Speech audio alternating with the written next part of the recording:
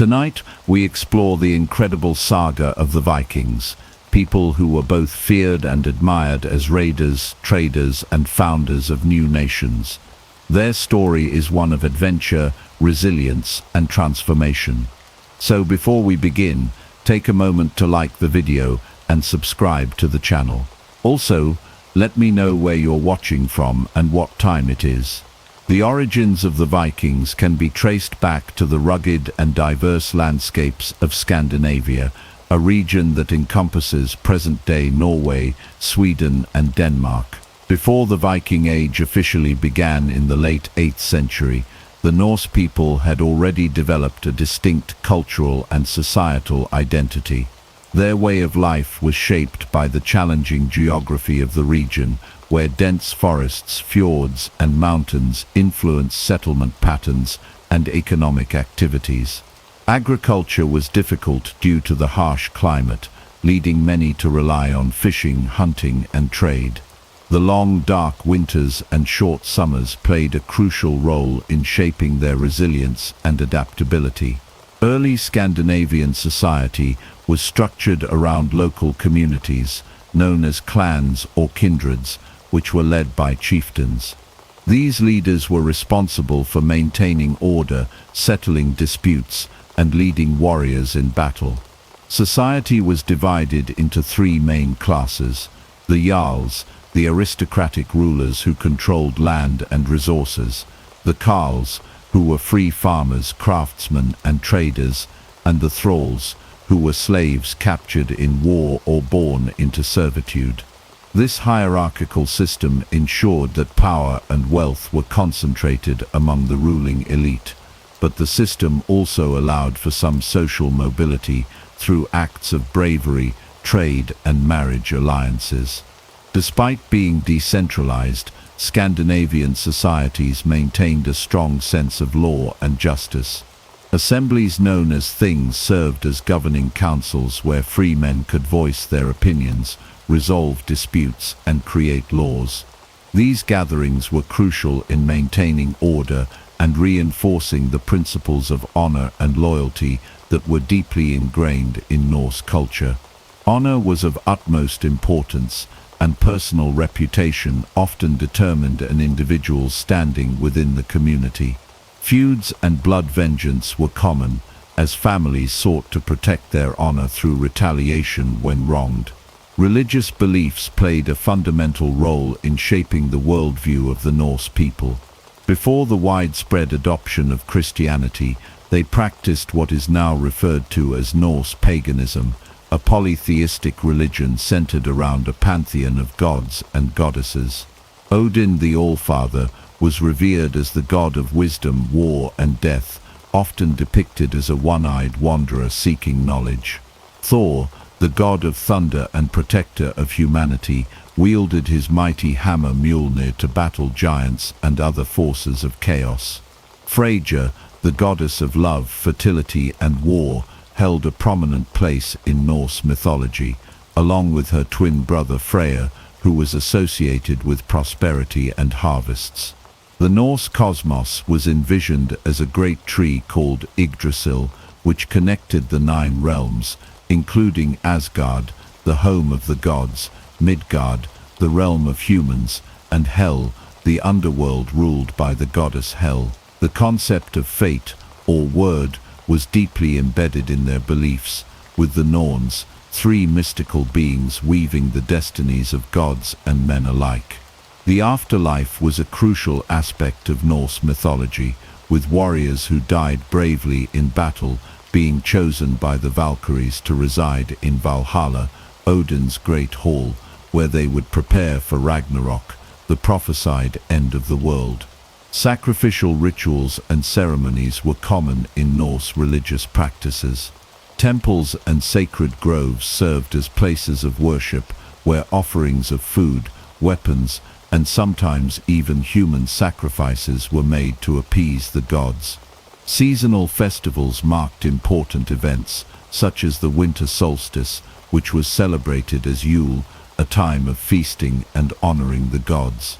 The Norse also believed in spirits and supernatural beings, including elves, dwarves, and land spirits, which played a role in their daily lives and agricultural practices. By the time the Viking Age began, the Norse people had developed a robust and dynamic society shaped by their environment, traditions, and religious beliefs. Their warrior culture, seafaring expertise, and trading networks set the stage for the expansion that would define the Viking Age. The values of honor, loyalty, and resilience remained at the core of their identity, influencing their interactions with the wider world in the centuries to come. The Viking Age officially began with one of the most infamous raids in European history.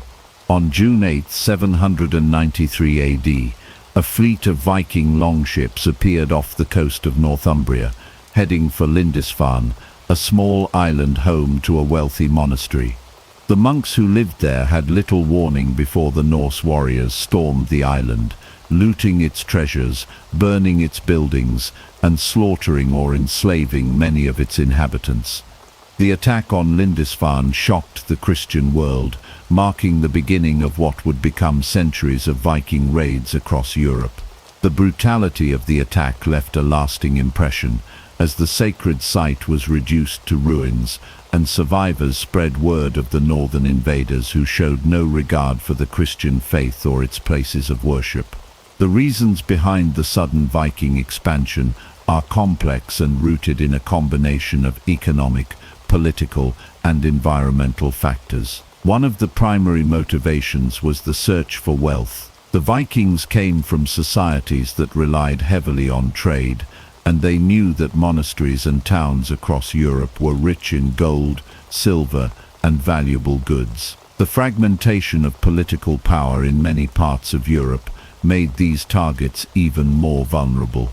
The Carolingian Empire in France, Anglo-Saxon England, and the various kingdoms of Ireland were often engaged in internal conflicts, making it easy for small, highly mobile Viking raiding parties to strike without facing strong resistance. The lack of a centralized defensive system in many regions allowed the Vikings to exploit weaknesses and return year after year to pillage new locations. Another major factor driving Viking expansion was the growing population of Scandinavia. By the late 8th century, limited arable land and increasing competition among chieftains created pressure to seek new territories. Younger sons who had no inheritance opportunities at home often turned to raiding as a way to gain wealth and status. Some Norse groups eventually transitioned from raiding to settling in new lands, establishing long-term Viking communities in England, Ireland, and France. Over time, these settlements grew into powerful strongholds, influencing the cultural and political landscapes of the regions they occupied. Many Vikings took local wives, adopted regional customs, and integrated into existing societies, gradually shifting from plunderers to rulers. The technological superiority of the Viking longship played a crucial role in their early success. These ships were designed for speed, agility, and the ability to navigate both open seas and shallow rivers. This versatility allowed Viking raiders to strike deep into the heart of Europe, attacking inland settlements that had never faced seaborne threats before. Their hit-and-run tactics made them difficult to predict and counter. Rather than engaging in prolonged sieges or large-scale battles, Viking warriors preferred quick, brutal assaults that left little time for organized defense. Their longships could be hauled over land and used to bypass enemy fortifications, giving them a strategic advantage that few other armies possessed at the time. Early Viking raids targeted isolated monasteries, coastal villages, and unprotected trade centers. Monasteries were particularly attractive because they were not only rich but also lightly defended. The monks who lived there had no military training, and Christian doctrine discouraged armed resistance. Viking attacks on monasteries spread quickly across Europe, with similar raids occurring in Scotland, Ireland, and the Frankish territories within just a few years of Lindisfarne.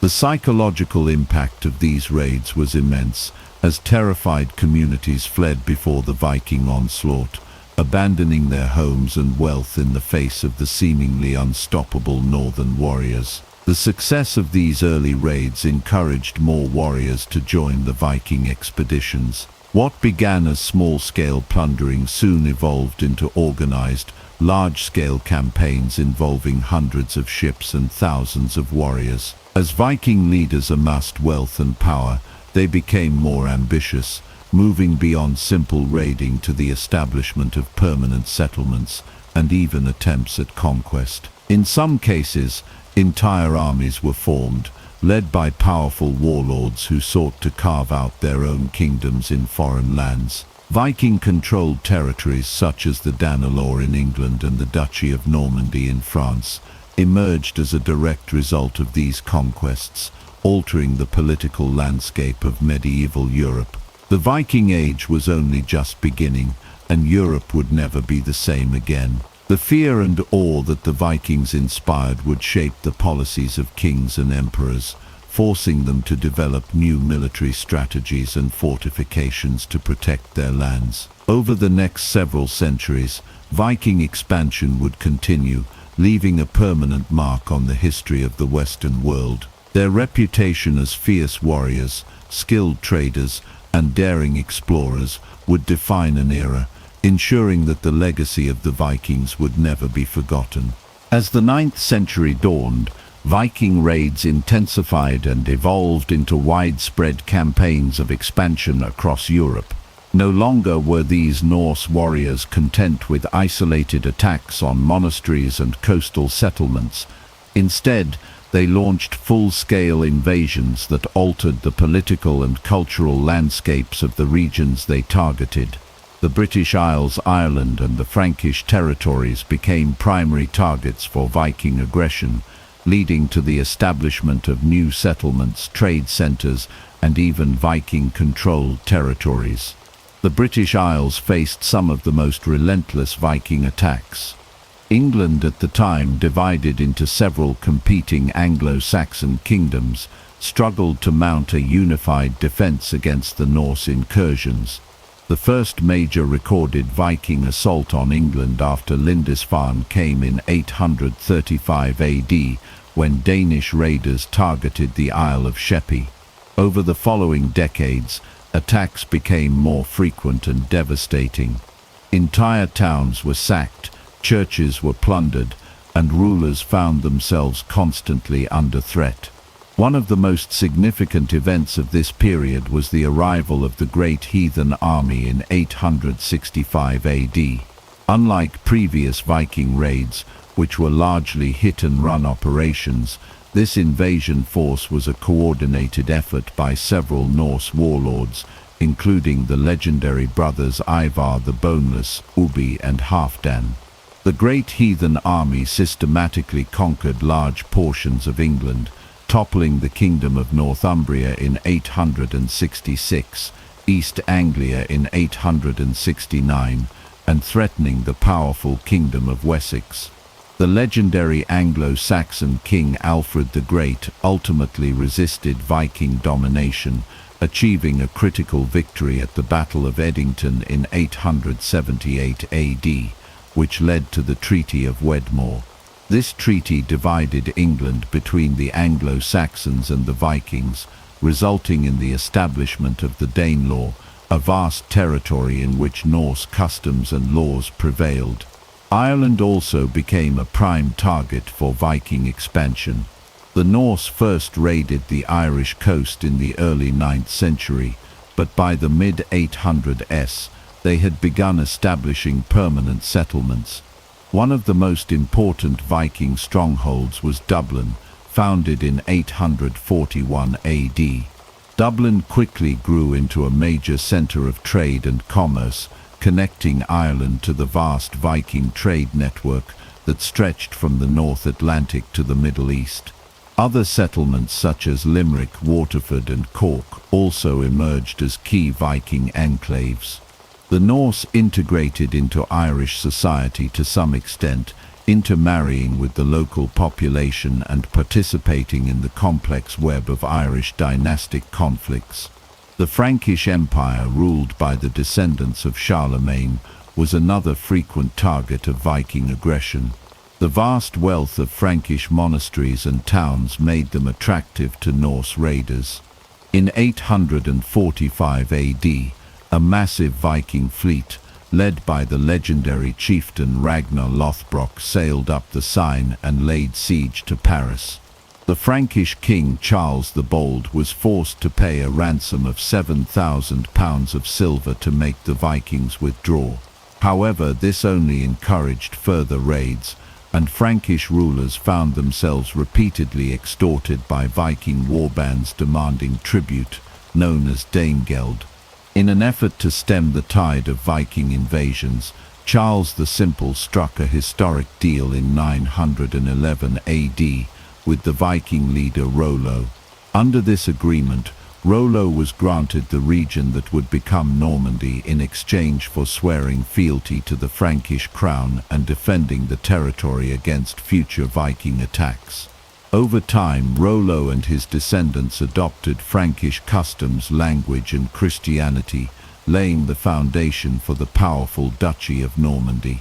The Viking expansion across Europe was not merely about plundering and warfare. It also facilitated cultural exchange, economic growth, and the establishment of new trade routes. Viking merchants traveled as far as Byzantium and the Islamic Caliphates, bringing back goods, knowledge, and influences that would shape the societies they interacted with. The Norse presence in Europe helped forge connections between distant regions, leading to an era of increased trade and exploration that would shape the continent for centuries to come. As the Viking Age progressed, the Norse presence in Europe evolved from raiding parties to organized settlements and political entities. The impact of their expansion was profound, reshaping borders, economies, and cultures. Though they began as feared invaders, many Vikings ultimately integrated into the societies they once terrorized, leaving a legacy that endures to this day.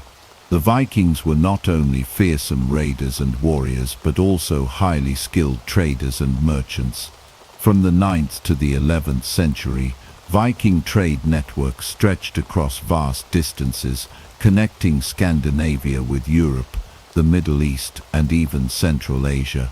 Their ability to navigate rivers and open seas allowed them to establish trade routes that facilitated the exchange of goods, ideas, and technologies between different civilizations. This commercial aspect of Viking society played a crucial role in their expansion and influence. One of the most important Viking trade routes extended from the Baltic Sea through Eastern Europe, reaching as far as Constantinople, the capital of the Byzantine Empire. Utilizing the extensive river systems of modern-day Russia, including the Neva, Volkhov, Dnieper, and Volga rivers, Viking merchants, often referred to as the Rus, traveled deep into Slavic and Byzantine territories. This route became known as the Varangian route, a key artery of commerce that connected northern Europe to the wealth and splendor of the Eastern Roman Empire. Many Viking traders settled in cities such as Novgorod and Kiev, which became major centers of Norse trade and governance. By navigating the Dnieper River, they reached the Black Sea, where they conducted business in Constantinople, a city the Vikings called Miklagard, meaning the Great City. Trade between the Vikings and the Byzantine Empire was highly lucrative. The Norsemen brought valuable goods such as furs, honey, beeswax, and high-quality swords, while in return they received silk, spices, wine, and glassware from Byzantine merchants. Many Viking warriors also served as mercenaries in the Byzantine military, with the most famous among them joining the elite Varangian Guard, an imperial unit composed largely of Norse fighters. These warriors were highly prized for their loyalty and combat skills, and their presence in Constantinople strengthened the Viking-Byzantine relationship. Another major trading partner of the Vikings was the Islamic world. The Caliphate, which controlled vast territories stretching from Spain to Persia, had an insatiable demand for northern European goods. The Vikings played a key role in supplying the Islamic markets with commodities such as furs from Scandinavian animals, walrus ivory, amber, and most controversially slaves. The Vikings engaged in the slave trade extensively, capturing individuals from raids in England, Ireland, and Eastern Europe, and selling them in markets throughout the Islamic world. Silver was the most sought-after commodity by the Norse traders, and the discovery of thousands of Arab silver coins, known as dirhams, in Viking hordes across Scandinavia is evidence of the extensive commercial ties between the Vikings and the Muslim world. The Viking economy was not solely based on external trade. Within their own territories, they established bustling marketplaces in cities such as Hedeby, Birka, and Kaupang. These trading hubs became melting pots of different cultures, where Norse artisans, Slavic merchants, and Middle Eastern traders exchanged goods and knowledge. Hedeby, one of the largest Viking trading towns, was a focal point of commerce, connecting Scandinavia to the rest of Europe. Archaeological discoveries at these sites, including coins from the Islamic world, Byzantine jewelry, and silk from China, confirm the vast global reach of Viking commerce. Weapons also played a critical role in Viking trade. While Viking warriors were skilled craftsmen in producing their own swords, spears, and axes, they also traded for superior Frankish swords, which were considered among the best in Europe. In return, Vikings provided raw materials such as iron and worked metal goods. The trade of weapons not only equipped Viking raiders, but also helped local rulers in Scandinavia consolidate power by arming their followers. The impact of Viking trade extended beyond material goods. It facilitated cultural exchange, spreading ideas, religious influences, and technological advancements. The Vikings introduced new shipbuilding techniques, navigational skills, and even elements of their mythology to the regions they encountered. At the same time, they absorbed aspects of Christianity, Islamic scholarship, and Byzantine military tactics, which influenced their own societies over time. By the end of the 11th century, Viking trade had transformed from its early stages of piracy and raiding into an organized economic system. The interconnected trade networks built by the Norse ensured that Scandinavia remained a central part of European and global commerce. While their warrior reputation remains legendary, the Viking Age was also a golden era of trade and cultural exchange that helped shape the medieval world. As the Viking Age progressed from the 9th to the 11th century, Norse warriors and settlers moved beyond raiding and established permanent settlements and even entire kingdoms. These Viking-ruled territories played a crucial role in shaping the political and cultural landscapes of Europe. Their influence extended across England, Ireland, Scotland, Normandy, and the Isle of Man, leaving a legacy that would persist for centuries. One of the most significant Viking territorial expansions occurred in England with the formation of the Danelaw. The Danelaw was the name given to the region of England under Viking control, established after the successful campaigns of the Great Heathen Army in the late 9th century.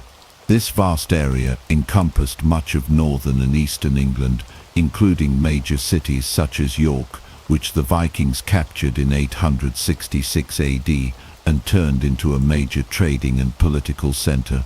The Danelaw was governed by Norse customs and laws rather than Anglo-Saxon traditions, leading to a distinct cultural blend that influenced language, governance, and even place names.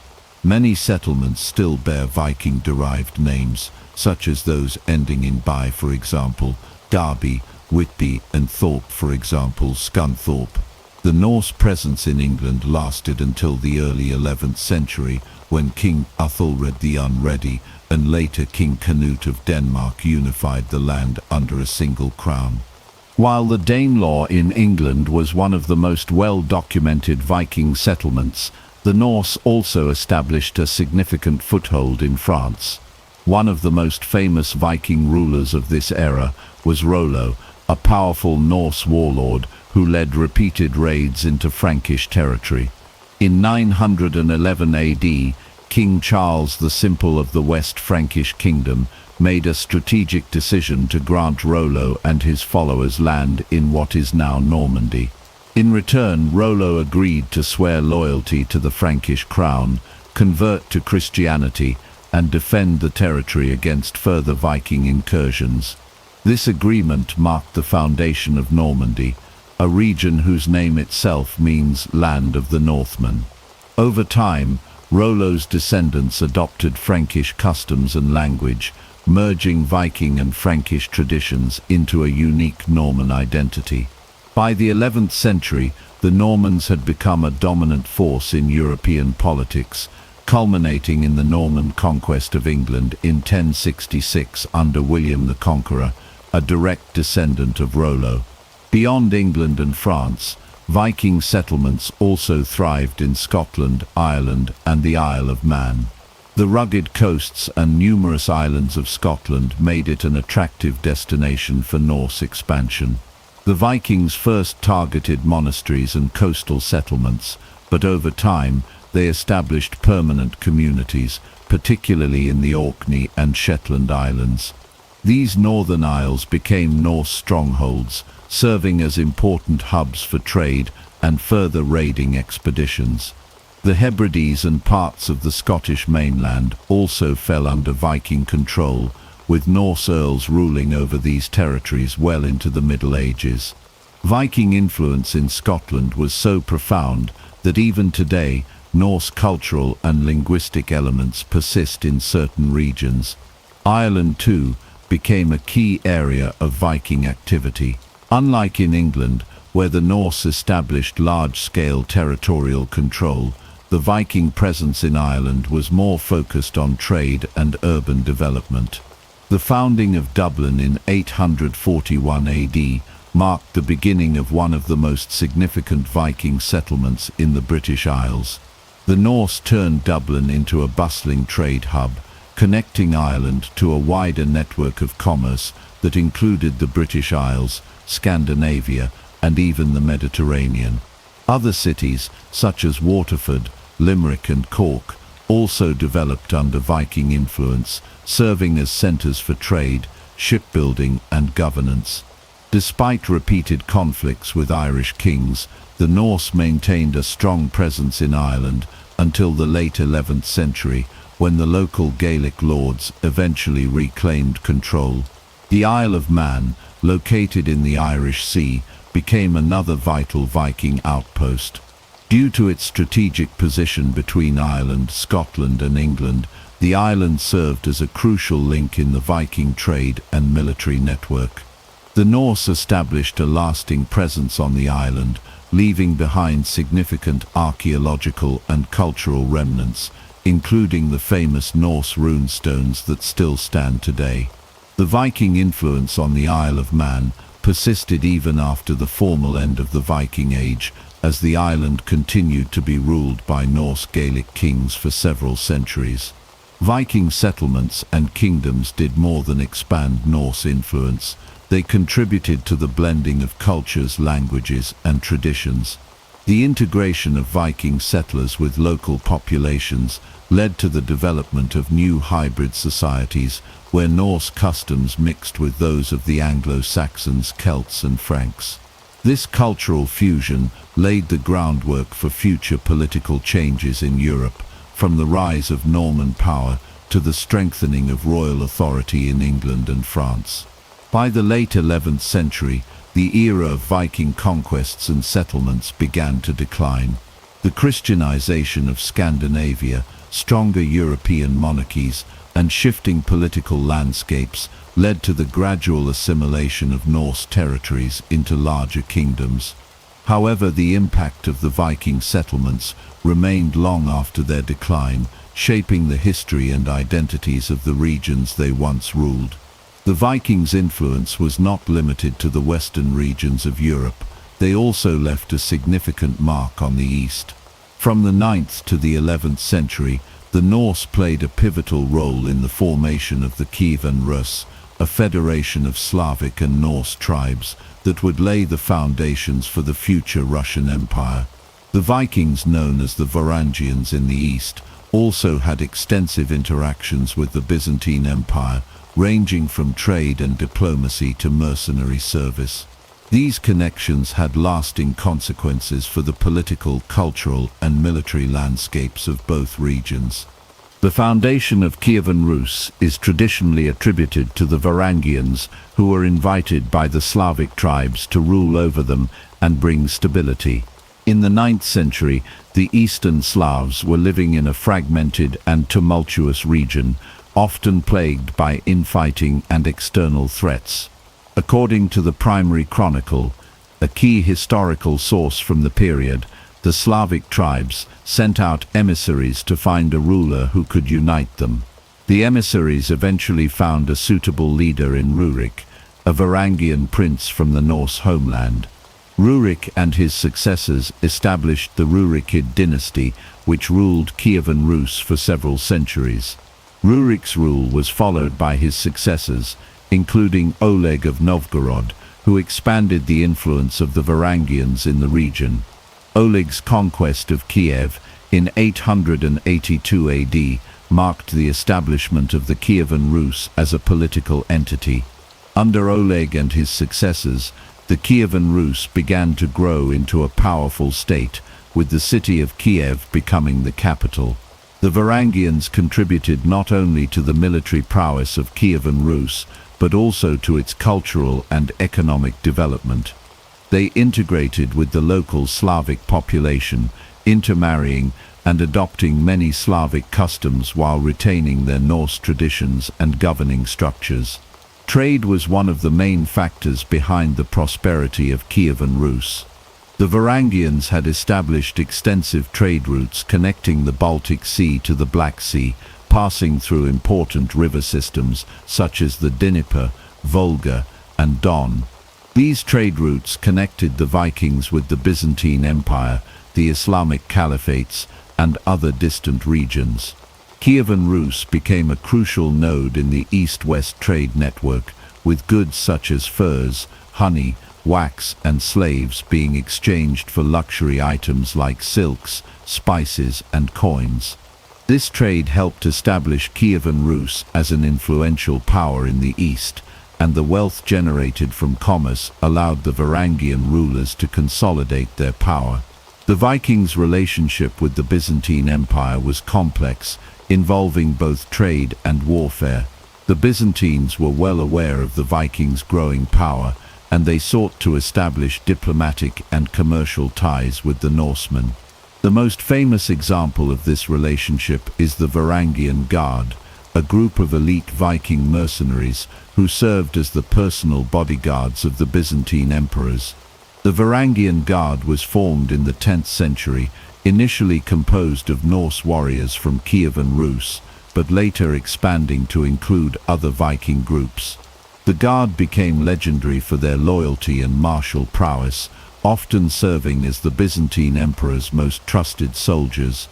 In return for their service, the Varangians were paid well, granted land, and given significant political influence within the Byzantine Empire. The Varangian Guard played a key role in several major military campaigns, including the defense of Constantinople from invasions and internal revolts. The Guard's reputation for fierce loyalty and combat ability made them invaluable to the Byzantine emperors, and many Varangians were eager to join the elite unit. The Guard's presence in Constantinople also facilitated cultural exchange between the Vikings and the Byzantines. The Norsemen adopted many aspects of Byzantine culture, including their religion, and the Byzantines learned from the Vikings' naval expertise and martial traditions. In addition to the Varangian Guard, Viking mercenaries served in other military roles across the Byzantine Empire. Norse warriors fought in Byzantine armies as part of a larger group of foreign soldiers known as the barbarian mercenaries. These warriors were highly prized for their combat skills and often played decisive roles in important battles. In the 11th century, The Byzantine Empire relied increasingly on Viking mercenaries to support its military campaigns, as the empire faced numerous threats from both the east and the west. The relationship between the Vikings and the Byzantine Empire was not limited to warfare and mercenary service. Trade between the two powers flourished, with the Vikings sending furs, timber, and slaves in exchange for Byzantine luxury goods. The most famous trade route between the two regions passed through the Dniester River and into Constantinople, where Viking traders could sell their goods in the bustling markets. This exchange of commodities fostered a deeper cultural connection between the two civilizations, and many Vikings came to adopt Byzantine-style art, clothing, and architecture. The Viking connection to the east was not confined to Kievan Rus and the Byzantine Empire. The Vikings also engaged in trade and warfare with the Islamic caliphates. Viking raiders had long struck at the coasts of Europe, but they also ventured further south, conducting raids on Muslim-controlled territories in the Mediterranean and North Africa. However, the Vikings also had peaceful trade relations with the Islamic world, exchanging goods like furs, slaves, and walrus ivory for luxury items like silver, spices, and textiles. These interactions further integrated the Vikings into the global economy of the medieval world. In conclusion, the Vikings' role in the East was multifaceted and impactful. Through their connections with the Byzantine Empire and the formation of Kievan Rus, the Norsemen helped shape the political, economic, and military landscapes of Eastern Europe and the Mediterranean. Their legacy in the region was not only one of conquest but also of trade, cultural exchange, and mercenary service, leaving an indelible mark on the history of the East. The Christianization of the Vikings is one of the most significant cultural transformations in Scandinavian history. Spanning from the 10th to the 12th century, this process marked a profound shift in Viking society from paganism to Christianity and dramatically influenced their political, social, and cultural development. The conversion of Viking leaders such as Harald Bluetooth and Olaf Tryggvason played a pivotal role in the spread of Christianity across Scandinavia, and the effects of this religious transition were felt throughout Viking culture and traditions. Before the Christianization of the Vikings, Norse society was deeply rooted in pagan beliefs. The Vikings worshipped a pantheon of gods and goddesses, the most prominent of whom were Odin, Thor, and Freya. Their religious practices revolved around rituals, sacrifices, and a strong connection to nature. The Vikings believed in the existence of a complex world of gods, giants, and spirits, and their worldview was shaped by these spiritual beliefs. However, with the arrival of Christianity, this polytheistic system began to be replaced by the monotheistic faith of Christ. The introduction of Christianity into Scandinavia was not a sudden or forced process. It was a gradual transition that unfolded over several centuries. The first major step in the Christianization of the Vikings came through contact with Christian missionaries from the British Isles and the Carolingian Empire. These missionaries were the first to preach Christianity to the Norse peoples, often meeting resistance but also gaining converts among certain segments of Viking society. One of the earliest and most significant moments in the Christianization of the Vikings occurred with the conversion of Harald Bluetooth, King of Denmark. Harald Bluetooth, who ruled from around 958 to 986 AD, is credited with uniting Denmark and introducing Christianity to his kingdom. According to historical records, Harald converted to Christianity after being influenced by Christian missionaries, possibly following his exposure to Christianity during his time in Germany and other Christianized parts of Europe. Harald Bluetooth's conversion marked a turning point for Denmark, as he sought to bring Christianity to his people in a way that strengthened his rule and consolidated his power. Harald Bluetooth's conversion was symbolized by the construction of churches and the establishment of Christian practices within Denmark. The king famously had a runestone erected, known as the Harald Stone, which commemorates his conversion and the Christianization of Denmark.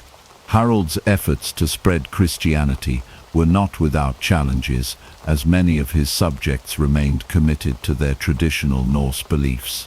However, Harald's political power and military influence helped to secure the spread of Christianity, and by the end of his reign, Denmark was firmly on the path toward Christianization. Following Harald's reign, other Viking leaders followed suit in embracing Christianity, but perhaps the most influential figure in the Christianization of Norway was Olaf Tryggvason.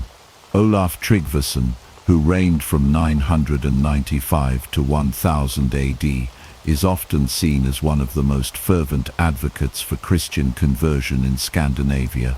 Olaf was a staunch Christian who had converted to the faith during his travels in Europe, and he sought to impose Christianity on the Norwegian people.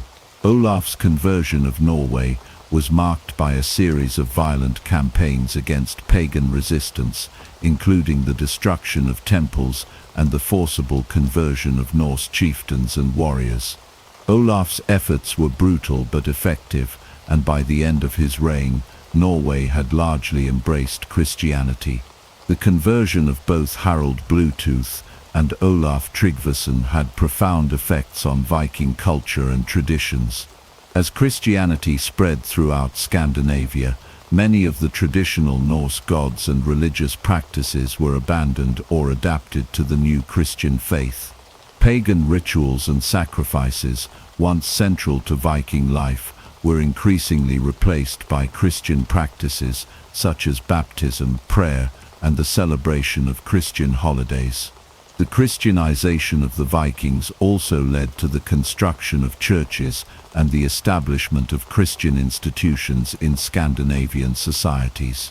The Vikings began to build churches in place of their former pagan temples, and Christian monasteries were founded to support religious education and missionary work.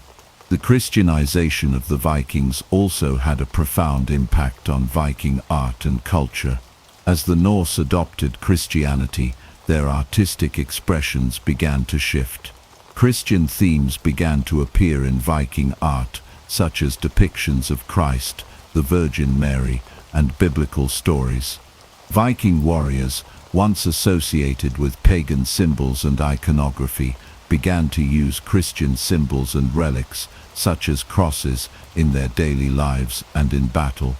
Christian saints and religious figures were venerated, and Viking warrior elites increasingly adopted Christian values of chivalry and honor. By the 12th century, Christianity had become the dominant religion in Scandinavia.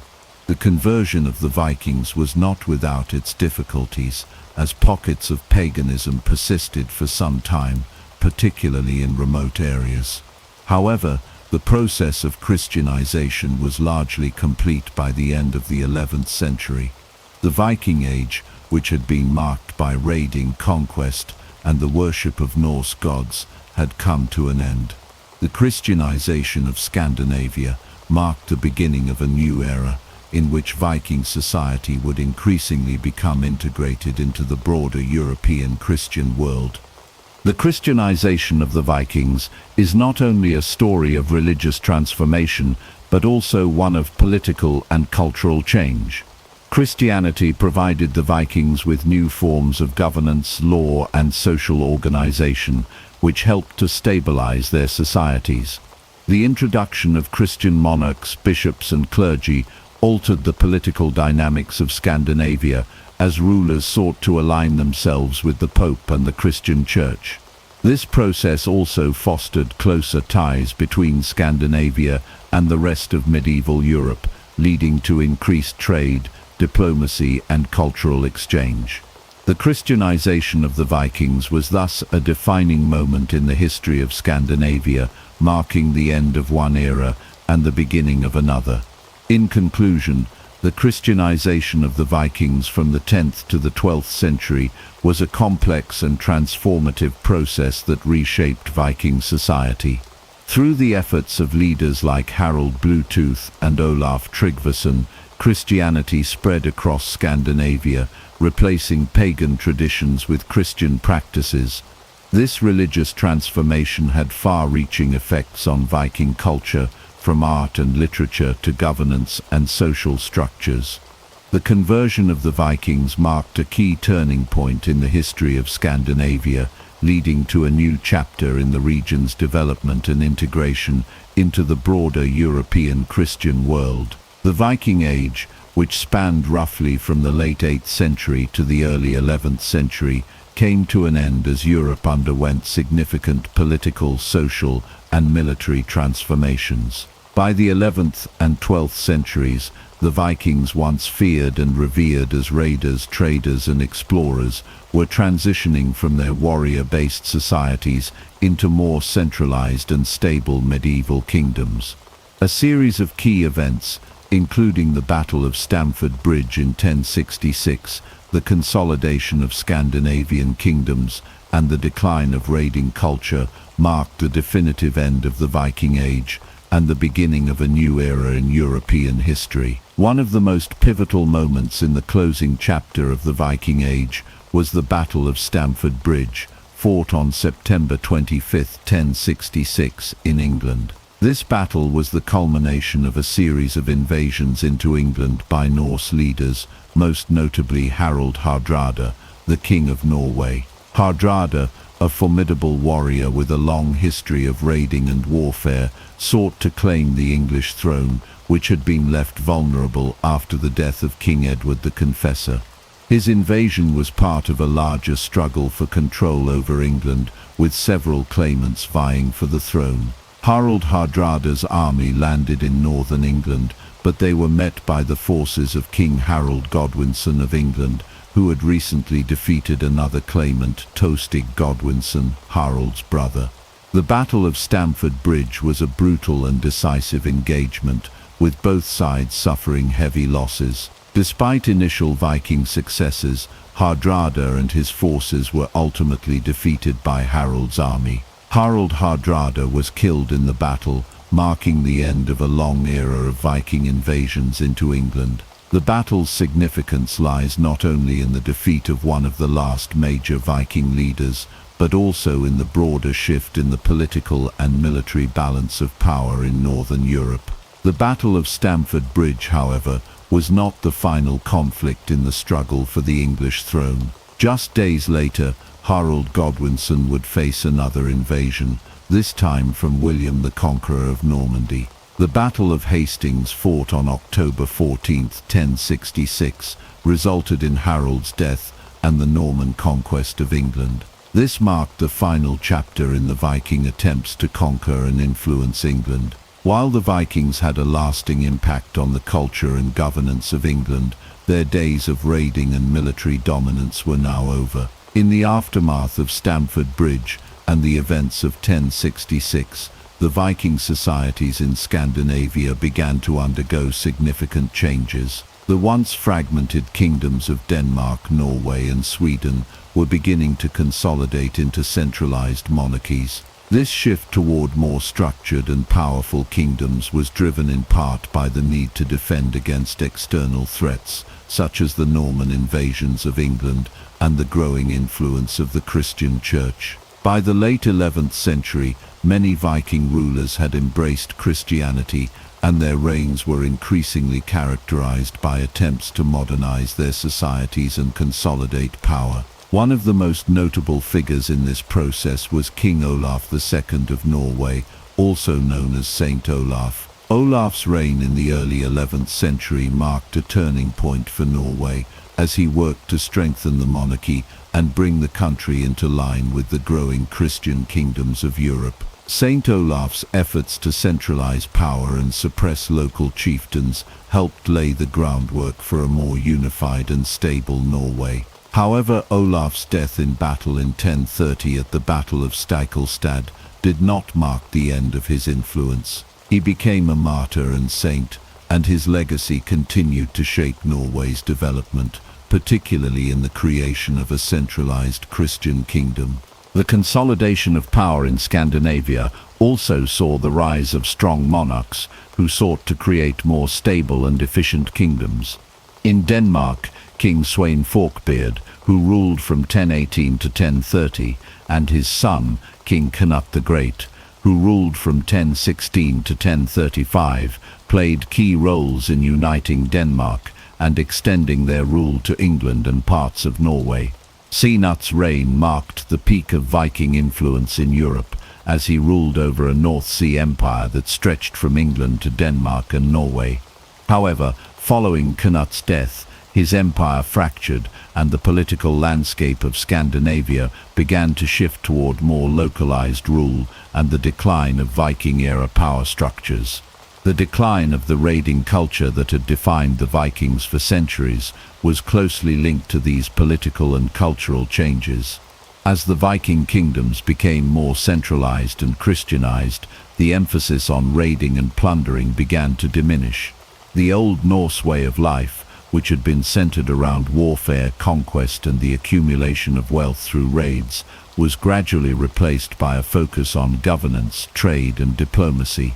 The establishment of Christian monarchies in Scandinavia also played a key role in diminishing the Viking raiding culture, as Christian values emphasized peace, stability, and cooperation rather than war and conquest. By the 12th century, the Viking Age had officially ended. The once feared Viking raiders had been transformed into more traditional medieval rulers, and Scandinavia had evolved into a region dominated by centralized kingdoms with a strong Christian influence.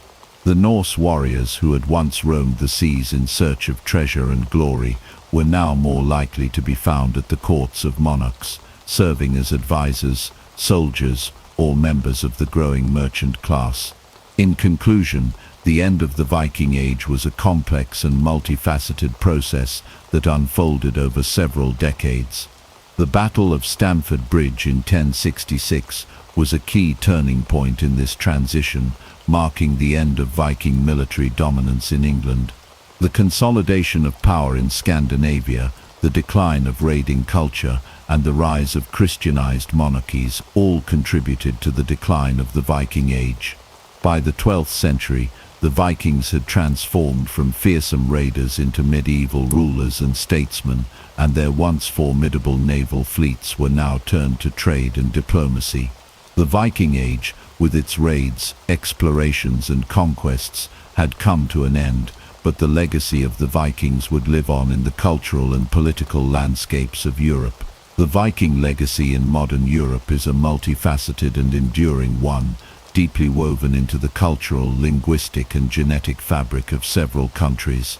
The Vikings, who once dominated the seas and laid waste to much of Europe, left behind a lasting imprint on the lands they once raided, traded with, and settled.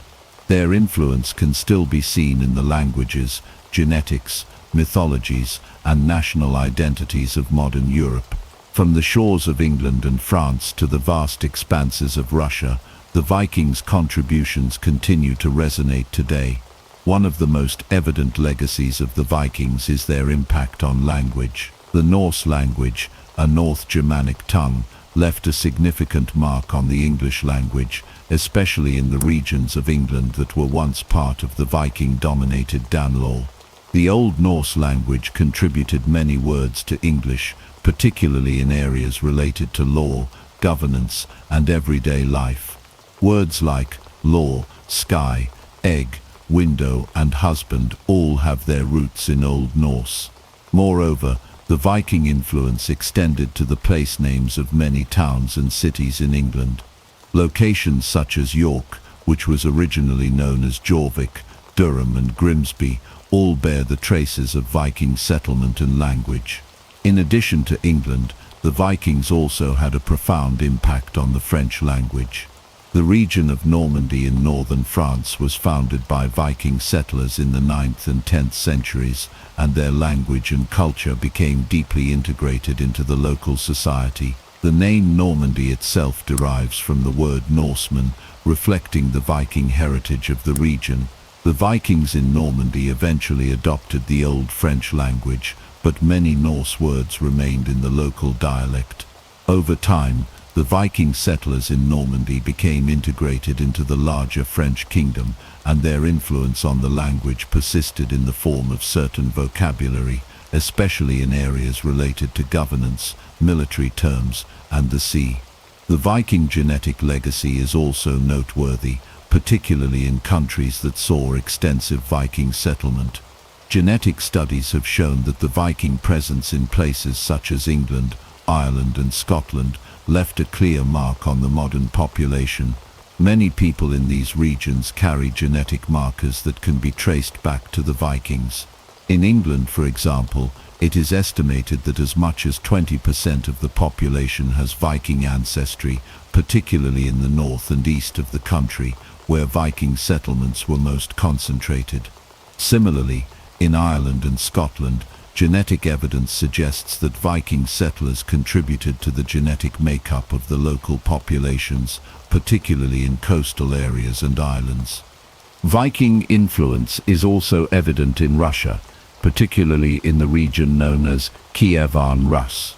The Varangians, Scandinavian warriors and traders, played a crucial role in the formation of the Kievan Rus state, and their genetic and cultural legacy remains a part of Russian identity today. Many Russians, especially in the northern regions, can trace part of their ancestry to these early Viking settlers.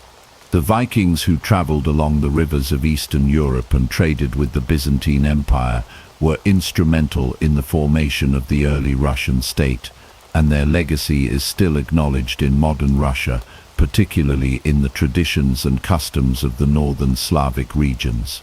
Beyond language and genetics, Norse mythology continues to have a significant impact on modern culture. The myths of the Vikings, stories of gods like Odin, Thor, Freya, and Loki, continue to captivate the imagination of people around the world. Norse mythology has had a profound influence on literature, art, and popular culture. Works like J.R.R. Tolkien's The Lord of the Rings are deeply inspired by Norse myths, particularly in their depiction of gods, giants, and heroic quests. The character of Thor, for example, has become a popular figure in contemporary media, particularly through Marvel Comics and the subsequent films, where he is depicted as a superhero with roots in ancient Norse mythology. Loki, the mischievous god, has also found a prominent place in modern culture, with adaptations in various films, TV series, and comics. The influence of Norse mythology can also be seen in the resurgence of interest in Viking culture in recent years. The popularity of television series like Vikings has brought Norse mythology and Viking history to a global audience, reintroducing these ancient tales to a new generation. The themes of heroism, fate, and the struggle between gods and monsters in Norse mythology continue to resonate with modern audiences, making it one of the most enduring mythological traditions in the world. Another significant aspect of the Viking legacy is the role of Viking symbolism in modern national identities. In countries like Norway, Sweden, and Denmark, Viking imagery and symbols have been embraced as part of national pride. The Viking ship, with its iconic dragon-shaped prow, is a powerful symbol of Viking heritage, and it is often used in national celebrations, monuments, and cultural events. The Viking helmet, though a modern invention, Vikings never wore horned helmets, has become a widely recognized symbol of Viking identity. In addition to being embraced by Scandinavia, Viking symbolism has also become a prominent feature in various nationalist movements and popular culture. In the 19th and 20th centuries, Viking symbols were often used to promote ideas of Scandinavian unity and strength. In more recent times, these symbols have been appropriated by certain far-right groups.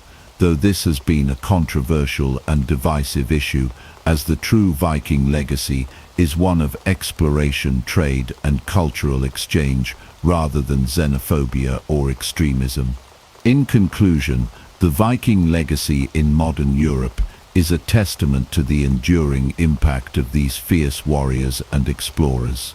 From their linguistic and genetic contributions to their influence on mythology, art, and national identity, the Vikings continue to shape the cultural landscape of Europe. Their legacy is not only evident in the countries they once raided or settled, but also in the global fascination with their stories, heroes, and gods.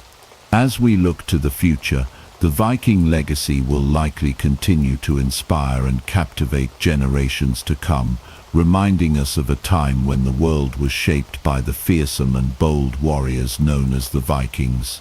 The Vikings, those fierce seafarers and warriors from Scandinavia, have long captured the imagination of people around the world. Over the centuries, the image of the Viking has been shaped by both historical accounts and popular culture, but much of what we think we know about these enigmatic people is based on myths and misconceptions. From horned helmets to the idea of Vikings as nothing more than savage raiders, the truth about the Vikings is far more complex and nuanced than many realize. This chapter seeks to debunk some of the most common misconceptions about the Vikings, compare them with the reality of what modern archaeology has revealed, and explore how pop culture has distorted our understanding of their lives. One of the most enduring myths about the Vikings is their supposed use of horned helmets. For centuries, this image of the horned Viking has been a staple of popular culture, from illustrations in history books to depictions in films, TV shows, and even costume designs for events like Halloween. However, there is no historical evidence to support the idea that Vikings ever wore horned helmets. The earliest depictions of Viking warriors, such as those on the 9th century stone carvings found in Scandinavia, show helmets that were simple and conical in shape, without any horns. Archaeological evidence from Viking graves and settlements has not uncovered any horned helmets either. In fact, the idea of horned helmets was popularized in the 19th century by the designer of the operas about Norse mythology, written by Richard Wagner, and it quickly became ingrained in the collective imagination. While the image of horned helmets might evoke a sense of barbaric ferocity, it is, in reality, a fantasy of the modern era. Another widespread misconception is that the Vikings were nothing more than brutal and savage raiders, with little regard for civilization or culture. This stereotype has been reinforced by centuries of historical accounts that emphasize the Viking raids on monasteries and towns across Europe. While it is true that the Vikings were formidable warriors and that their raids were often brutal and destructive, this portrayal overlooks the many other aspects of Viking life that were far from savage. The Vikings were also skilled traders, explorers, and settlers, and they played a crucial role in the development of early medieval Europe. Viking societies were complex, with well-organized systems of governance, law, and trade. Many Vikings were farmers, craftsmen, and merchants who engaged in long-distance trade with people from the Islamic world, Byzantium, and even the far reaches of North America. In fact, it was not uncommon for Vikings to establish peaceful trading relationships with the very people they had once raided. The idea of the Vikings as mindless destroyers is a gross oversimplification of their true nature.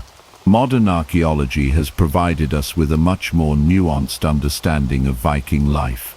Excavations of Viking settlements, burial sites, and shipwrecks have uncovered a wealth of information about the Vikings' everyday lives, their technology, and their culture. One of the most significant discoveries in recent years has been the excavation of Viking longships, which have revealed much about the Vikings' advanced shipbuilding techniques and their prowess as sailors and explorers. The Vikings' longships were not only designed for speed and agility on the open seas, but were also capable of navigating shallow rivers and even being carried overland. These ships were crucial to the Vikings' success as both raiders and traders, and they were a testament to the Vikings' ingenuity and skill. Archaeological evidence has also shed light on Viking settlements and the way they lived. In towns like York in England and Dublin in Ireland, excavations have uncovered the remains of Viking houses, workshops and marketplaces, providing a glimpse into the daily life of Viking communities. Far from being isolated and barbaric, these settlements were hubs of trade and cultural exchange, with evidence of Viking artisans producing intricate jewelry, tools and weapons. The Vikings were also skilled farmers, growing crops such as barley, rye and oats, and raising livestock. Their social structure too was more complex than many people realize. Viking society was organized into various classes, including free farmers, wealthy landowners and slaves, with a system of laws and assemblies known as the Althing in Iceland, which served as an early form of democracy. Perhaps one of the most misunderstood aspects of Viking culture is their relationship with women.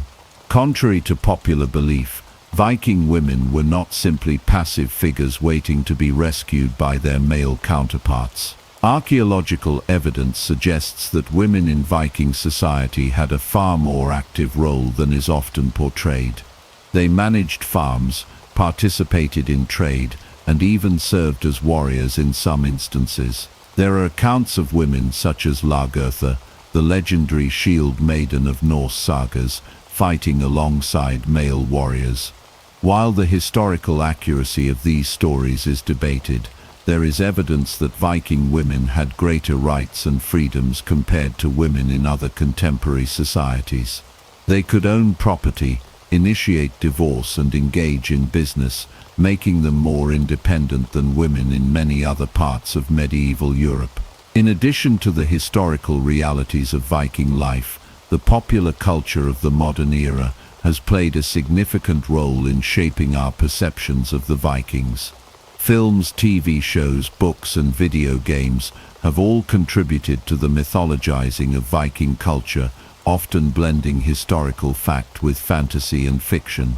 For example, the popular TV series Vikings, which aired from 2013 to 2020, is filled with dramatic liberties and historical inaccuracies, though it has undoubtedly contributed to the modern fascination with Viking culture. The show, while entertaining, focuses heavily on the violent warrior aspect of Viking life, often neglecting their roles as traders, settlers and explorers. Similarly, the portrayal of Viking gods and mythology in films like Marvel's Thor has created a larger-than-life image of Norse mythology, with characters like Thor and Loki being reimagined as superheroes rather than the complex deities of Viking belief. In conclusion, while the Vikings were undoubtedly fierce warriors and raiders, the myths and misconceptions surrounding their culture often overshadow the more complex and varied aspects of their society. Through modern archaeology, we now have a more accurate picture of Viking life, one that highlights their achievements as traders, explorers and settlers, as well as their rich cultural and social structures. The popular image of the Viking, complete with horned helmets and bloodthirsty raids, has been shaped by centuries of myth and fantasy. However, the truth about the Vikings is far more intricate and fascinating than the popular depictions. The real Vikings were innovators, skilled craftsmen and seafarers who played a crucial role in shaping the medieval world. Ancient Egypt stands as one of the most influential and fascinating civilizations in human history. Its story spans over 3 millennia, from the dawn of its unification around 3100 BCE to its eventual decline in the 4th century CE. Situated along the fertile banks of the Nile River, Egypt's unique geography and natural resources played a pivotal role in the formation and growth of its remarkable culture and society. This chapter introduces the beginnings of ancient Egyptian civilization, its rise, and the crucial role the Nile played in shaping one of the greatest ancient cultures. The geography of ancient Egypt was central to its development. The country is located in northeastern Africa, bordered by deserts to the east and west, and by the Mediterranean Sea to the north. But perhaps the most significant geographic feature of Egypt was the Nile River, which stretched for over 4,000 miles from Central Africa to the Mediterranean. The Nile provided a lifeline to the Egyptians, offering water, transportation, fertile soil, and abundant fish and wildlife.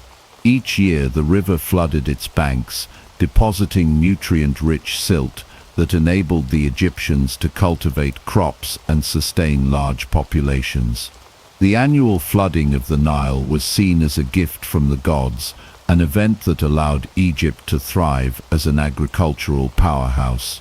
Beyond its geographical advantages, Egypt's natural isolation, protected by vast deserts, provided a sense of stability and security. This allowed Egyptian culture and society to develop relatively undisturbed by outside forces for many centuries.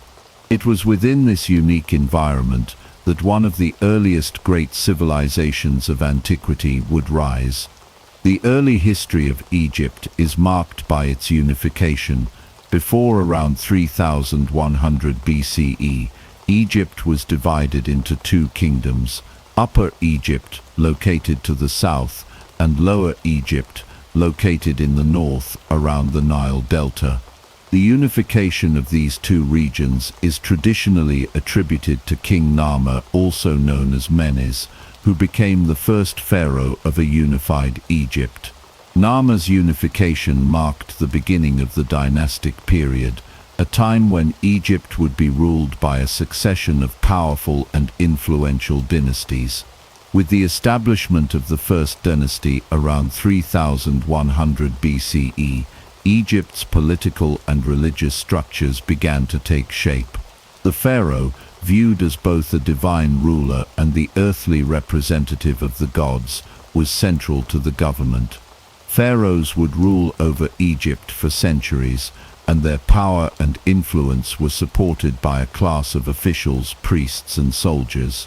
In this early period, Egypt's distinct cultural and religious practices began to emerge, setting the stage for the monumental achievements that would follow.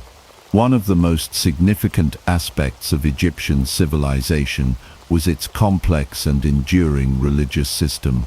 The Egyptians believed in a multitude of gods and goddesses, each of whom governed various aspects of nature and human life.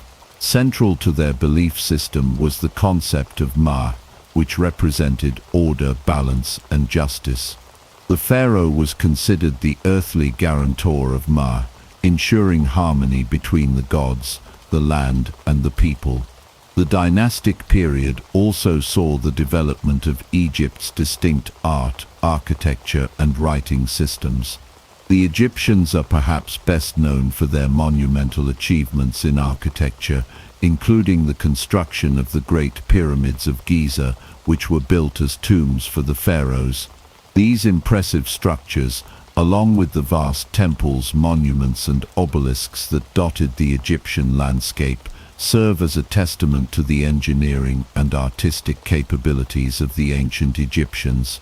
In terms of writing, the Egyptians developed hieroglyphs, a system of pictorial symbols used to record religious texts, royal decrees, and historical events. This writing system played a key role in the preservation of Egypt's history and culture, allowing future generations to understand and learn from the accomplishments of their ancestors. Egypt's rise as a powerful civilization was also facilitated by its access to trade routes, which connected it to the broader Mediterranean world, the Near East, and Africa.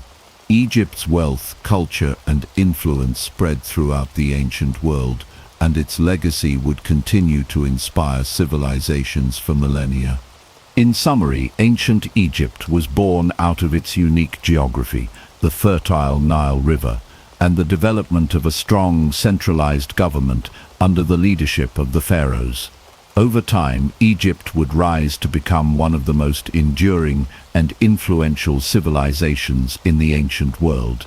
Its remarkable achievements in art, architecture, religion, and governance would shape the trajectory of history and leave a lasting legacy that continues to captivate the world today. The origins of Egyptian religion are deeply entwined with the development of Egyptian society itself. Religion was not just a system of beliefs in ancient Egypt. It was an integral part of daily life, governing everything from politics to social norms to individual actions. The ancient Egyptians believed that their gods were intimately involved in every aspect of their world, from the rising and setting of the sun to the flooding of the Nile. Understanding Egyptian religion requires us to explore how these beliefs emerged, how they evolved, and how they influenced the daily lives of the people. The roots of Egyptian religion are believed to stretch back to pre-dynastic times, long before the unification of Egypt in 3100 BCE. Early Egyptian religious beliefs were animistic, focusing on the worship of natural forces and deities associated with the elements, animals, and aspects of nature. Over time, these beliefs became more structured and began to form a coherent system. As communities grew and settled along the banks of the Nile, the Egyptians began to personify natural forces and the cycles of life and death, leading to the creation of a vast pantheon of gods and goddesses. The formation of the Egyptian pantheon was gradual, with local deities worshipped in specific regions, often associated with cities or natural features such as rivers, animals, or the sun. Over time, these regional gods merged and became part of a larger unified system. The gods in the Egyptian pantheon were typically anthropomorphic, meaning they had human-like features, though they often had animal characteristics as well. Some of the most important gods included Ra, the sun god, Osiris, the god of the afterlife, Isis, the mother goddess, Horus, the god of kingship, and Anubis, the god of mummification. These gods were believed to govern various aspects of the cosmos and were deeply connected to both the natural and supernatural worlds. In addition to the major gods and goddesses, the Egyptians also believed in a variety of spirits and lesser deities who influenced daily life. These included household gods, protective spirits, and deities associated with specific tasks, such as Thoth, the god of writing and knowledge. The importance of these gods in the everyday life of Egyptians cannot be overstated. Priests, temples, and rituals were a constant part of Egyptian society. Religious practices were central to political life as well, as the pharaohs were seen as divine rulers, intermediaries between the gods and the people. The pharaoh's role was not only as a political leader, but also as a religious figure, responsible for maintaining cosmic order and harmony. One of the most important concepts in Egyptian religion was Ma'at, which represented order, balance, and justice. Ma'at was seen as the fundamental force that maintained harmony in the universe, ensuring that everything in the world functioned according to divine will. Ma'at was personified as a goddess, often depicted with an ostrich feather on her head. This concept was central to Egyptian spirituality, influencing the actions of the pharaoh and every aspect of the kingdom. The pharaoh's primary duty was to uphold Ma'at, ensuring that justice and order prevailed both in the physical world and in the afterlife. Ma'at's role in Egyptian religion extended beyond the actions of the ruler. It was believed that every individual had a responsibility to live according to the principles of Ma'at, ensuring personal harmony and the well-being of society. This meant behaving in a morally upright manner, following the laws, and respecting the gods.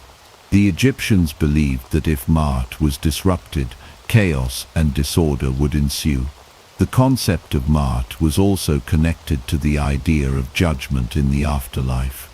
In the judgment hall of Osiris, the deceased's heart was weighed against the feather of Ma'at to determine whether they had lived a righteous life and could enter the afterlife. The daily rituals and religious observances of the Egyptians were intricately connected to their beliefs in Ma'at.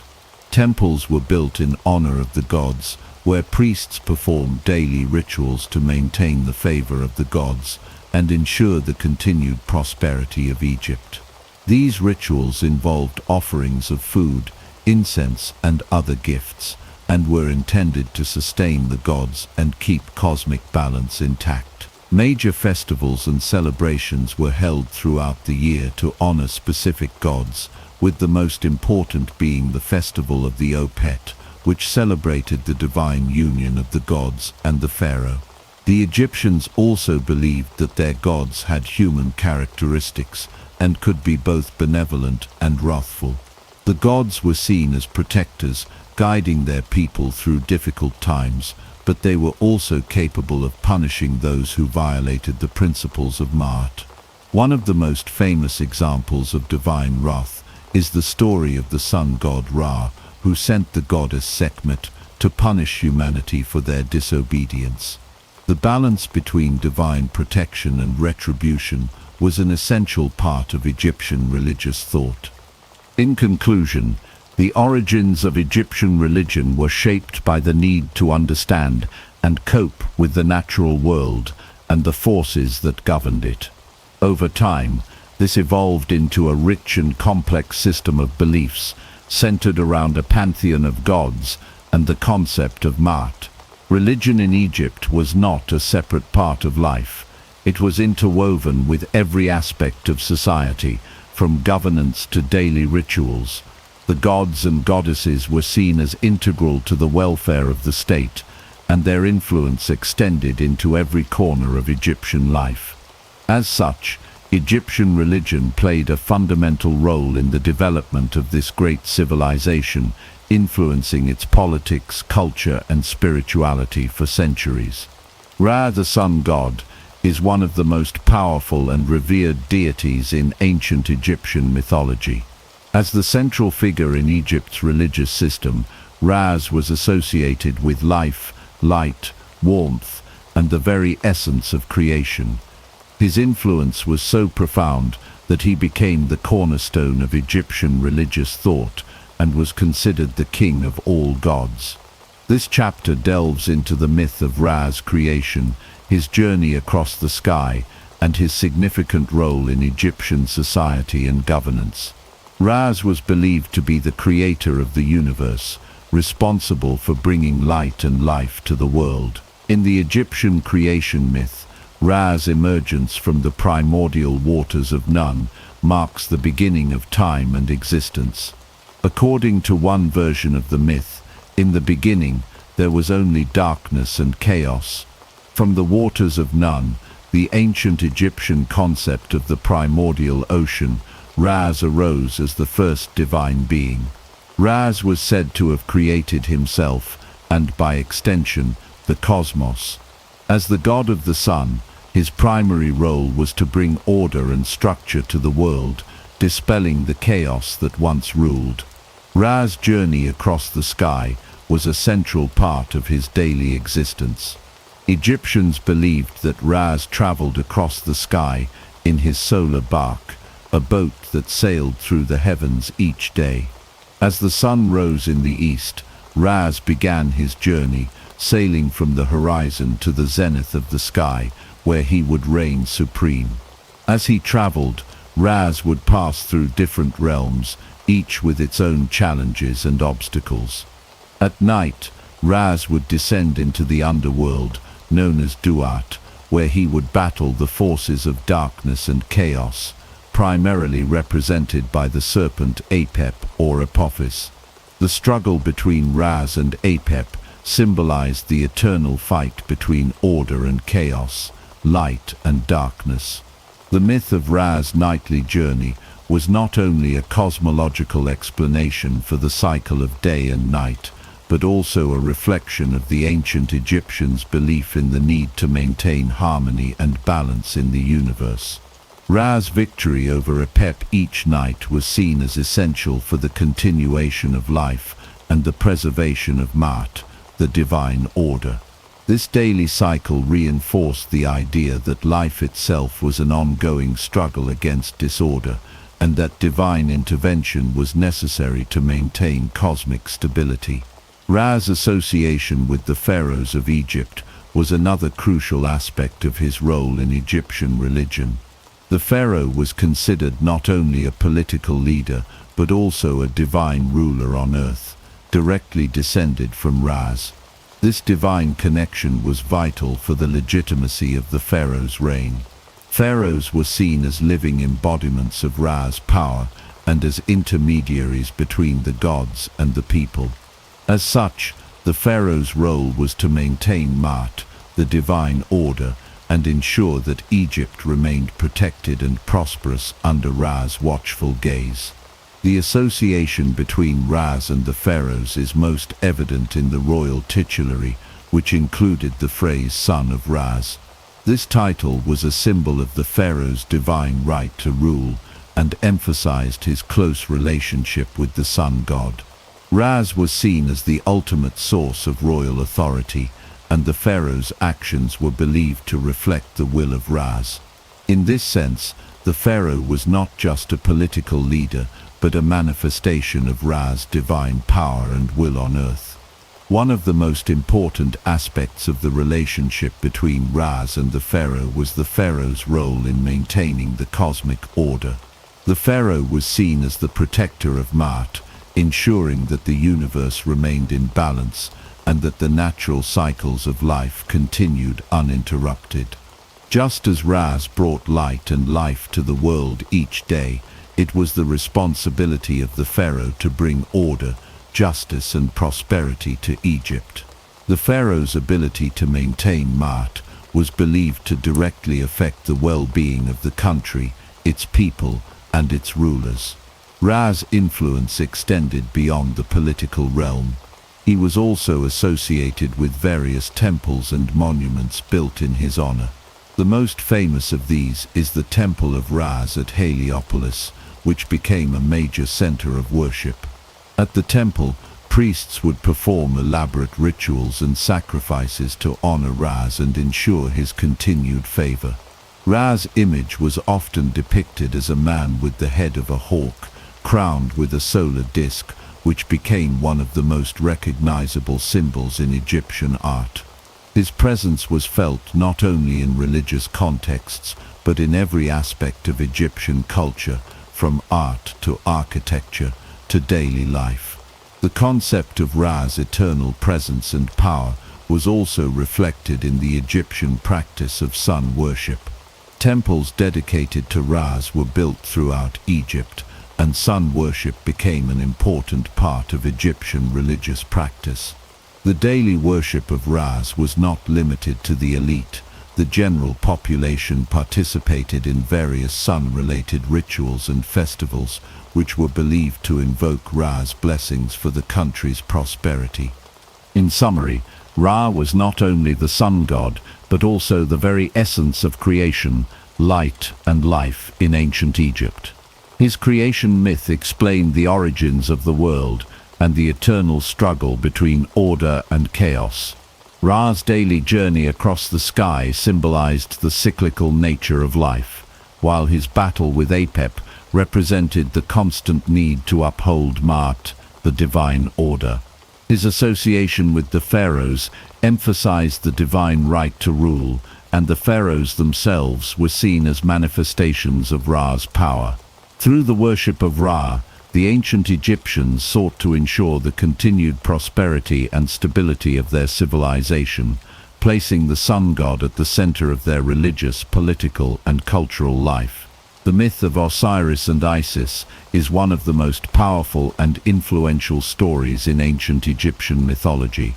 Osiris, the god of the afterlife, and his wife Isis are central figures in the Egyptian religious system, representing death, resurrection, and the eternal cycle of life. The story of Osiris's death and resurrection became a symbol of hope for the Egyptians, reinforcing their beliefs about the afterlife and the importance of moral behavior in life. Osiris was originally a god associated with fertility and agriculture. He was a beloved ruler of Egypt, bringing prosperity and abundance to the land. His wife Isis was a goddess of magic and wisdom, known for her devotion to Osiris and her powerful abilities to heal and protect. Together, they represented the harmonious balance of life, death, and rebirth. The myth takes a dark turn when Osiris's brother Set, the god of chaos and destruction, becomes jealous of Osiris's popularity and power. In his envy, Set devises a cunning plan to kill Osiris and take his throne. Set traps Osiris in a beautiful, ornately decorated coffin, which he seals and throws into the Nile River. The coffin is carried away, and Osiris's body is eventually discovered by Isis. Heartbroken, Isis embarks on a quest to find and restore her beloved husband. With the help of her magical powers and the assistance of her sister Nephthys and the jackal-headed god Anubis, Isis is able to recover Osiris's body. However, Set, not willing to allow his brother's resurrection, dismembers Osiris's body and scatters the pieces across Egypt. Undeterred, Isis and her sister search for and reassemble Osiris's body, bringing him back to life through the power of her magic. The resurrection of Osiris is one of the most significant events in Egyptian mythology. It symbolizes the eternal cycle of life, death, and rebirth. Osiris's ability to be resurrected represents the promise of life after death and the possibility of regeneration. Osiris, after his resurrection, becomes the ruler of the afterlife, presiding over the judgment of souls and guiding the dead to their final resting place. The concept of the afterlife was central to Egyptian religious beliefs, and Osiris was the key figure in this process. The idea that one could live again in a different form after death provided comfort and hope to the ancient Egyptians. Osiris's resurrection also had profound implications for the pharaohs of Egypt. Pharaohs were considered to be the living embodiments of Horus, the son of Osiris, and were thus directly connected to Osiris in both life and death. After their deaths, the pharaohs were believed to join Osiris in the afterlife, and they were often depicted as being reborn in a similar way to their divine ancestor. This connection between Osiris and the pharaohs reinforced the concept of divine kingship and the idea that death was not an end, but a continuation of the eternal cycle. The myth of Osiris and Isis also had a significant impact on the religious practices of ancient Egypt. The story of Osiris's death and resurrection became the basis for many of the rituals and beliefs surrounding burial and the afterlife. Egyptians believed that through proper burial rites and offerings to the gods, the soul could be assured of its place in the afterlife, where Osiris would judge it and determine its fate. In addition to its religious significance within Egypt, the myth of Osiris and Isis also influenced the afterlife beliefs of later civilizations. The story of Osiris's resurrection would later be echoed in various religious traditions, especially in the concept of a dying and rising god, a motif that appears in numerous mythologies across the world.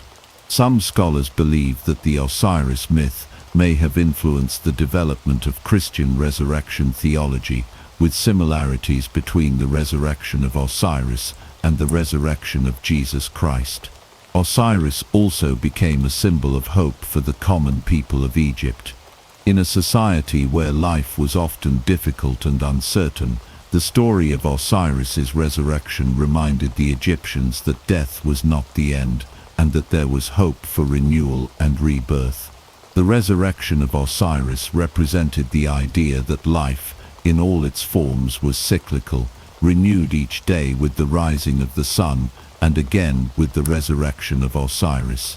In conclusion, the myth of Osiris and Isis is one of the most important and enduring stories in ancient Egyptian religion. It encapsulates the central themes of life, death, and resurrection, offering Egyptians both a moral framework for living and a vision of hope for the afterlife.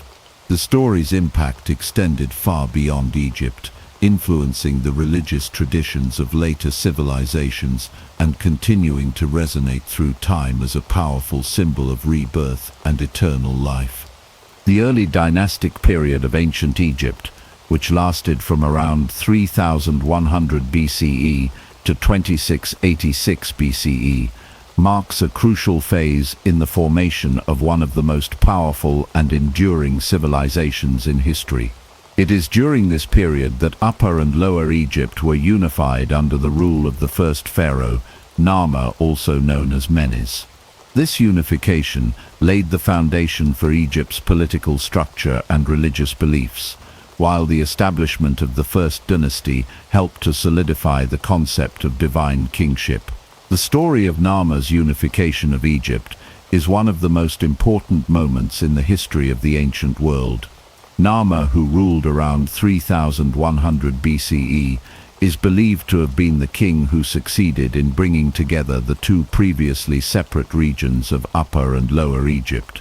The unification was symbolized by the creation of the famous Narmer palette, a ceremonial slate slab depicting Narmer wearing the crowns of both Upper and Lower Egypt. This image clearly shows Narmer as the supreme ruler of both regions, and the palette itself represents one of the earliest examples of Egyptian art that illustrates the idea of unified Egypt. Narmer's successful unification allowed him to establish the first dynasty, which marked the beginning of a long line of rulers that would dominate Egypt for the next 3 millennia. The title of pharaoh, which was used to refer to the king of Egypt, came to be associated with both political authority and divine status. Pharaohs were considered not only as the supreme political rulers, but also as divine intermediaries between the gods and the people.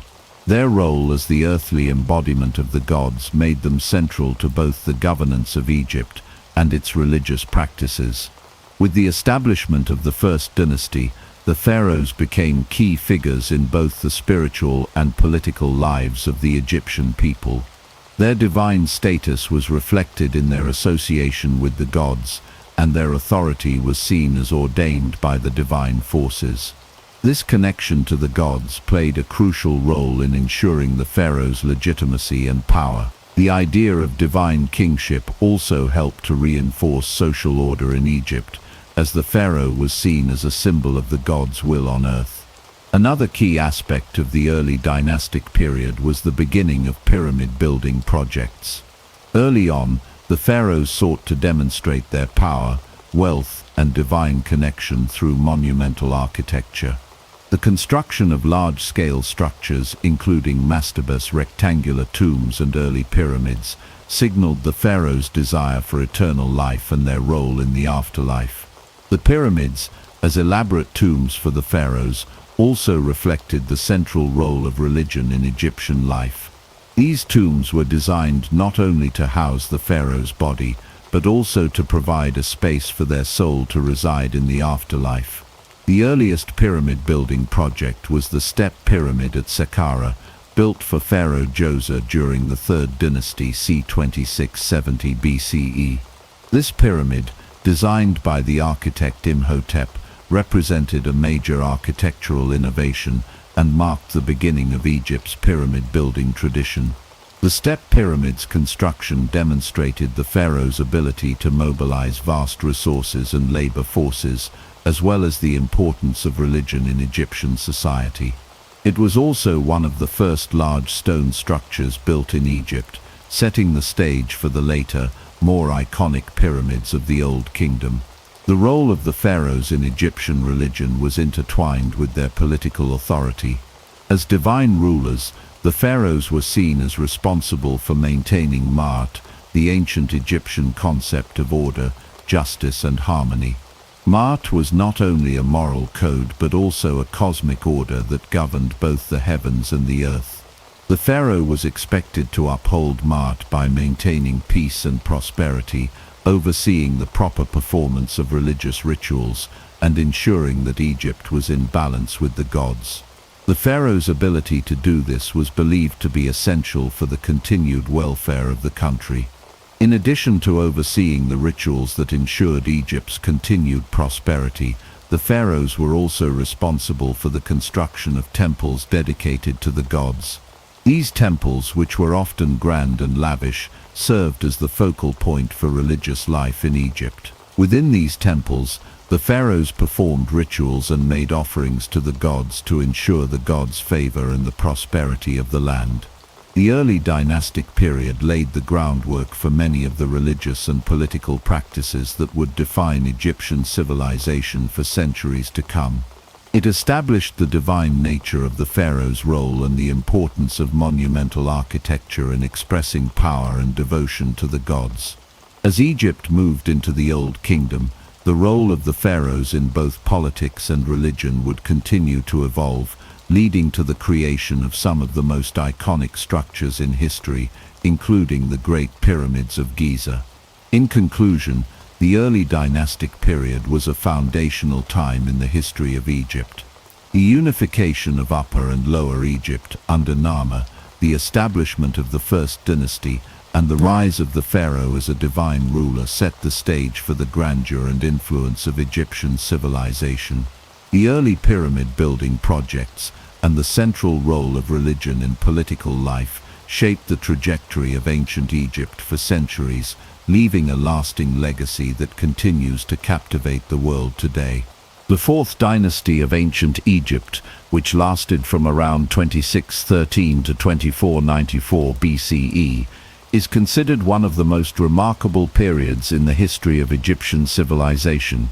This era saw the construction of the Great Pyramids of Giza, monumental achievements that not only symbolized the power and wealth of the pharaohs, but also reflected the deep religious beliefs that permeated ancient Egyptian society. It was a time when the pharaoh was seen as the divine ruler, a living god whose role was critical in ensuring the harmony of the cosmos and the prosperity of the nation. The fourth dynasty is most famously associated with the reign of Pharaoh Khufu, also known as Cheops. Khufu's reign marked the pinnacle of pyramid construction, with the construction of the Great Pyramid of Giza being his crowning achievement. This pyramid, the largest of the 3 pyramids at Giza, is one of the 7 wonders of the ancient world and stands as a testament to the pharaoh's power and vision. The Great Pyramid was originally 481 feet tall, and it remains the tallest man-made structure in the world for over 3,800 years. It was built with millions of limestone blocks, each weighing several tons, and the scale of the pyramid's construction required a massive workforce of laborers, engineers, and craftsmen. Khufu's pyramid was not only an engineering marvel, but also a deeply religious symbol. The pyramid was designed to be the pharaoh's tomb, but it was also meant to facilitate his journey to the afterlife. In ancient Egyptian belief, the pharaohs were not just kings, but were considered divine beings, living gods on earth. The construction of the pyramid was thus seen as a means of ensuring the pharaoh's immortality and divine favor in the afterlife. The pyramid, as well as the surrounding complex of temples and smaller pyramids for the pharaoh's family members, were designed to serve as places where the pharaoh's soul could rest in eternity. Pharaoh Khufu's divine status was not an isolated concept. It was part of a broader religious framework that emphasized the pharaoh's connection to the gods, particularly Ra, the sun god. Ra was believed to be the creator of all life, and the pharaoh, as the living incarnation of Ra, was seen as the intermediary between the gods and the people.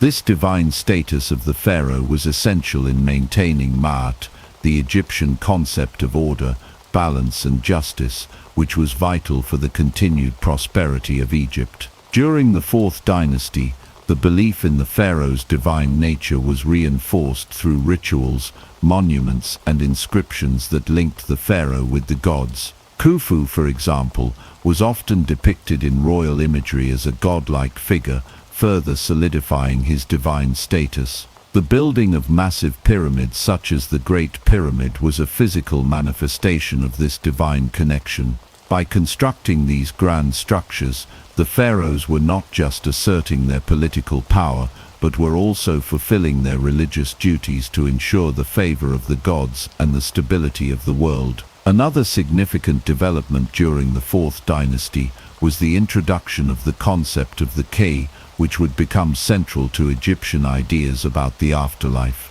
The Ka was believed to be a person's soul or spiritual essence, and it was thought to live on after the body's death. The pharaoh's Ka was considered to be eternal, continuing to exist in the afterlife. This belief influenced the construction of elaborate tombs, as the pharaoh's Ka needed a place to reside after death. The pyramid was therefore not only a tomb, but also a place for the pharaoh's Ka to be preserved for eternity. The concept of the Ka also had a broader societal impact. It reinforced the belief that the soul was just as important as the body, and that the afterlife was an extension of earthly life. The Ka required offerings of food, drink, and other items to ensure its well-being in the afterlife. This is why tombs were often filled with goods that the deceased might need in the next world. For the pharaohs, these goods were often placed in elaborate burial chambers within the pyramids, ensuring that the pharaoh's Ka would remain nourished and cared for in the afterlife. In addition to Khufu, his successors in the Fourth Dynasty, such as Pharaoh Khafre Chephren and Pharaoh Menkaure, continued the tradition of pyramid building. Khafre, for example, built the second pyramid at Giza, and his complex is also home to the famous Great Sphinx, a massive limestone statue with the body of a lion and the head of a pharaoh. The Sphinx is believed to represent Khafre himself, further emphasizing the pharaoh's divine nature and his role as a god on earth. The pyramid building projects of the Fourth Dynasty were not only about the pharaoh's afterlife, but also about reinforcing the political and religious order of Egypt. These massive monuments were symbols of the pharaoh's power and divine right to rule, and they served as reminders of the eternal connection between the ruler and the gods. They were also expressions of Egypt's ability to mobilize labor, resources, and technology to create awe-inspiring structures that would stand for millennia. In conclusion, the Pyramid Age and the Fourth Dynasty of ancient Egypt represent one of the most extraordinary periods in the history of the ancient world. The reign of Pharaoh Khufu, with the construction of the Great Pyramid of Giza, stands as a lasting testament to the divine authority of the pharaohs and their role in ensuring the balance of the universe. The introduction of the Ka and the emphasis on the afterlife further solidified the religious beliefs of the time, and the pyramid-building projects of the era were monumental, both in their scope and their cultural significance. The legacy of the Fourth Dynasty continues to influence our understanding of ancient Egypt and the ancient world as a whole. The Middle Kingdom of Egypt, which lasted from around 2055 to 1650 BCE, marks a pivotal period in ancient Egyptian history. This era followed a time of instability known as the First Intermediate Period, where the once unified kingdom had fractured, leading to political disarray and decentralization. As Egypt transitioned from the Old Kingdom, the power of the pharaohs was restored, and a new era of stability and prosperity emerged. The Middle Kingdom would lay the groundwork for many of Egypt's most lasting achievements, both politically and religiously. The Middle Kingdom began with the reunification of Egypt under Pharaoh Mentuhotep II, who established the 11th dynasty. His victory over rival dynasties and his ability to restore centralized authority were crucial in bringing Egypt out of the chaos of the First Intermediate Period. Following his reign, the 12th dynasty, which included pharaohs like Amenemhat I and Senusret I, brought further stability to the nation. These pharaohs focused on administrative reforms, military campaigns, and large-scale building projects, which marked the beginning of the Golden Age of the Middle Kingdom. One of the most significant developments during the Middle Kingdom was the rise of the god Amun. Amun's emergence as a powerful deity reflects the broader religious transformations that took place during this period. Initially, Amun was a local god worshipped primarily in Thebes, a city in Upper Egypt. However, as the Middle Kingdom progressed, Amun's status was elevated, and he became one of the most important gods in the Egyptian pantheon. Amun's rise to prominence coincided with the growing political and religious power of Thebes. As the capital of the Middle Kingdom shifted back to Thebes, Amun became closely associated with the pharaohs, who sought to consolidate their political and divine power by aligning themselves with this powerful god. Amun's attributes as a creator god and his connection to the sun made him an appealing figure for the pharaohs, who were eager to strengthen their divine right to rule. Over time, Amun's role expanded, and he was associated with creation, fertility, and kingship. The role of Amun in religious life reached its peak during the reign of Pharaoh Amenemhat II, who ruled during the 12th dynasty. Amenemhat II, like his predecessors, worked to strengthen the political and religious unity of Egypt, and he did so in part by fostering the worship of Amun. This religious alliance between the pharaohs and Amun helped to solidify the legitimacy of the ruling family, as it reinforced the idea that the pharaoh's power came from divine favor.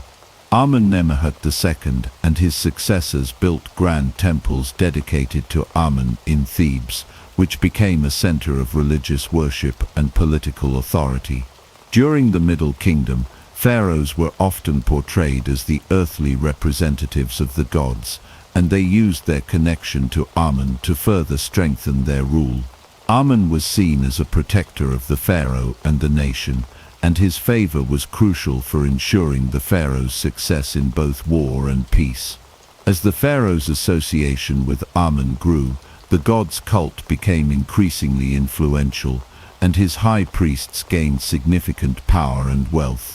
This growing influence of Amun would have long-lasting consequences for Egyptian religion. By the New Kingdom period, Amun would be firmly established as the king of the gods, a status he would hold for centuries. The rise of Amun also led to the development of monumental religious architecture, including the vast temple complexes that would be built in his honor, such as the Temple of Karnak. The construction of these temples became a symbol of both the pharaoh's devotion to Amun and the pharaoh's divine right to rule Egypt. Another important aspect of the Middle Kingdom was the development of literature and culture. The pharaohs of the 12th dynasty were not only great military and political leaders, but also patrons of the arts. This period saw the production of some of the most famous works of Egyptian literature, including the wisdom literature and the Tale of Sinuhe, a narrative that explores themes of exile, identity, and the divine order. These literary works reflect the values and beliefs of the time and offer insight into the social and religious landscape of the Middle Kingdom. The Middle Kingdom also saw the beginning of Egypt's expansion beyond its borders. Pharaohs like Senusret III launched military campaigns into Nubia and the Sinai Peninsula, securing valuable resources and asserting Egyptian power over neighboring regions. These campaigns were not just about territorial expansion. They were also a way for the pharaohs to reinforce their divine right to rule by demonstrating their power and influence over foreign lands. In conclusion, the Middle Kingdom was a time of consolidation for Egypt, both politically and religiously. The transition from the Old Kingdom to the Middle Kingdom brought stability after a period of turmoil, and the rise of Amun as a major deity played a central role in this process. The pharaohs' association with Amun helped to legitimize their power, and the god's influence would continue to grow throughout Egyptian history.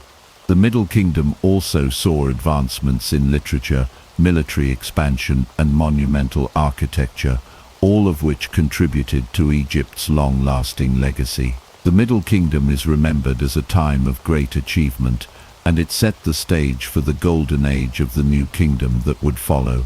The reign of Pharaoh Akhenaten, c. 1353–1336 BCE, represents one of the most radical and controversial periods in ancient Egyptian history.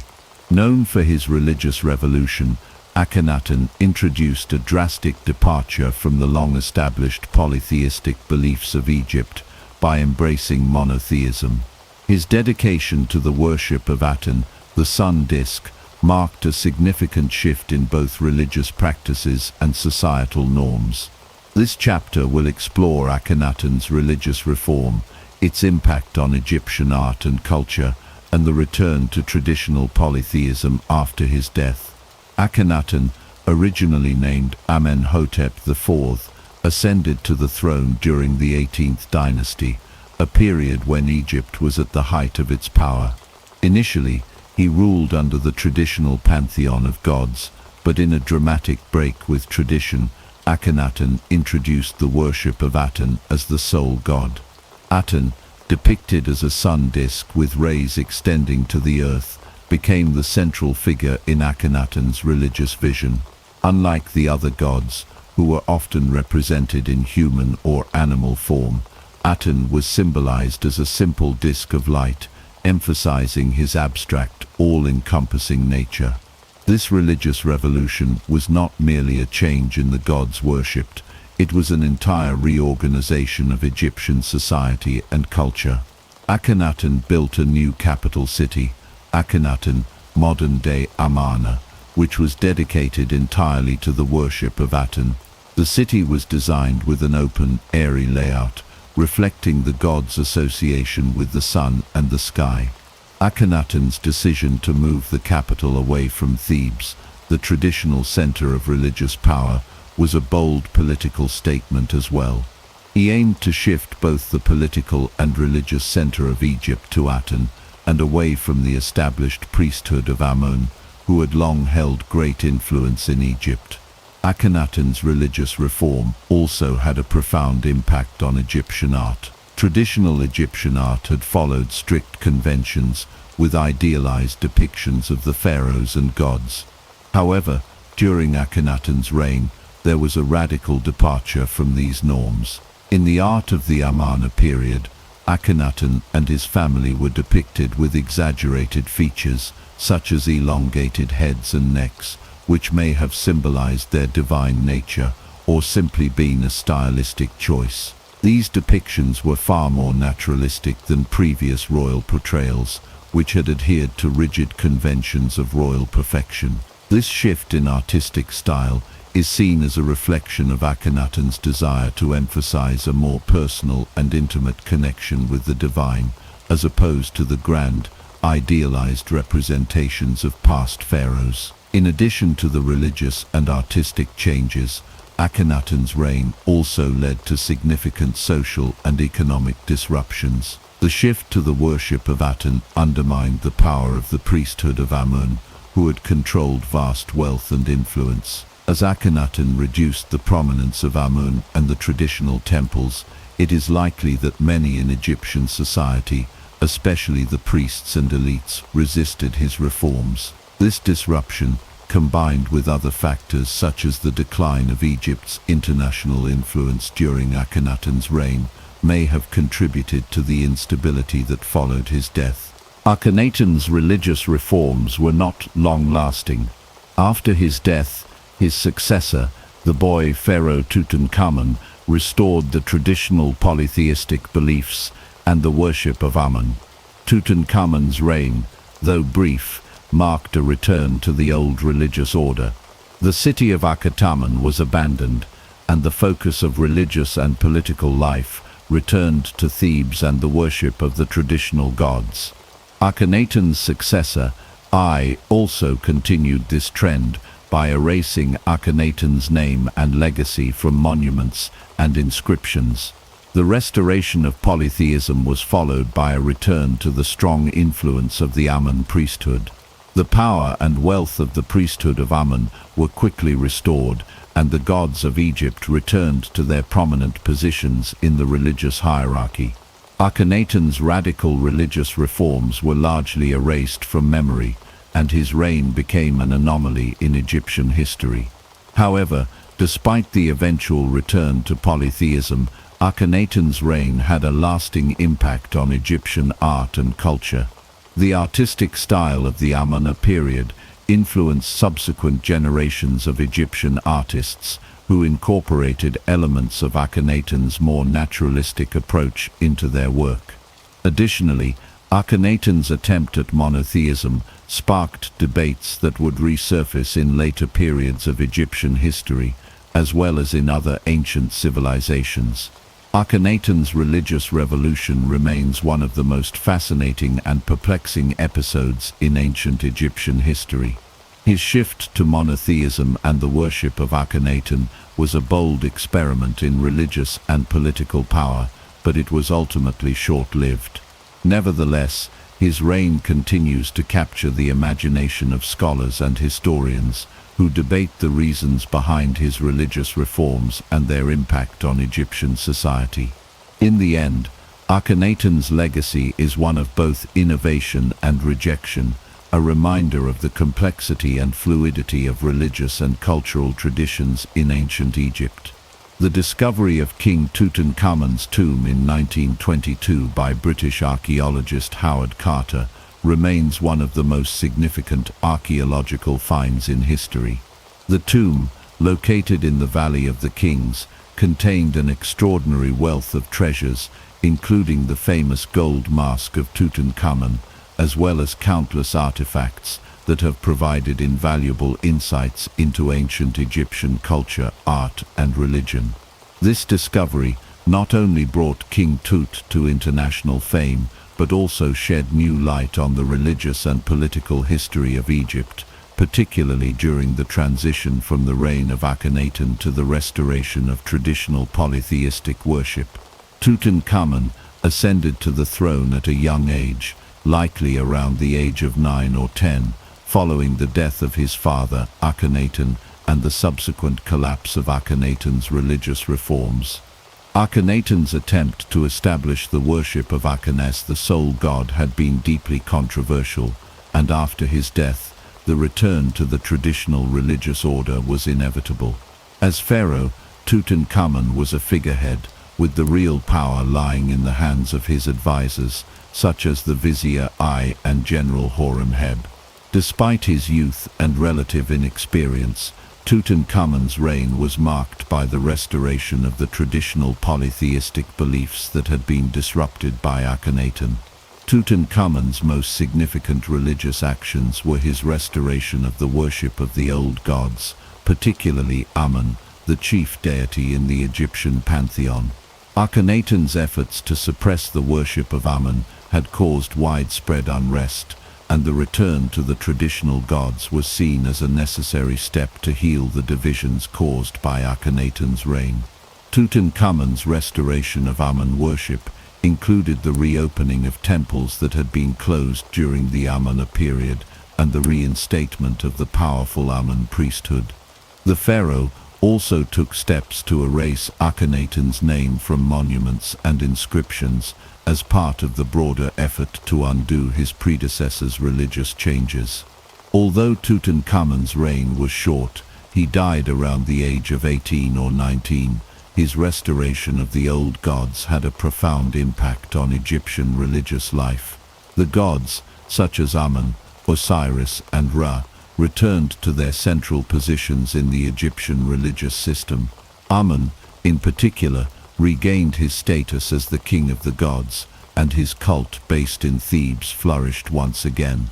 The power of the priesthood of Amun was strengthened, and Egypt's religious and political landscape returned to the familiar order that had existed prior to Akhenaten's reforms. In addition to the religious changes, The afterlife beliefs of Egyptian pharaohs also played a central role in Tutankhamun's reign. Like all pharaohs, Tutankhamun's ultimate goal was to ensure a successful journey to the afterlife, where he would join the gods and continue his reign in a divine realm. Egyptian religion held that the pharaoh's soul, or Ka, was eternal, and it was the pharaoh's duty to maintain Ma'at, the cosmic order, during his reign. Upon death, the pharaoh's Ka was believed to journey through the underworld, facing various trials and challenges before ultimately reaching the realm of Osiris, the god of the afterlife. Osiris was one of the most important deities in the Egyptian pantheon, and his role in the afterlife was central to Egyptian religious beliefs. Osiris, originally a god of fertility and agriculture, became associated with death and resurrection. According to Egyptian mythology, Osiris was murdered by his brother Set and dismembered, but his wife, Isis, successfully reassembled his body, allowing him to be resurrected. This myth of death and rebirth was symbolic of the eternal cycle of life, death and renewal, and it was central to the pharaoh's understanding of the afterlife.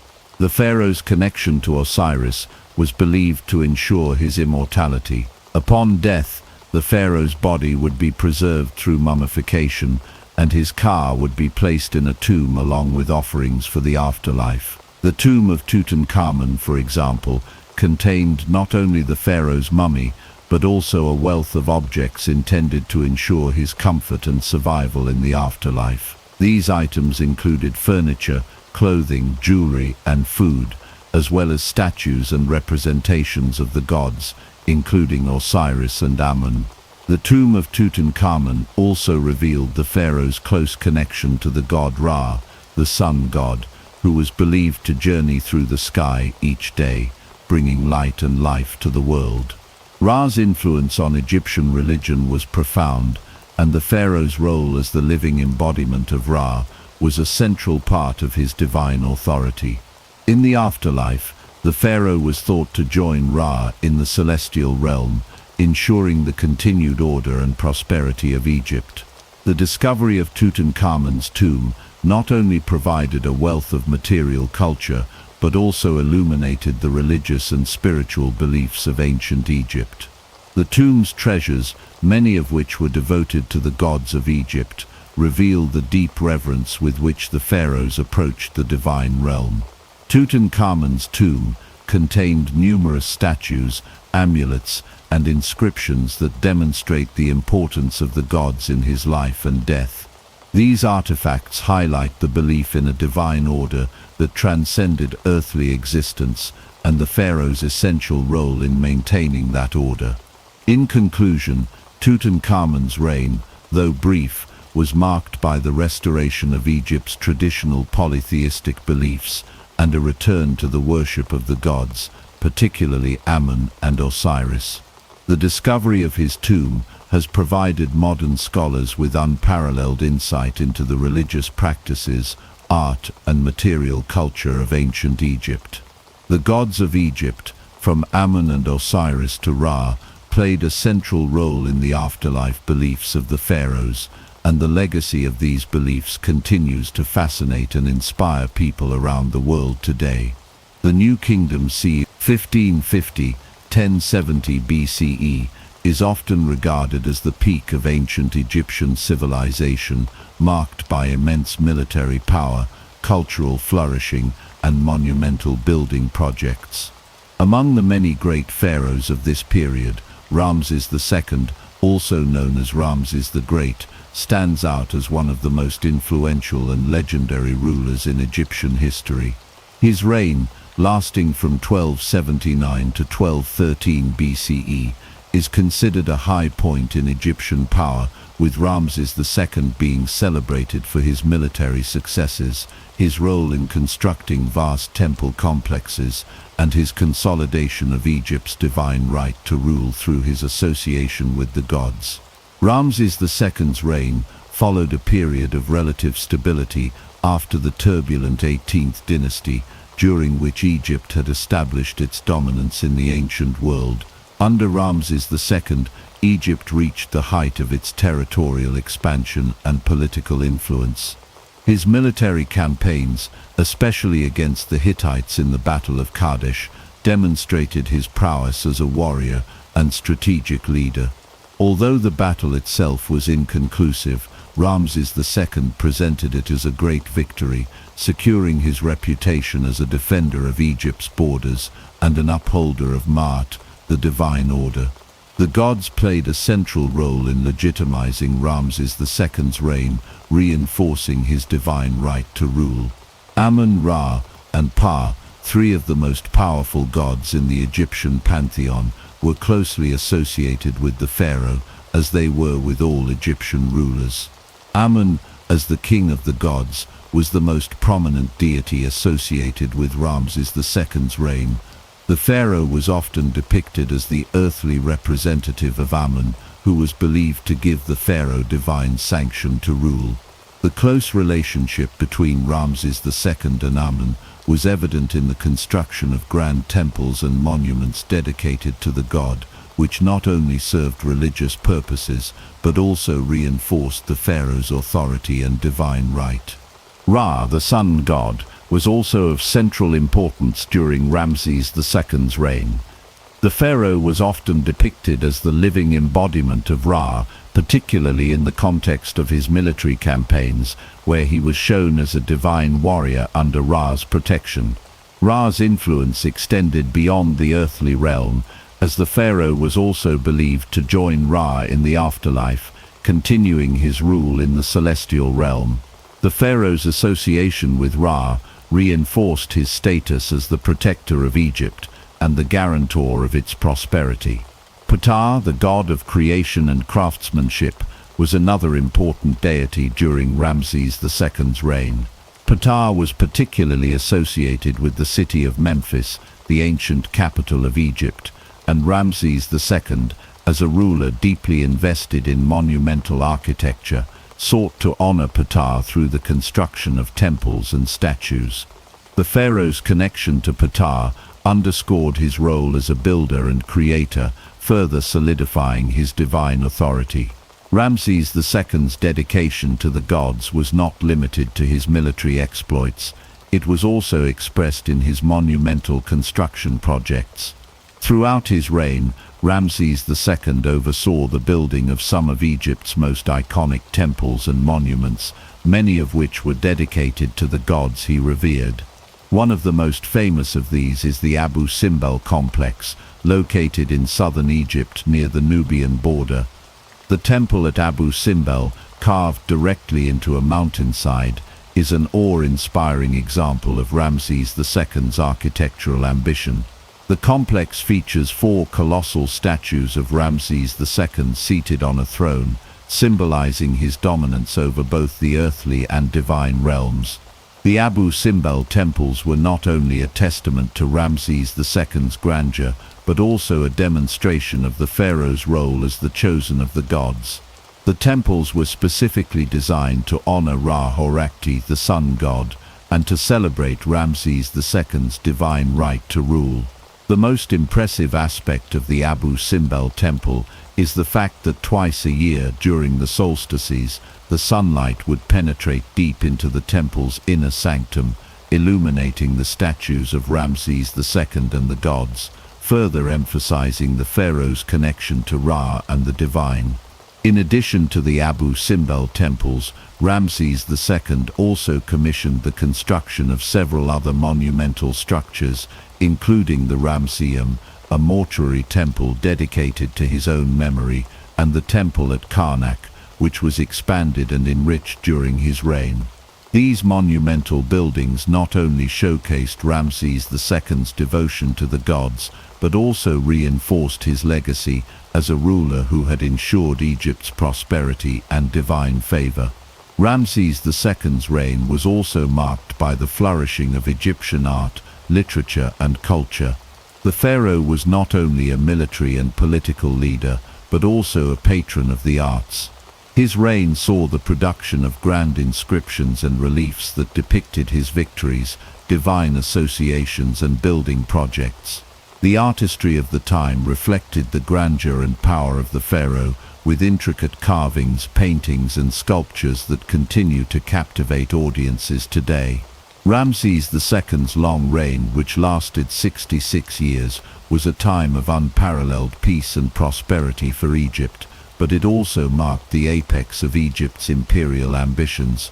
By the time of his death, Egypt had become the dominant power in the ancient world, and Ramses II's legacy as one of Egypt's greatest pharaohs was firmly established.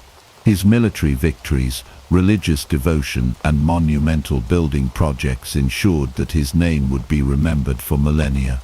In conclusion, the reign of Ramses II represents the height of Egypt's power during the New Kingdom. The pharaoh's close association with the gods, particularly Amun-Ra and Ptah, reinforced his divine right to rule, and his grand building projects, including the Abu Simbel temples, stand as enduring symbols of his authority and devotion. Ramses II's reign was a time of military success, cultural flourishing, and religious consolidation, and his legacy continues to influence our understanding of ancient Egyptian civilization. The so-called Dark Ages were anything but dark. While there were certainly challenges, the medieval period was also a time of remarkable progress, artistic achievement, and groundbreaking innovation. The idea that civilization stood still for a millennium is one of the greatest historical misconceptions. Many of the foundations for modern science, art, and governance were laid during this time. Cities flourished, trade expanded, and knowledge was not only preserved but actively developed. The reality is that medieval Europe was a dynamic, ever-evolving society, shaped by invention, cultural exchange, and intellectual curiosity. One of the biggest myths is that medieval people were wholly ignorant of science and reason. In reality, medieval scholars made astonishing advancements in various fields. Universities began to emerge across Europe, creating intellectual hubs where subjects like medicine, mathematics, and astronomy were studied. The medieval period saw the rise of thinkers like Thomas Aquinas, who sought to reconcile reason with faith, and Roger Bacon, who emphasized empirical observation centuries before the scientific revolution. The Islamic Golden Age played a significant role in preserving and enhancing classical knowledge, which was later reintroduced to Europe, inspiring further progress in philosophy, medicine, and engineering. Art and architecture also flourished in ways that still inspire awe today. The construction of towering cathedrals, such as Notre Dame and Chartres, required an advanced understanding of engineering and design. These structures, with their intricate stained glass windows and gravity-defying spires, were not merely places of worship, but symbols of human ingenuity and artistic ambition. The Gothic style, which emerged in the High Middle Ages, showcased incredible craftsmanship, blending spiritual symbolism with mathematical precision to create structures that continue to impress architects and historians today. Innovation extended beyond architecture.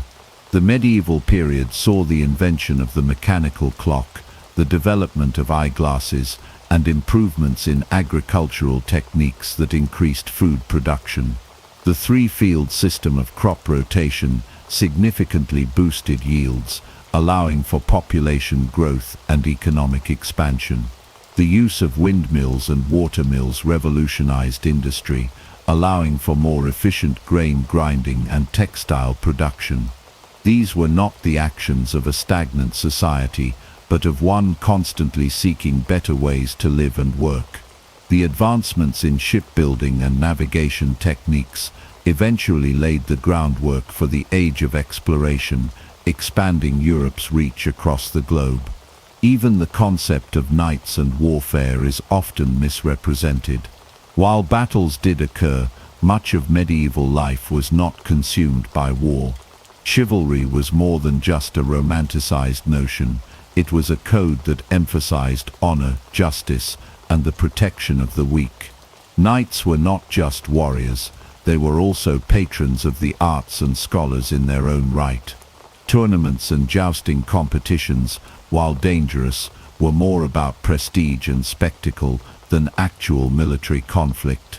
Furthermore, medieval warfare was not constant. Extended periods of peace allowed for trade, education, and cultural growth to flourish. Trade networks expanded during this period, connecting Europe to the Middle East, North Africa, and even Asia. The Silk Road facilitated the exchange of goods, ideas, and technologies, bringing innovations such as paper, printing, and advanced medical knowledge to Europe. Cities such as Venice and Constantinople became centers of commerce where goods, ideas, and cultures intermingled. The establishment of guilds provided economic stability and training for craftsmen, helping to create a skilled workforce that fueled further economic growth. The rise of banking institutions in cities like Florence and Bruges laid the foundation for modern finance, demonstrating that medieval economies were far more complex than often assumed. The Middle Ages also witnessed significant social mobility, something often overlooked. While the feudal system did exist, it was not as rigid as commonly believed.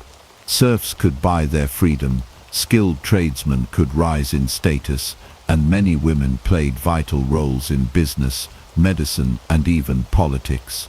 Noble women often managed large estates, and some, like Eleanor of Aquitaine, wielded tremendous influence over European affairs. Religious institutions also provided avenues for upward mobility, as monasteries and convents became centers of learning and literacy.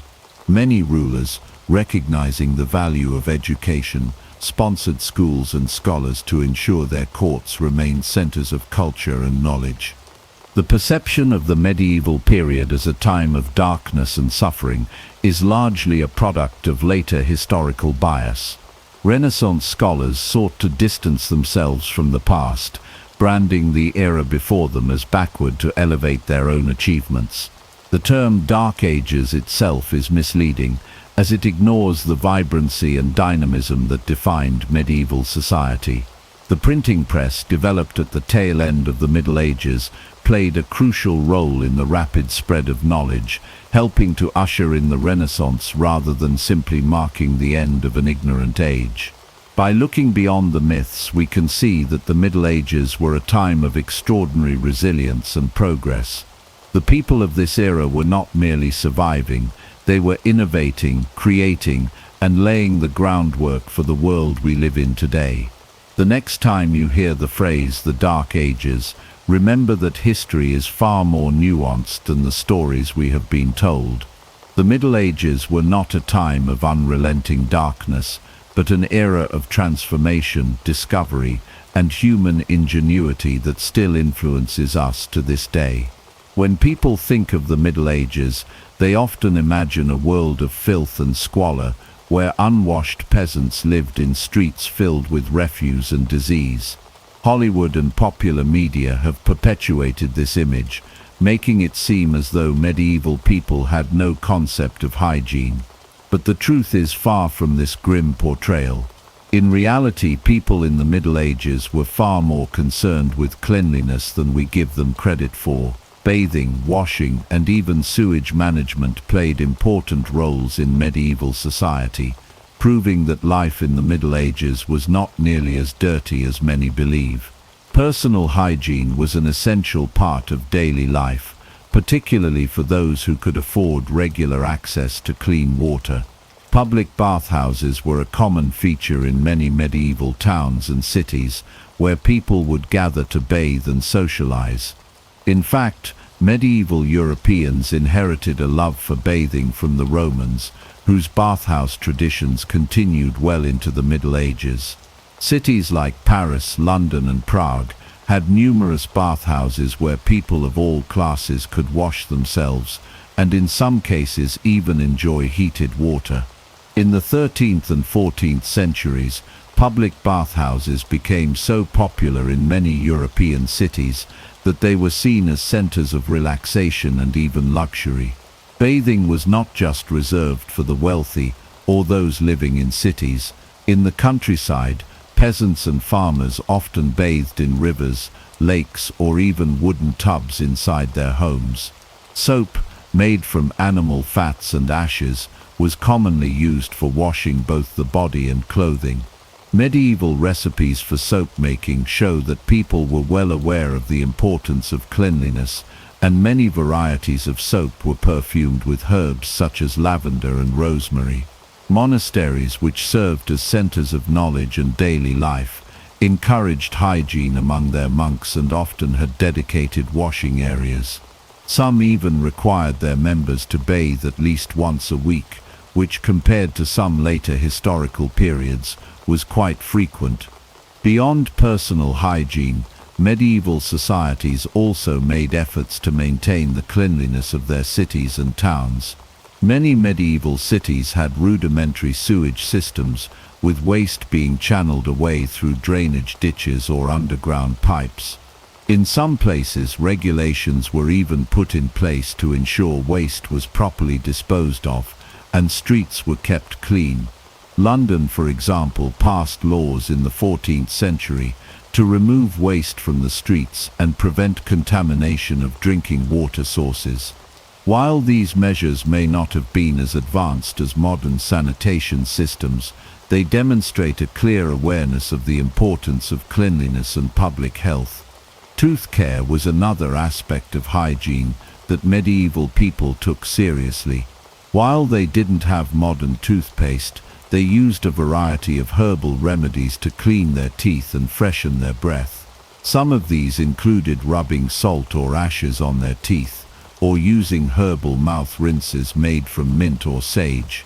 Wealthier individuals sometimes used primitive toothbrushes made from animal hair or frayed twigs to scrub their teeth. There are even records of medieval people using chew sticks, a practice that continues in some cultures to this day. The idea that medieval people simply accepted filth as a part of life is a modern misconception.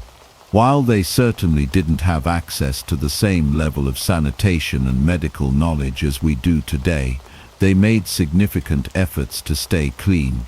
Bathing, washing clothes, and maintaining public hygiene were all considered important aspects of daily life. The belief that medieval society was inherently dirty comes largely from later time periods, particularly the early modern era, when bathing became less common due to misguided fears that water spread disease. In contrast, medieval people often embraced bathing and cleanliness as a way of life. The next time you see a medieval movie depicting peasants covered in dirt and filth, remember that history tells a different story. People in the Middle Ages valued cleanliness, enjoyed regular baths, and made efforts to maintain the hygiene of their communities. Far from being a time of squalor, the medieval period was one where hygiene was an important part of life, even if it looked different from the standards we have today. Medieval medicine is often dismissed as primitive, filled with superstition and ineffective treatments. While it is true that medieval medical practices were not as advanced as modern medicine, they were far more sophisticated than many people realize. Physicians, surgeons, and apothecaries relied on centuries of accumulated knowledge, drawing from ancient Greek, Roman, and Islamic sources. Universities taught medical students through structured curricula, and hospitals provided care for the sick in ways that laid the foundation for modern medical institutions. One of the most surprising aspects of medieval medicine is surgery. While it is often assumed that surgical procedures were nothing more than crude amputations performed without anesthesia, the reality is more complex. Medieval surgeons were skilled practitioners who performed procedures such as trepanation, setting broken bones, and even removing bladder stones. Texts like the Practica Chirurgiae by Roger Frugadi and Chirurgia Magna by Guy de Chauliac provided detailed surgical techniques and emphasized the importance of cleanliness. While anesthesia, as we know it, did not exist, medieval doctors used herbal sedatives such as opium, mandrake, and hemlock to dull pain. Cauterization and ligatures were used to control bleeding, demonstrating an understanding of wound management. Some surgical procedures, such as cataract removal, were carried out with surprising precision using fine tools and careful techniques. Surgeons also understood the importance of post-operative care, using wound dressings soaked in wine or honey to prevent infection. Herbal medicine played a crucial role in medieval healthcare. Monasteries served as centers of medical knowledge, where monks cultivated medicinal plants and recorded their uses in detailed manuscripts. Texts such as the Herbarium of Apuleius and the Physica by Hildegard of Bingen catalogued the properties of various herbs. Remedies included garlic for infections, willow bark for pain relief, and honey for wound healing. While some treatments were ineffective or based on superstition, many herbal remedies had real medicinal value and are still used in some forms today. Physicians also recognized the importance of diet and lifestyle in maintaining health. Medieval medical texts emphasized the benefits of balanced nutrition, fresh air, and moderate exercise in preventing illness. Many doctors prescribed specific foods and herbal teas to treat ailments, showing an early understanding of nutrition's role in health. The establishment of hospitals in the medieval period marked a significant step toward organized health care. Contrary to the belief that the sick were simply abandoned, hospitals were built across Europe to care for the ill and needy. Institutions like the Hôtel Dieu in Paris and St. Bartholomew's Hospital in London provided medical treatment, shelter, and food. These hospitals were often run by religious orders that emphasized compassionate care. While medieval hospitals did not function like modern medical centers, they represented an early attempt at structured health care that went beyond simple hospice care. Some hospitals specialized in treating certain diseases, such as leprosy or the plague, and many provided long-term care for chronic illnesses. Medical practitioners in hospitals kept records of patients' symptoms and treatments, contributing to a growing body of medical knowledge that informed future generations. Public health measures were also more advanced than commonly believed. Medieval cities implemented quarantine measures during outbreaks of disease, particularly during the Black Death. The concept of contagion was understood, even if the precise mechanisms were unknown. In some cases, infected individuals were isolated to prevent the spread of illness. Urban centers developed sanitation systems that included waste removal and clean water sources. While these measures were not always effective by modern standards, they reflect a recognition of the need for public health efforts. In some cities, officials enforced street cleaning, regulated the sale of food, and monitored water supplies to reduce contamination.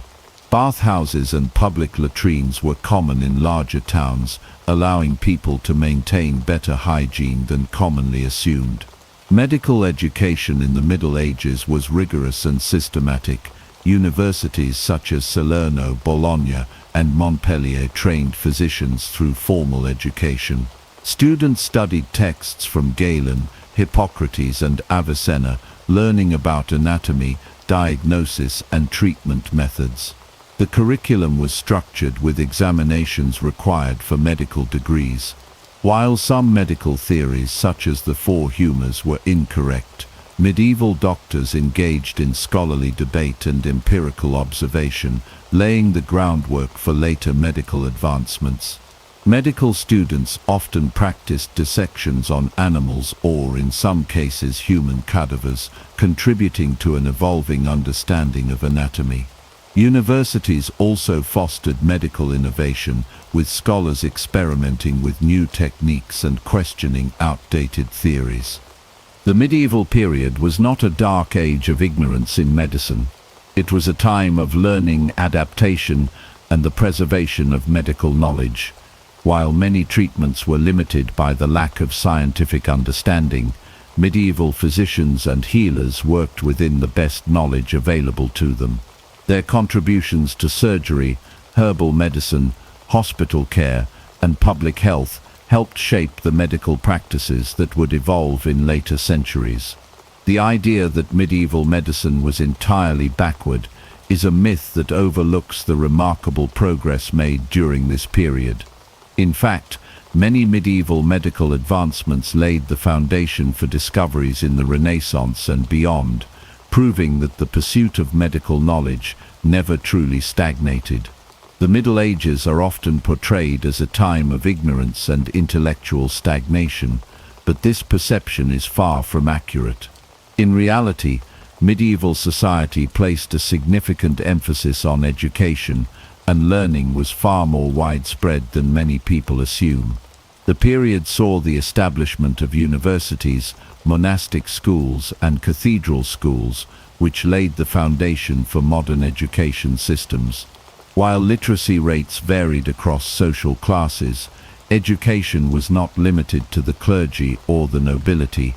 Many members of the emerging middle class also had access to schooling. One of the most important developments in medieval education was the rise of universities. The first European universities, such as those in Bologna, Paris, and Oxford, emerged in the 12th and 13th centuries. These institutions became centers of higher learning, offering instruction in law, medicine, theology, and the liberal arts. The university model, with its structured curriculum and degrees, provided an educational framework that still influences modern academia. Students studied classical texts from scholars such as Aristotle and Cicero, as well as works from Islamic and Jewish scholars like Avicenna and Maimonides. Despite the challenges of medieval life, these universities produced some of the greatest intellectuals of the time, including Thomas Aquinas and Albertus Magnus. Education was not limited to universities. Monastic schools played a crucial role in preserving and transmitting knowledge. Monks meticulously copied and studied ancient manuscripts, ensuring the survival of Greek and Roman literature, scientific texts, and theological works. These schools provided education to young boys, primarily those training for the clergy, but also to lay students in some cases. Cathedral schools, often attached to large churches, also became important centers of learning. They trained future clerics but sometimes accepted students from wealthy or influential families who sought a broader education. Subjects taught included Latin, logic, rhetoric, arithmetic, and music, forming the basis of the medieval curriculum known as the trivium and quadrivium.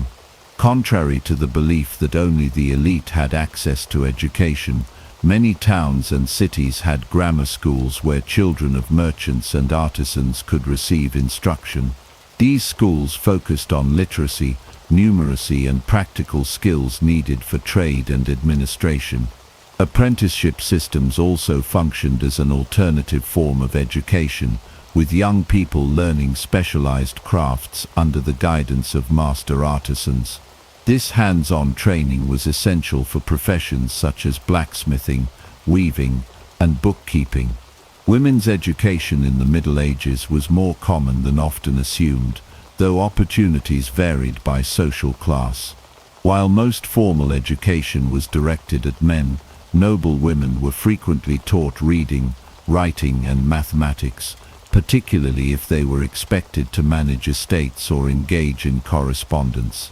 Some women, particularly in convents, received extensive education in Latin, theology, and even medicine. Figures like Hildegard of Bingen and Christine de Pizan demonstrate that medieval women could be scholars, writers, and intellectuals in their own right. The influence of medieval education extended beyond the classroom. The rise of literacy contributed to the spread of knowledge through books and manuscripts, fostering a growing intellectual culture. The development of libraries, both in monasteries and universities, allowed scholars to access and build upon previous works. Additionally, the increasing use of the vernacular in literature and legal documents expanded education beyond Latin-speaking scholars to a broader audience. The idea that the Middle Ages were a time of intellectual darkness is a misconception. Instead, it was a period of educational development that laid the groundwork for the Renaissance and the modern university system. From the rigorous scholarship of medieval universities to the practical learning of apprenticeships, education was a vital part of medieval life. The widespread efforts to teach, learn, and preserve knowledge ensured that intellectual progress did not stall but rather evolved, setting the stage for the advancements that followed in later centuries. The common perception of women in the Middle Ages is that they were entirely subordinate, voiceless, and without power. While it is true that medieval society was largely patriarchal, the reality was far more complex. Women played significant roles in trade, politics, and even warfare, often exerting more influence than modern portrayals suggest. Across medieval Europe, women could be merchants, landowners, scholars, and even rulers, shaping their communities in ways that defy simplistic stereotypes. One of the most overlooked aspects of medieval women's lives was their role in commerce. In many towns and cities, women actively participated in trade, working as merchants, artisans, and shopkeepers. Guild records show that women were involved in professions such as weaving, brewing, and textiles, often running businesses independently or alongside their husbands. In some cases, widows took over their late husband's trade and continued to operate successfully. Cities such as London, Paris, and Bruges had numerous female entrepreneurs, proving that economic agency was not limited to men. Women also held significant political power, particularly in noble and royal circles. Queens and noble women frequently acted as regents, ruling in place of underage or absent kings. Figures such as Eleanor of Aquitaine and Isabella of Castile wielded immense influence, making political decisions, leading military campaigns, and shaping the fate of entire kingdoms. Some women even exercised direct rule, controlling vast territories and negotiating treaties. In many cases, noble women managed estates, overseeing agricultural production, finances, and local governance in their husband's absence. Beyond political and economic roles, some women defied expectations by taking up arms. While female warriors were rare, they were not unheard of. Women such as Joan of Arc, Matilda of Tuscany, and the Viking shield maidens challenged traditional gender roles by leading troops into battle. Even if they did not fight personally, many noble women organized military defenses and commanded castles during sieges. Chronicles and records document instances where women were instrumental in wartime leadership, ensuring the survival of their people and lands. Education and intellectual life were also accessible to some medieval women. Convents served as centers of learning, where nuns not only preserved ancient texts, but also wrote influential works on theology, medicine, and philosophy. Hildegard of Bingen, a 12th century abbess, was a respected writer, composer, and scientist. Christine de Pizan, a 15th century writer, actively defended women's intellectual capabilities and criticized the misogyny of her time. While women's access to formal education was more restricted than men's, those who did receive an education contributed meaningfully to medieval scholarship. The legal status of women varied across medieval Europe. In some regions, women had property rights and could inherit land, particularly in areas influenced by Germanic and Celtic traditions. Customary laws often granted women legal autonomy in matters such as marriage, trade, and inheritance. Although medieval legal systems were not always favorable to women, they provided more opportunities for autonomy than is commonly assumed. For example, in some medieval cities, women could represent themselves in court, own businesses, and form contracts. Religious and cultural attitudes toward women were complex and often contradictory. While many religious texts reinforced traditional gender roles, there were also female saints and mystics who commanded great respect. Women who entered religious life often gained independence and influence, as abbesses sometimes held power equivalent to bishops. Some religious communities fostered female leadership and intellectual engagement, offering women an alternative path to authority outside of marriage and motherhood. The idea that medieval women were powerless is an oversimplification. While they faced many restrictions, they also found ways to exercise influence in commerce, politics, education, and even warfare. By examining historical records, it becomes clear that women played vital roles in shaping medieval society, often challenging the limitations placed upon them. Their contributions were significant, even if they have been overshadowed by later historical narratives. The Middle Ages were not a time of total female oppression, but rather a period of complexity where women could, and did, carve out spaces of power and autonomy. The image of the medieval knight is often reduced to that of a brutish warrior, clad in heavy armor, wielding a sword, and engaging in endless battles. While knights were indeed warriors, their role in medieval society was far more complex than simple combat. They were not just fighters but also poets, diplomats, and philosophers, bound by a strict code of honor known as chivalry. The ideals of knighthood emphasized not only martial prowess, but also loyalty, courtly manners, and a dedication to justice. Their position in society required them to be as refined in the court as they were fierce on the battlefield. Knighthood was a long and arduous journey that began in childhood. Boys of noble birth were typically sent to a lord's household at a young age to train as pages. They learned the basics of combat, horsemanship, and weaponry, but they also studied literature, music, and etiquette. Pages were expected to serve at feasts, learn to read and write, and become well-versed in courtly behavior. By their teenage years, they became squires, serving a knight directly and refining their skills in battle. They were responsible for maintaining their knight's armor and weapons, caring for the horses, and accompanying their mentor into skirmishes. Only after proving themselves in both combat and character could they be dubbed knights in a formal ceremony, which often had deep religious significance. The dubbing ritual was more than symbolic. It solidified their social standing and responsibilities. One of the defining features of knights was their commitment to chivalry, a code that dictated how they should behave both on and off the battlefield. This code emphasized bravery, loyalty to one's lord, protection of the weak, and respect toward women. While not all knights lived up to these ideals, historical records show that many took their vows seriously.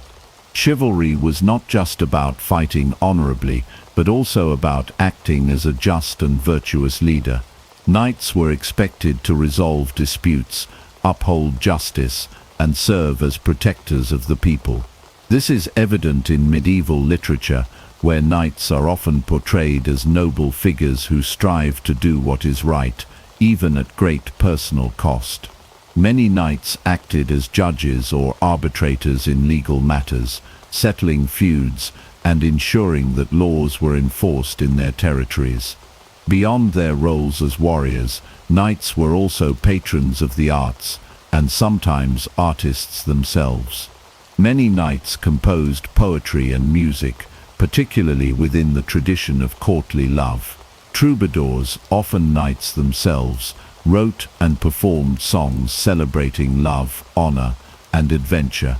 Figures such as William IX of Aquitaine, one of the earliest known troubadours, demonstrated that knights could be both fierce warriors and refined poets.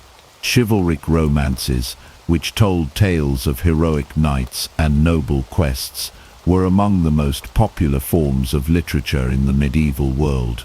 Knights were expected to appreciate the arts, sponsor artists, and participate in elaborate tournaments that combined martial skill with theatrical performance. Diplomacy was another essential aspect of a knight's role. Many knights served as envoys and advisors to kings and lords, negotiating treaties, forging alliances, and maintaining peace between warring factions.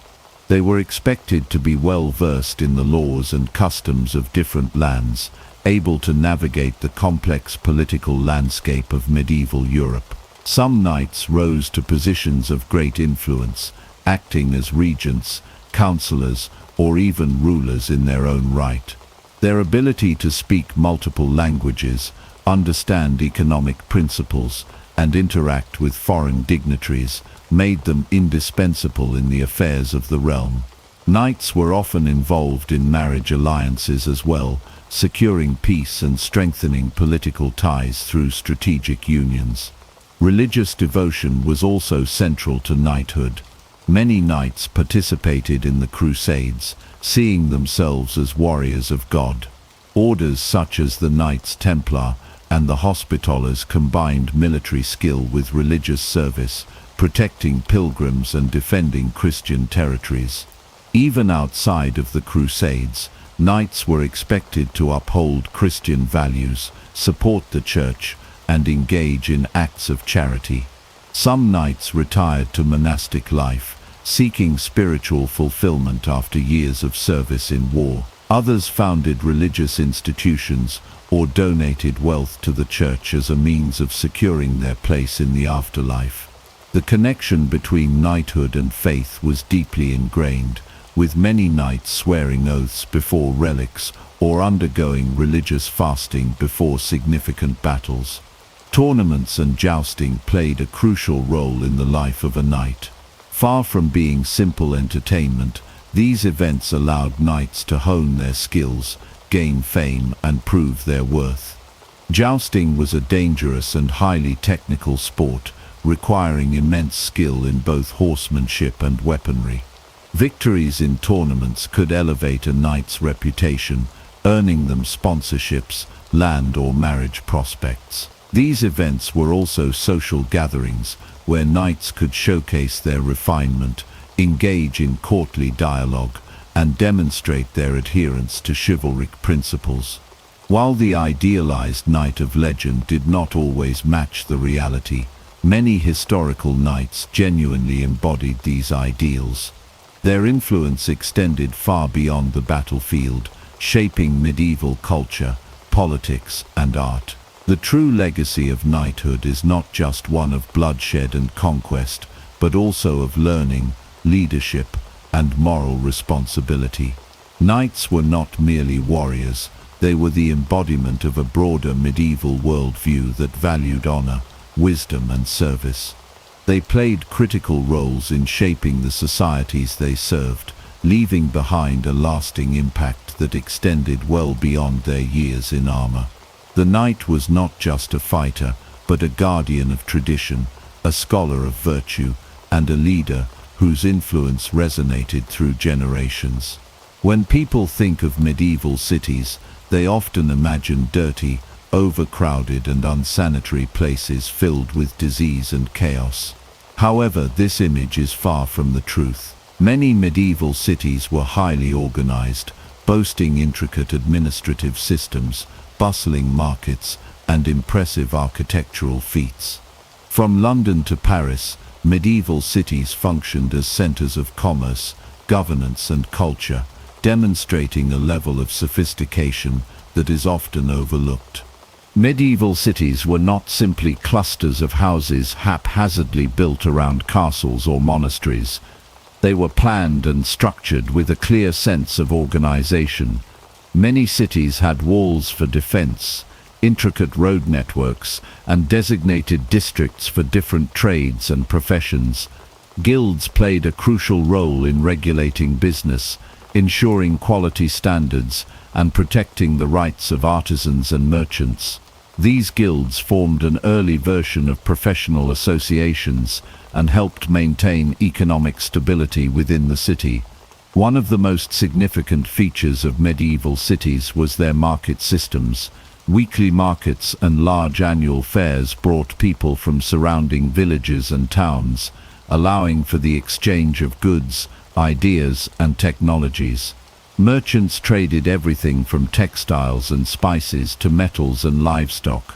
Some cities, like Venice and Bruges, became major trade hubs, connecting Europe with distant regions such as the Middle East and Asia. These thriving economies encouraged innovation and financial advancements, including the early use of banking systems and credit. Despite common misconceptions, medieval cities had surprisingly sophisticated sanitation and infrastructure.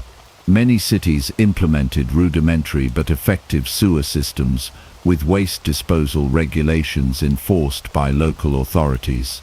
Wells and public fountains provided access to clean water, and bathhouses were common in many urban centers. In places like London and Paris, street cleaning regulations were in place to maintain hygiene, and designated officials monitored food markets to prevent the sale of spoiled goods.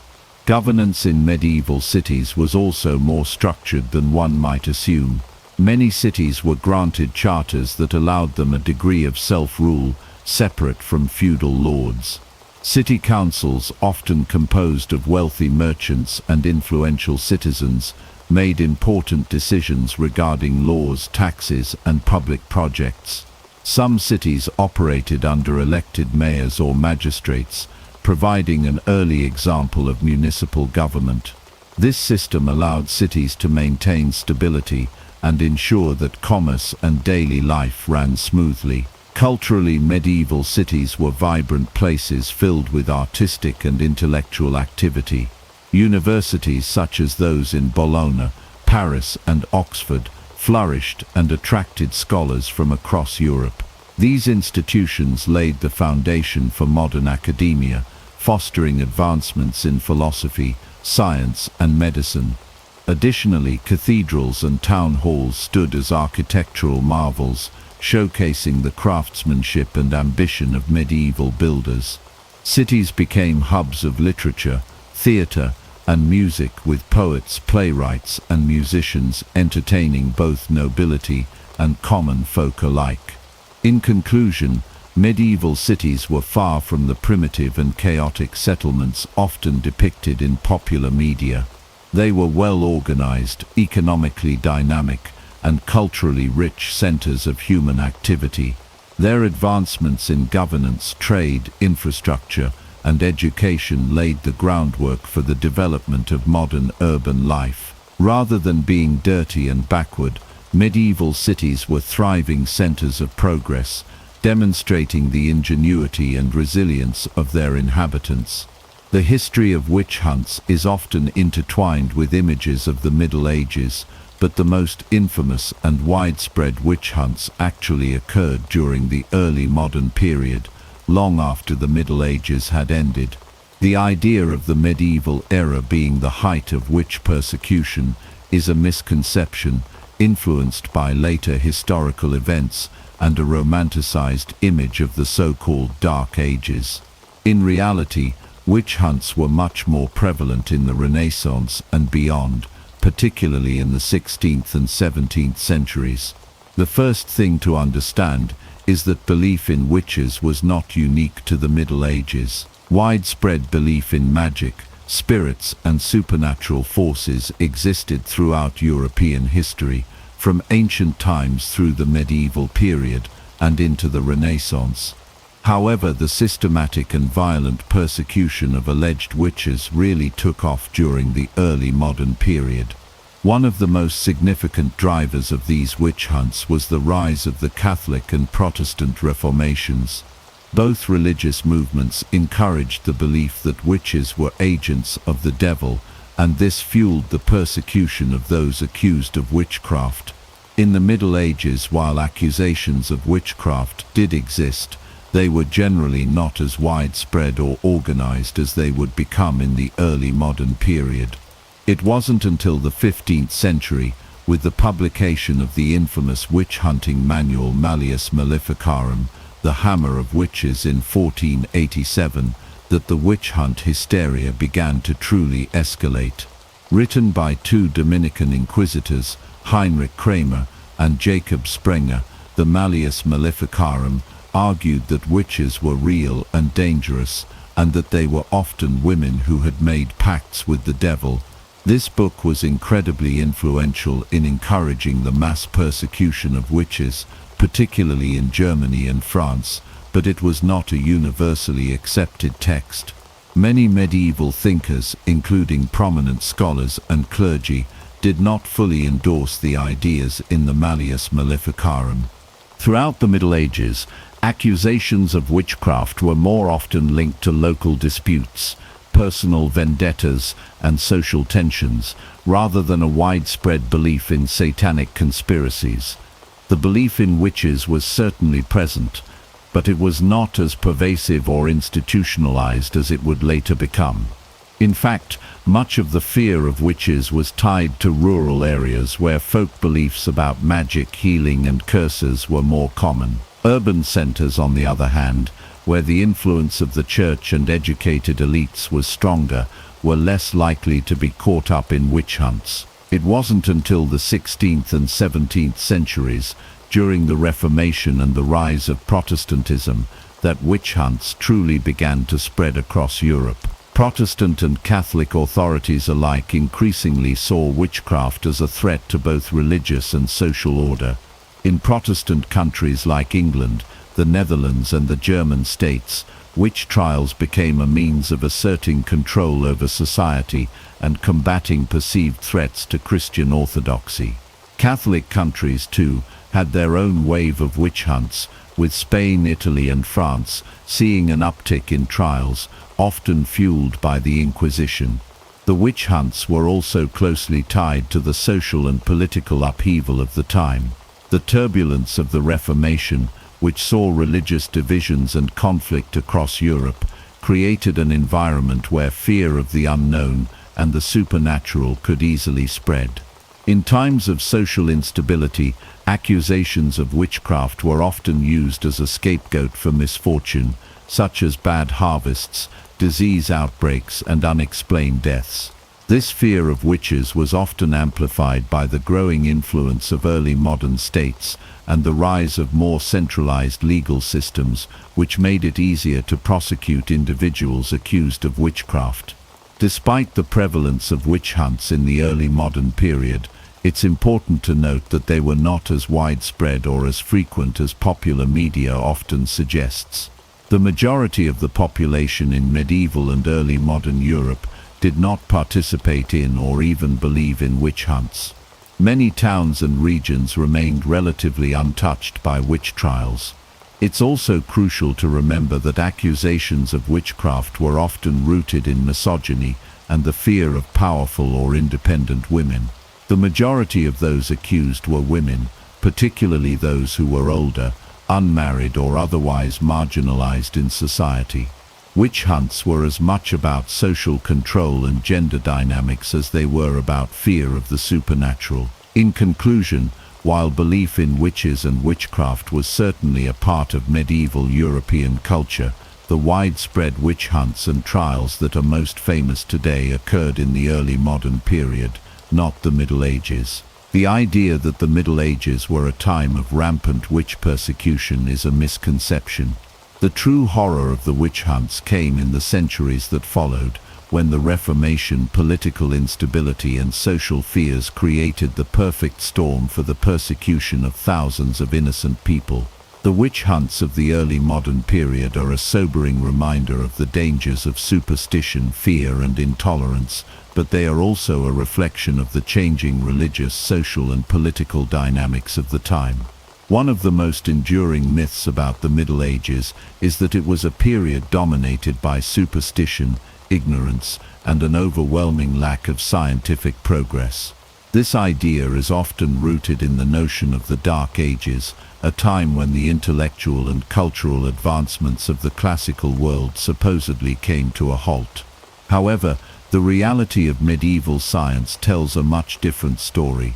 Far from being a time of stagnation, the Middle Ages were a period of significant scientific development, particularly in fields such as astronomy, mathematics, and medicine. In the medieval period, the foundation of scientific learning was laid in the monasteries, where monks copied ancient texts and worked on preserving knowledge from the Roman, Greek, and Islamic worlds. These monks were not merely religious scholars, they were also some of the earliest scientists of their time. For example, in astronomy, medieval scholars like the English monk Bede and the Persian scientist Al-Batani made significant contributions to the understanding of the stars, the planets, and the motion of the heavens.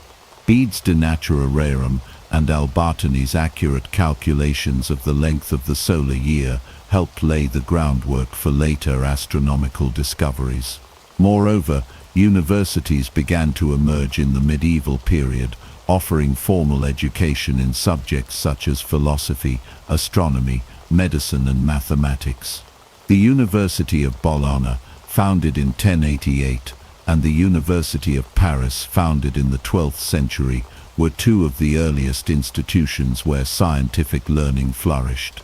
The medieval university curriculum was heavily influenced by the works of ancient scholars like Aristotle, Galen, and Ptolemy, as well as Arabic and Jewish scholars, whose translations of ancient Greek texts provided much of the intellectual foundation for medieval science.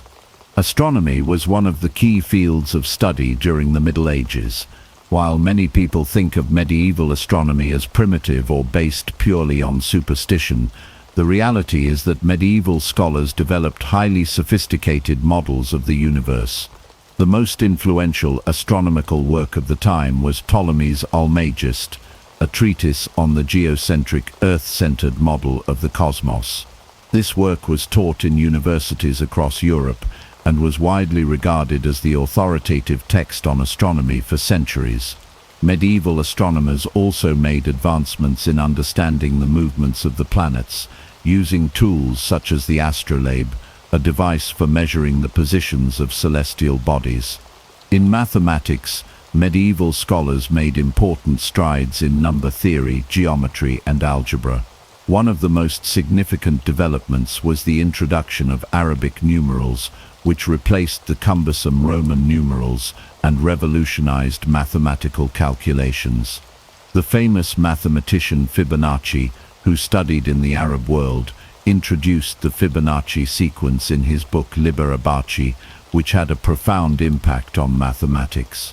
Additionally, scholars in the Middle Ages worked on refining Euclidean geometry, and many mathematical concepts that we take for granted today were developed during this period. In medicine, medieval scholars made significant strides as well. While the medical knowledge of the time may seem rudimentary by today's standards, it was based on a combination of ancient Greek and Roman knowledge, as well as new insights derived from the study of anatomy and disease. The writings of Galen, Hippocrates, and Avicenna were central to medical education in the Middle Ages, and many universities offered courses in these texts. In addition to theoretical knowledge, medieval doctors also made practical advances in surgery and medical treatment. For example, early medieval surgeons developed techniques for treating wounds, setting broken bones, and performing cataract surgeries. Some medieval hospitals even specialized in particular types of care, such as leprosy, showing a level of medical specialization. Medieval alchemy also laid the foundation for the development of modern chemistry. Although alchemy was rooted in mysticism and the search for the philosopher's stone, it contributed to the understanding of chemical processes and the development of laboratory techniques. Alchemists like Roger Bacon and Paracelsus made contributions to the study of materials and chemical reactions, leading to a greater understanding of the physical world. While it's true that many people in the Middle Ages believed in supernatural forces, demons and magic, these beliefs were not dominant in the intellectual elite or the institutions of higher learning. The scientific work being done in universities and monasteries was based on observation, reason and experimentation. Far from being a time of ignorance, the medieval period was one of intellectual exploration and scientific inquiry. The idea that the Middle Ages were a time of scientific backwardness is an oversimplification that ignores the significant contributions made by medieval scholars in many fields. In conclusion, the Middle Ages were far from a period of scientific darkness. In fact, they were a time of significant scientific advancement in astronomy, mathematics, medicine, and alchemy. Universities played a central role in preserving and advancing knowledge, and many of the foundational discoveries of modern science were made during this time. The myth of the Dark Ages and the idea that medieval society was dominated by superstition and ignorance overlooks the true intellectual achievements of this period. Instead of being a time of stagnation, the Middle Ages laid the groundwork for the scientific revolution that would follow in the Renaissance and beyond. The idea of the Middle Ages as a time of isolation and stagnation is a common misconception. In reality, the medieval period was marked by the rise of complex trade networks that connected Europe to the rest of the world. Far from being cut off from other parts of the globe, Europe was part of a vast and intricate trading system that spanned across continents, bringing goods from Asia, Africa, and the Middle East to European markets.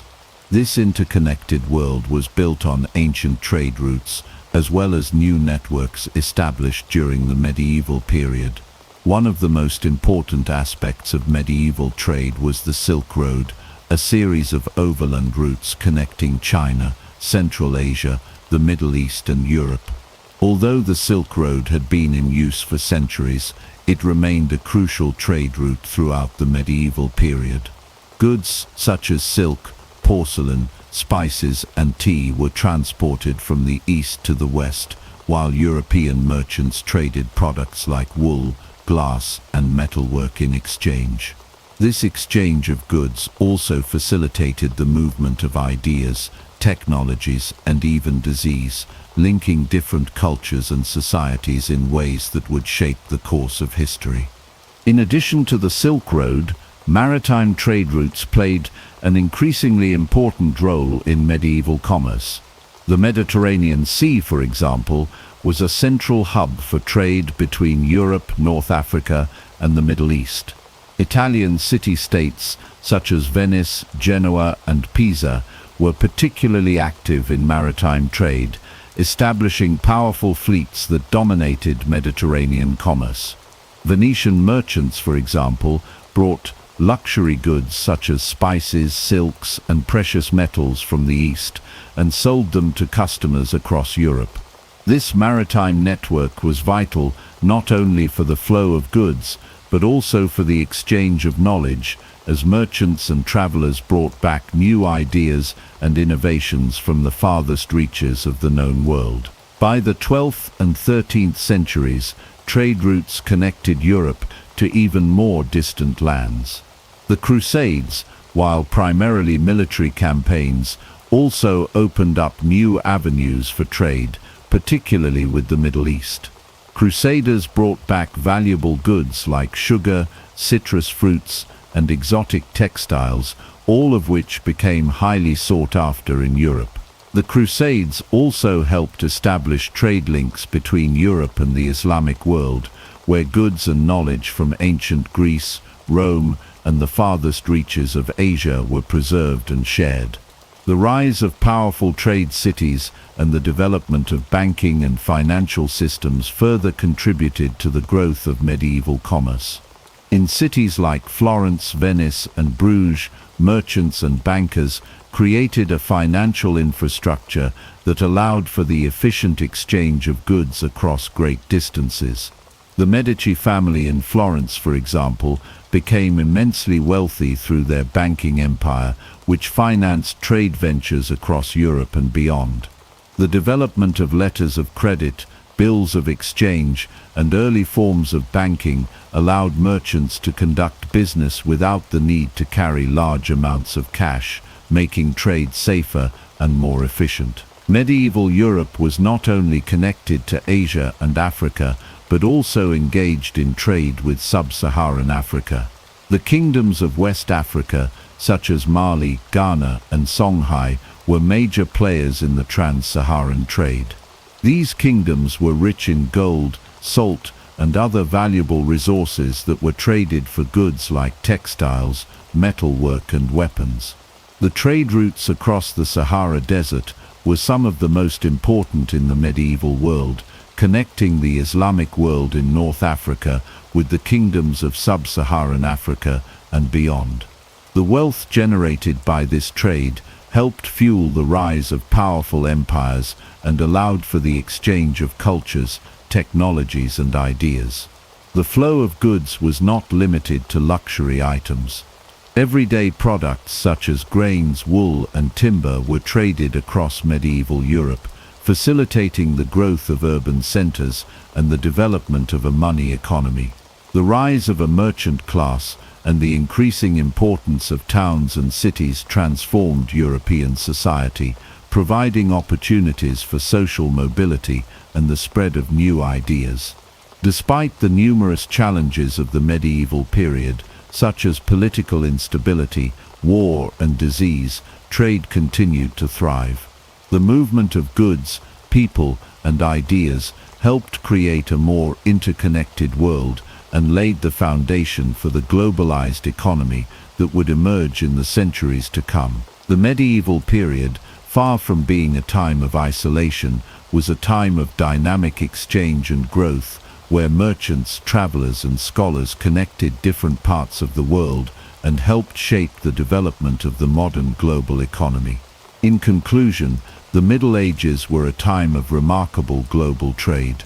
Through the Silk Road, maritime trade routes, and the exchange of goods and ideas during the Crusades, Europe was deeply connected to Asia, Africa, and the Middle East. The development of banking and financial systems helped facilitate trade, while the rise of powerful trading cities fostered economic growth and cultural exchange. Far from being an isolated time, the medieval period was a time of thriving global commerce that helped pave the way for the interconnected world we live in today. When most people think of the Middle Ages, they picture crude, dark huts with thatched roofs and muddy streets. However, this image doesn't do justice to the incredible artistic and architectural achievements of the period. The Middle Ages were not just about surviving in a harsh world, they were a time of immense creativity, especially in the fields of art and architecture. The Gothic period, in particular, was one of the greatest artistic movements in history, giving rise to some of the most magnificent buildings ever created. Gothic architecture, which flourished from the 12th to the 16th centuries, was a revolutionary style that radically transformed the design of churches, cathedrals, and castles across Europe. Unlike the Romanesque style that preceded it, which featured thick walls and small windows, Gothic architecture sought to reach towards the heavens. This was achieved through the innovative use of flying buttresses, ribbed vaults, and pointed arches, which allowed for the creation of tall, airy structures with expansive windows. These innovations gave rise to some of the most awe-inspiring cathedrals ever built, such as the Notre Dame de Paris, Chartres Cathedral, and the Cologne Cathedral. One of the defining characteristics of Gothic architecture was its emphasis on height and light.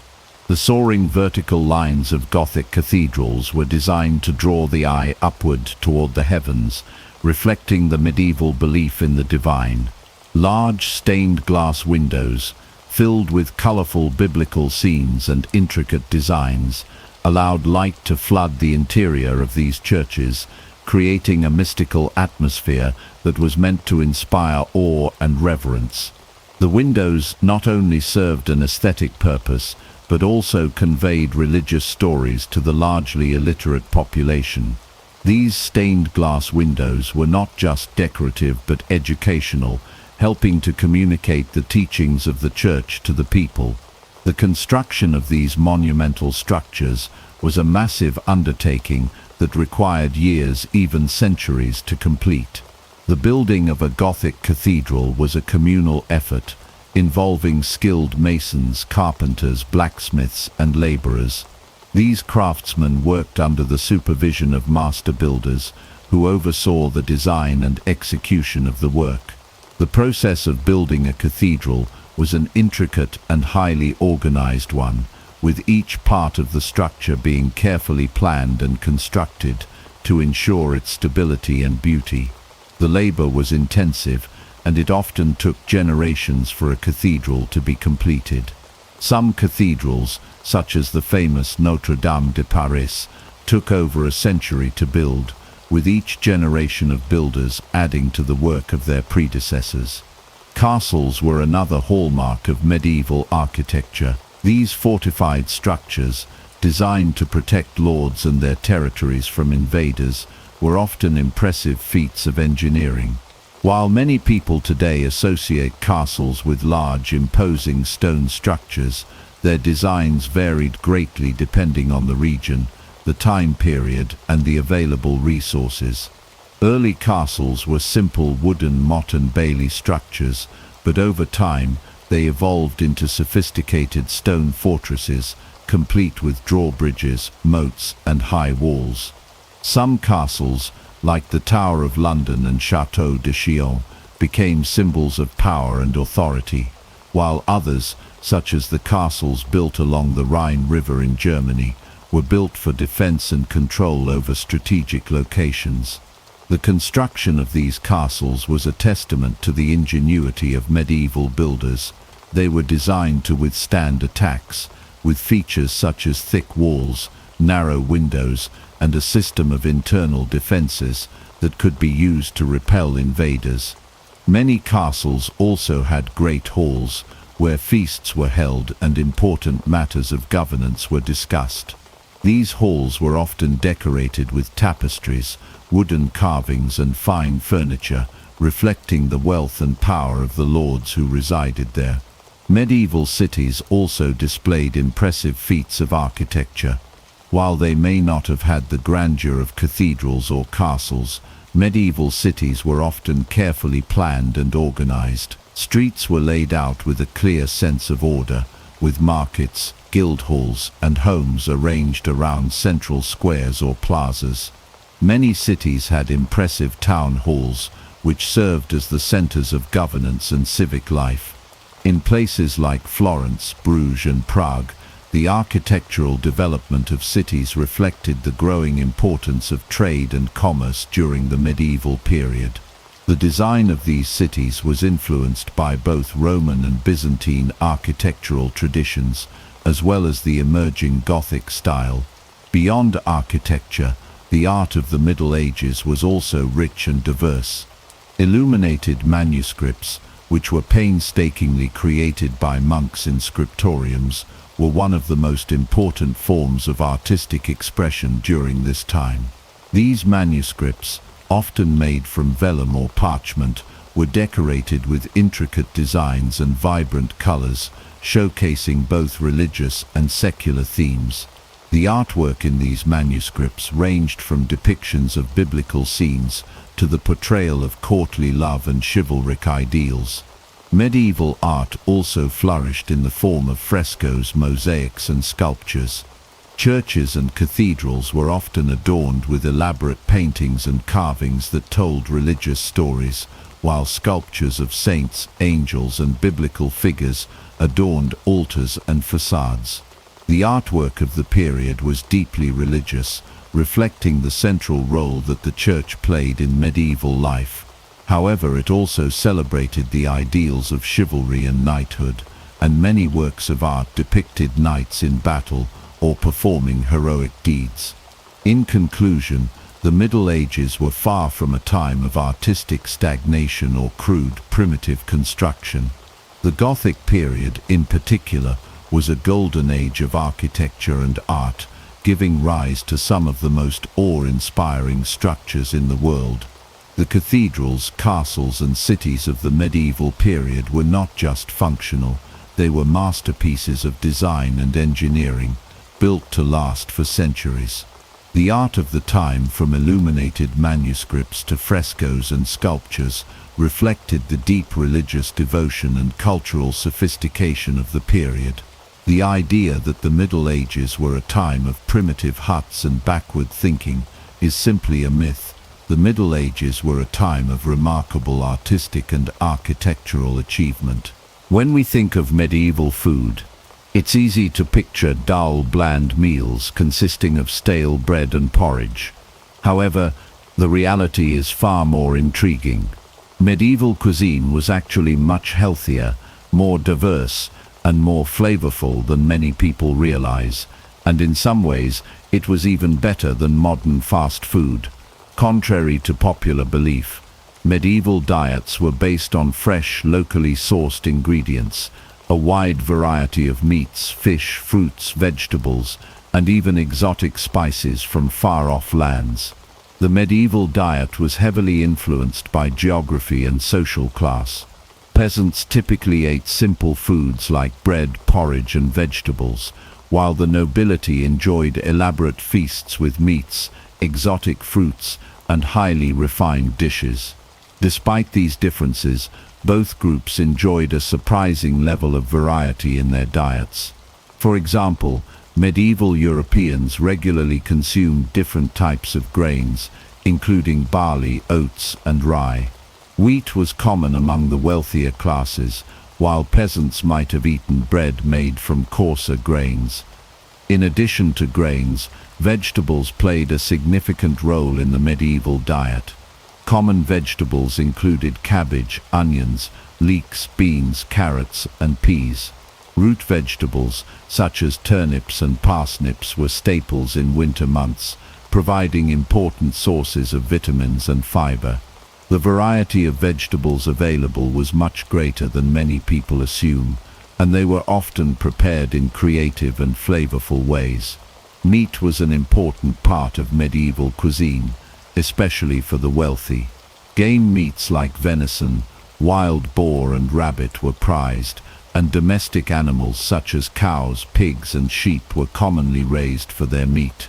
Poultry, such as chickens, geese, and ducks, was also enjoyed, and fish was a significant part of the diet, especially in coastal areas or for religious reasons, when eating meat was restricted during certain periods. While the lower classes typically consumed less meat, they still enjoyed occasional servings of bacon, sausages, and other preserved meats. What made medieval food truly stand out, however, was the abundance of spices and flavors. The spice trade flourished in the Middle Ages, and merchants brought exotic ingredients like pepper, cinnamon, cloves, ginger, and saffron from the Far East, Africa, and India. These spices were highly valued, not just for their flavor, but also for their medicinal properties. Spices were used in both sweet and savory dishes, creating a unique blend of flavors that would be considered gourmet by today's standards. Medieval cooks were also adept at using herbs, which were often grown in household gardens or monasteries. Fresh herbs like parsley, rosemary, thyme, mint, and sage were commonly used to season food. In fact, the wide use of herbs and spices in medieval cooking made the food much more complex and flavorful than modern fast food, which is often loaded with artificial flavorings and preservatives. Cooking techniques were another area in which medieval cuisine excelled. Stews, roasts, pies and pastries were common dishes, and many of these were cooked slowly to allow the flavors to develop and meld together. For instance, roasted meats were often flavored with a mix of herbs, wine and spices, creating a rich and savory meal. Dishes like pottage, a type of thick soup or stew, were staples of medieval cooking, made from a wide range of ingredients such as vegetables, legumes and meats, and often flavored with a variety of spices. The complexity of these dishes contrasts with the simple and often repetitive meals found in modern fast food. Another surprising aspect of medieval cuisine was its emphasis on fresh, seasonal ingredients. In contrast to the mass-produced, preservative-laden fast food we consume today, medieval meals were based on what was available at the time, which meant that fruits, vegetables and meats were often consumed at their peak freshness. The medieval period also saw the development of early preservation techniques such as salting, pickling, drying and smoking, allowing people to enjoy a variety of foods year-round. These preservation methods also helped reduce food waste, ensuring that food was used more efficiently and sparingly. Moreover, the medieval diet was typically much more balanced and nutritious than the modern diet, especially compared to the highly processed and nutrient-poor fast food that many people rely on today.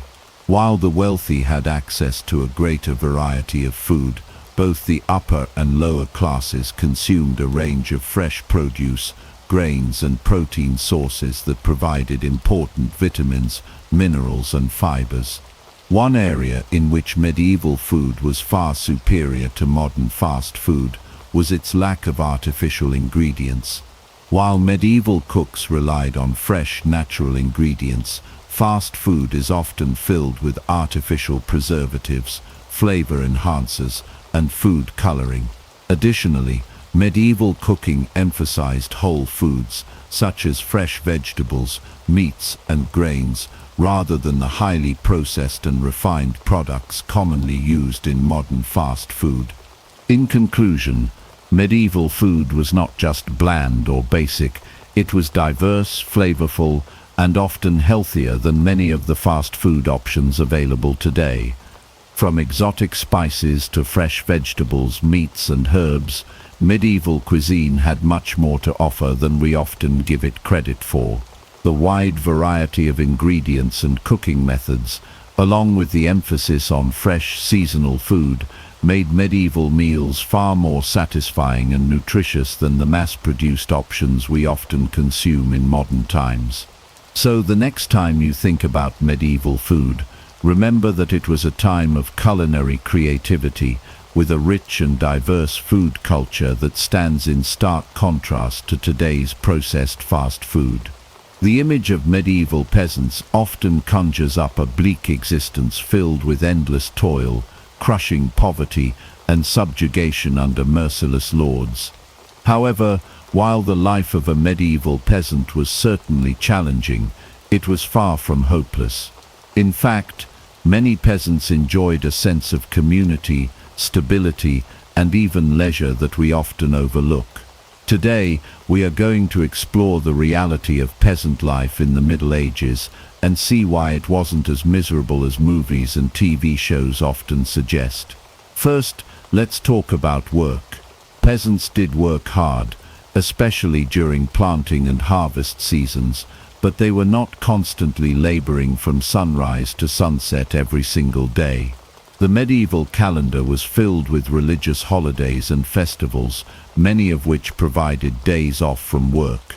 Some estimates suggest that peasants in medieval Europe actually had more holidays than modern workers.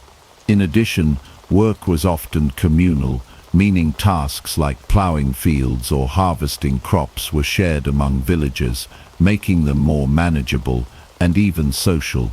Speaking of community, the village was the heart of peasant life. Unlike the isolated and downtrodden figures we often see in historical dramas, medieval peasants were part of tight-knit communities. They worked together, celebrated together, and supported one another in difficult times. Many villages had communal lands where peasants could graze their animals or gather firewood, and disputes were often settled locally rather than through distant lords or kings. Another common misconception is that peasants had no personal freedom, while some were serfs, meaning they were legally bound to the land they worked. Many were free peasants who owned or rented their land. Even serfs were not slaves. They had rights, including protection from their lords, the ability to farm their own small plots of land, and in some cases the ability to buy their freedom. Lords depended on their peasants, and while the relationship was not always fair, it was not purely oppressive either. Food was also better than many assume. While peasants did not eat the luxurious meals of the nobility, their diet was relatively balanced. Bread was a staple, but they also ate vegetables, dairy products, and occasionally meat or fish. Beer and ale were common, as water was not always safe to drink. Many peasants had small gardens where they grew herbs and additional crops, supplementing their diet and providing a degree of self-sufficiency. Fairs and festivals were a major part of peasant life. Church holidays often involved feasts, dancing and entertainment, giving peasants a break from their labor. Some festivals included games, performances, and competitions that brought entire communities together. Traveling merchants and entertainers brought goods and stories from faraway places, adding excitement to what many imagine as a monotonous existence. Marriage and family life also provided stability.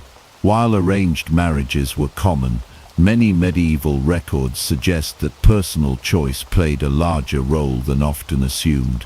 Peasants married within their communities, and families worked together to maintain their farms and livelihoods. Women, while often expected to manage household duties, also worked in the fields and had an active role in village life. Some even ran businesses or inherited land. While medieval peasants faced hardships like poor harvests, disease and taxation, their lives were not defined solely by suffering. They had social bonds, traditions and periods of rest that balanced their labor. Understanding the reality of peasant life helps us appreciate the resilience and resourcefulness of those who lived during the Middle Ages. Far from being powerless victims, they were the backbone of medieval society, shaping the world in ways that are often overlooked. The role of the Church in the Middle Ages is often misunderstood. Many imagine it as a force that stifled progress, suppressed knowledge and controlled society with an iron grip. While the Church did hold significant power, it was also a driving force for education, medical care, and technological advancements. Monasteries in particular played a key role in preserving ancient knowledge, fostering innovation, and improving the lives of medieval people. The Church was more than a religious institution. It was a center of learning, a provider of social welfare, and a promoter of advancements that shaped European civilization. One of the Church's most important contributions was the preservation of classical knowledge. After the fall of the Western Roman Empire, much of Europe faced instability, and many classical texts could have been lost forever. Monastic communities across Europe painstakingly copied and preserved works from ancient Greece and Rome, including texts on philosophy, medicine, and science. Without their efforts, the Renaissance may never have had the foundation it needed to flourish centuries later. These monasteries didn't merely preserve texts, they studied them, annotated them, and passed them down to future generations.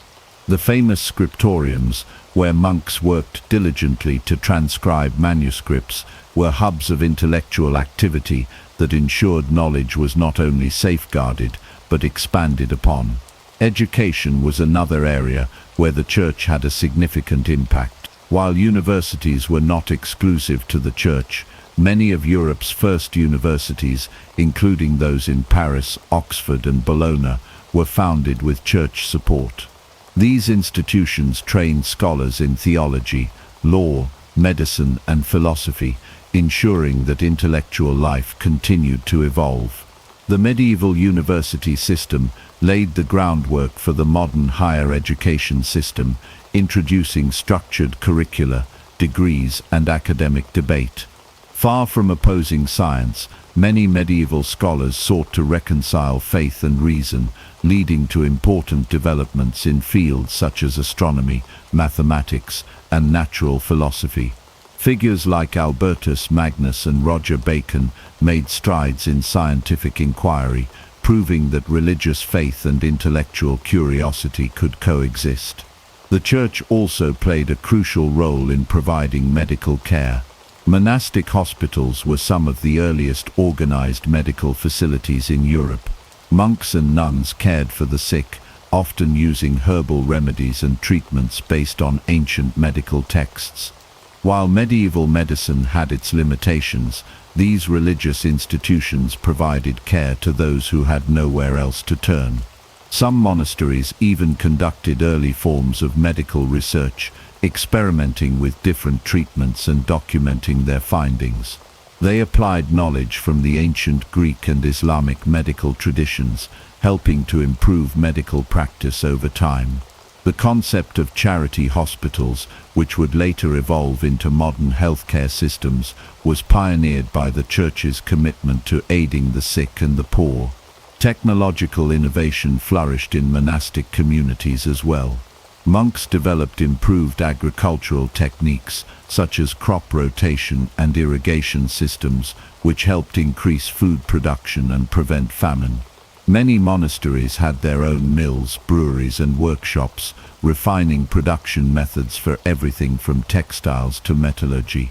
Some monks even contributed to mechanical advancements, designing clocks and water-powered machinery that would later influence European industry. The Cistercian order, for example, was known for its expertise in hydraulic engineering, developing sophisticated water management systems that powered mills and increased agricultural efficiency. Their innovations in architecture, particularly in the construction of churches and cathedrals, also set new engineering standards that influenced later generations. Beyond practical innovations, the Church also played a role in social organization and charity. Many monasteries provided food and shelter to the poor, and church institutions often mediated disputes, helping maintain social stability. The idea that the Church was purely an oppressive force ignores the countless ways in which it improved medieval society. In times of famine or crisis, the Church often acted as a safety net, distributing food and offering aid to those in need. Monastic communities were self-sustaining, but also functioned as centers of economic activity, producing goods that were traded locally and internationally. The Benedictine rule, which emphasized labor alongside prayer, created a model where religious life and economic productivity went hand in hand. Art and culture also thrived under the Church's influence. The Church was the primary patron of the arts, commissioning stunning frescoes, illuminated manuscripts, and monumental architecture. Gothic cathedrals, with their towering spires and intricate stained glass, were not just places of worship but also showcases of artistic and engineering mastery. Music, too, was deeply shaped by the Church, with Gregorian chant evolving into more complex forms of polyphony, setting the stage for the rich musical traditions of later periods. While the Church was not without its flaws, it was far more than just an obstacle to progress. Through its monasteries, universities, and charitable efforts, it helped preserve knowledge, advance medicine, and even drive technological innovation. The Middle Ages were not an era of intellectual darkness, and the Church was one of the key reasons why. By fostering education, supporting scientific inquiry, and ensuring that knowledge was passed down through generations, the Church played a foundational role in shaping the modern world. The Crusades are often remembered as a brutal series of wars driven by religious fanaticism, conquest, and bloodshed. While it is true that they were marked by violence and conflict, this narrow view overlooks their profound impact on cultural exchange, trade, and scientific advancement. Far from being mere military campaigns, the Crusades played a significant role in shaping medieval Europe and the broader world by fostering connections between different civilizations. They were a complex phenomenon that not only reshaped the political landscape of the time, but also left a lasting mark on the development of knowledge, commerce, and cross-cultural interactions. One of the most overlooked aspects of the Crusades is the immense cultural exchange they facilitated. When European crusaders traveled to the Near East, they encountered the advanced civilizations of the Islamic world, which had preserved and expanded upon the knowledge of the ancient Greeks and Romans. Islamic scholars had made great strides in fields such as medicine, mathematics, astronomy, and philosophy, areas in which medieval Europe had largely stagnated following the fall of the Western Roman Empire. Crusaders brought back new ideas that had been lost or forgotten in Europe, including the use of Arabic numerals, algebra, and advanced medical practices. The rediscovery and assimilation of these ideas laid the groundwork for the later Renaissance and helped bridge the intellectual gap between antiquity and the modern era. Trade was another major consequence of the Crusades. Contact with the Middle East introduced Europeans to goods and materials previously unknown or scarce in the West, such as spices, silk, sugar, cotton, exotic fruits, and glassware. The demand for these commodities led to the expansion of trade routes, which not only enriched European economies, but also led to the rise of powerful merchant cities like Venice, Genoa, and Pisa.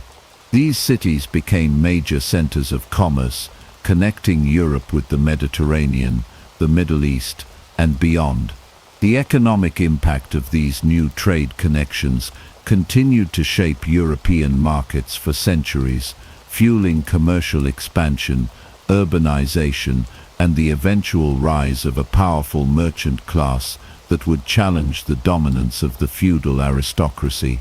In addition to economic and intellectual benefits, the Crusades also influenced European military strategies and castle architecture. Exposure to Islamic fortifications, such as concentric castles, towering stone walls, and advanced defensive structures, led to innovations in European castle design. Many of the lessons learned in the East were later implemented in the construction of castles across Europe, resulting in stronger, more strategically placed fortifications that played a key role in the defense of European territories for centuries to come. Similarly, the Crusades introduced new weapons, siege techniques, and battle tactics that transformed medieval warfare. The use of crossbows, trebuchets, and Greek fire became more widespread, while cavalry tactics and military organization saw significant refinements based on encounters with Muslim armies. The exchange of medical knowledge was particularly significant. Islamic scholars had built upon the medical texts of the Greeks and Romans, developing advanced surgical techniques, medical instruments, and hospital systems that were far more sophisticated than those found in Europe at the time. European physicians who encountered these innovations during the Crusades brought them back to the West, helping to improve medical practices across Europe. The establishment of hospitals and medical schools benefited from these new techniques, gradually transforming medieval healthcare. The concept of quarantine, introduced by Muslim doctors to prevent the spread of diseases, was adopted in European cities, influencing future public health policies.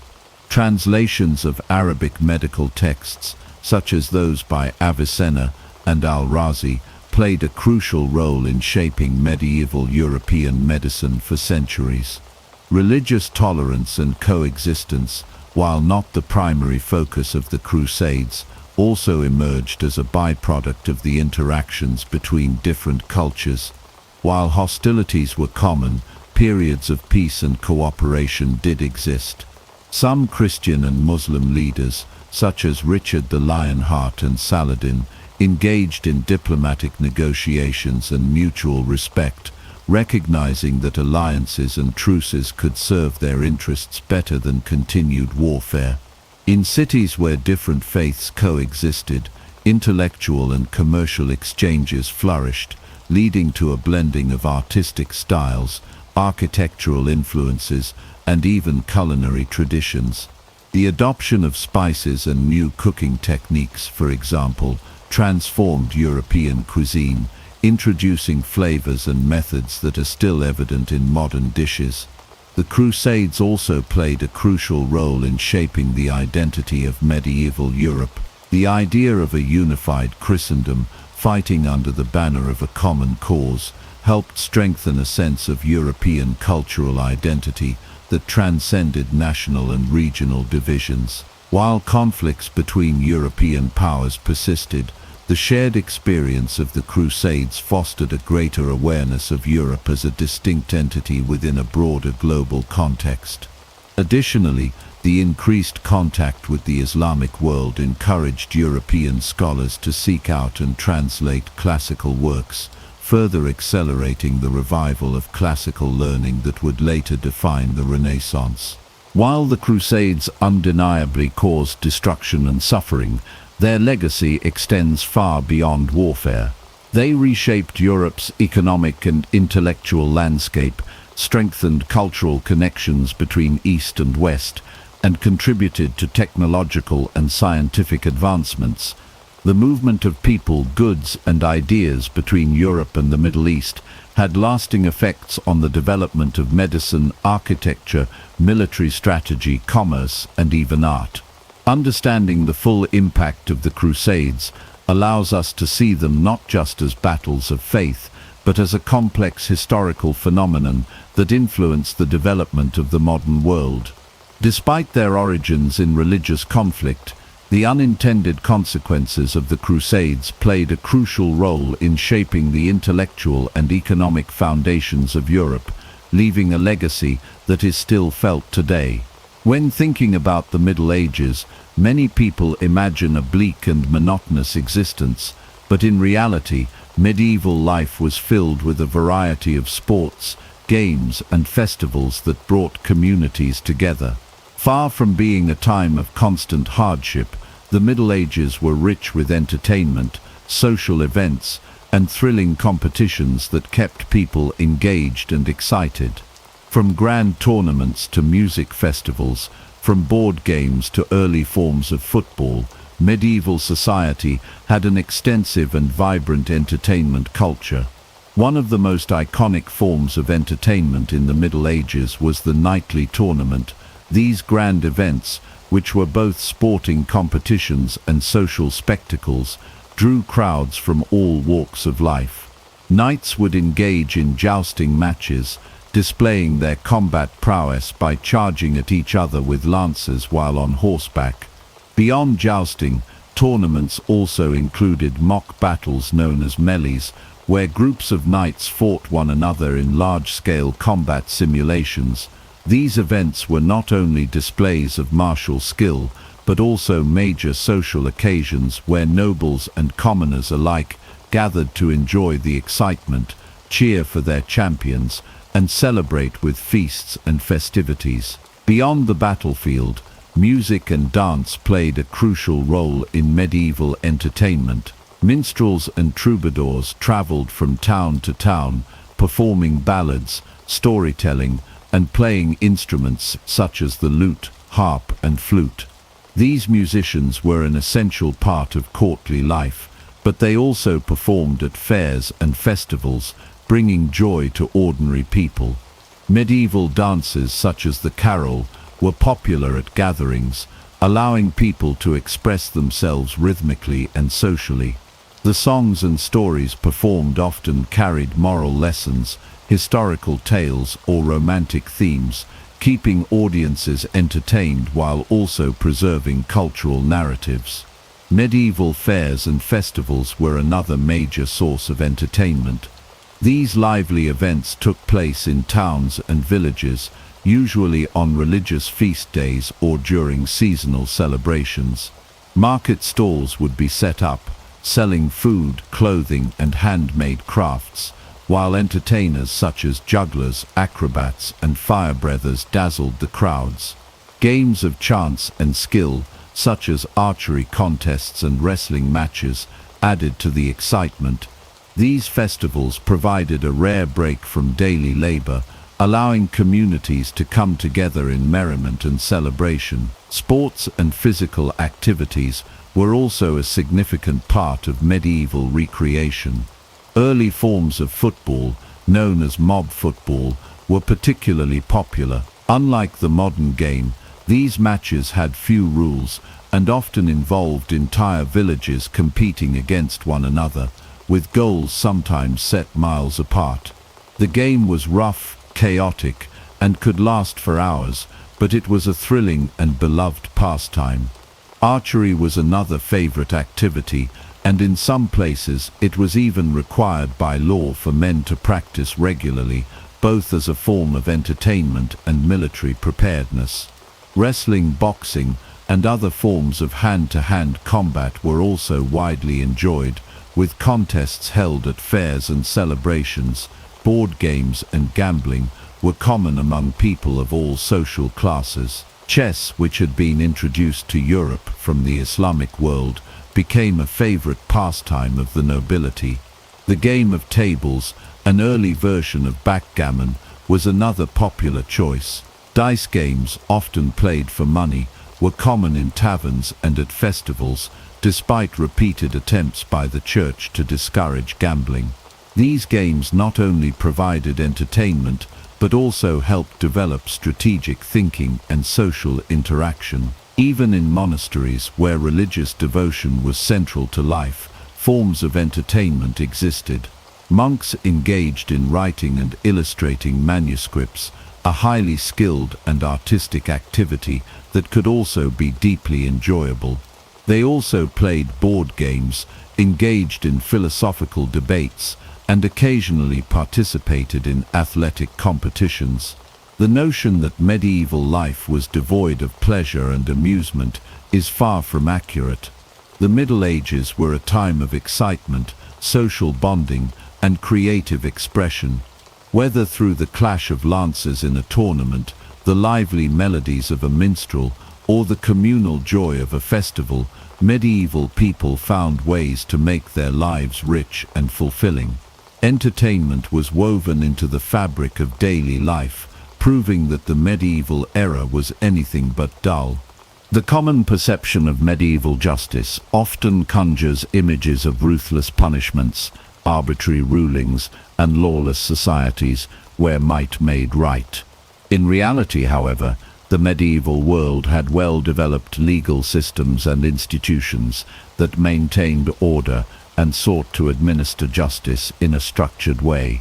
While the methods and punishments were different from modern standards, medieval societies had courts, law enforcement, and various forms of legal recourse that provided stability and regulation. Medieval law was based on a combination of customary traditions, royal decrees, and religious influence. In many regions, justice was carried out through a hierarchical system that included local lords, town councils, and royal courts. The legal framework varied across Europe, with common law developing in England, while continental Europe followed Roman and canon law traditions. Local laws and customs also played a major role, ensuring that justice was tailored to the needs of specific communities. One of the earliest forms of law enforcement was the watch system, in which townspeople were responsible for maintaining security. Many cities and towns had officials, such as reeves or bailiffs, who acted as early forms of police officers, enforcing laws and ensuring that criminals were brought to justice.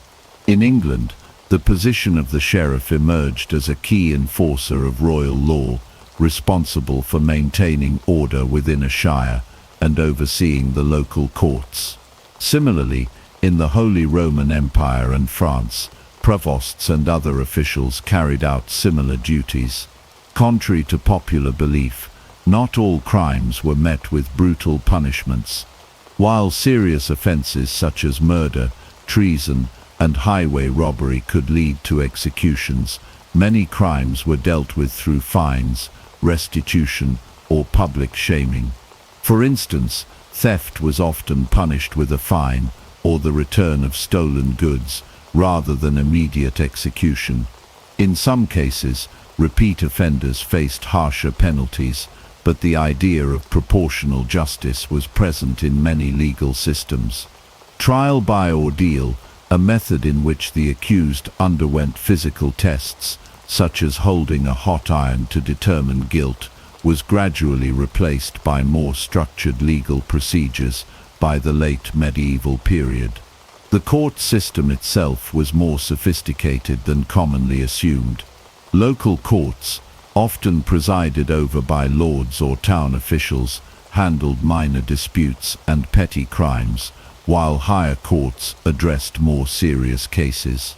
In England, the system of royal courts helped establish legal consistency, and the practice of jury trials began to emerge. Instead of relying solely on a lord's judgment, some cases were decided by panels of local men who swore to judge fairly based on their knowledge of the accused and the circumstances. This early form of the jury system helped lay the foundation for modern legal proceedings. Church courts also played a major role in medieval justice. The clergy had their own legal system, known as canon law, which governed matters related to the church, such as marriage, morality, and disputes among clergy. These courts often handed down more lenient punishments than secular courts, focusing on penance rather than corporal punishment. Clergy members accused of crimes could sometimes claim benefit of clergy, allowing them to be tried in church courts rather than by secular authorities, which often led to lighter sentences. Medieval towns and cities also developed their own legal codes and institutions to maintain order. Guilds, which controlled trade and crafts, had their own rules and mechanisms for resolving disputes among members. Some cities, particularly those with charters granting them legal autonomy, had elaborate court systems that functioned independently of feudal lords. The growing use of written legal records helped improve consistency in judgments and ensured that legal precedents were followed. Despite the existence of legal systems, justice in the medieval world was not always fair. Corruption, bribery, and social status often influenced rulings, with wealthier individuals sometimes able to buy their way out of punishment. However, the evolution of medieval law laid the groundwork for many principles that still exist today, such as due process, proportional punishment, and community involvement in legal decisions.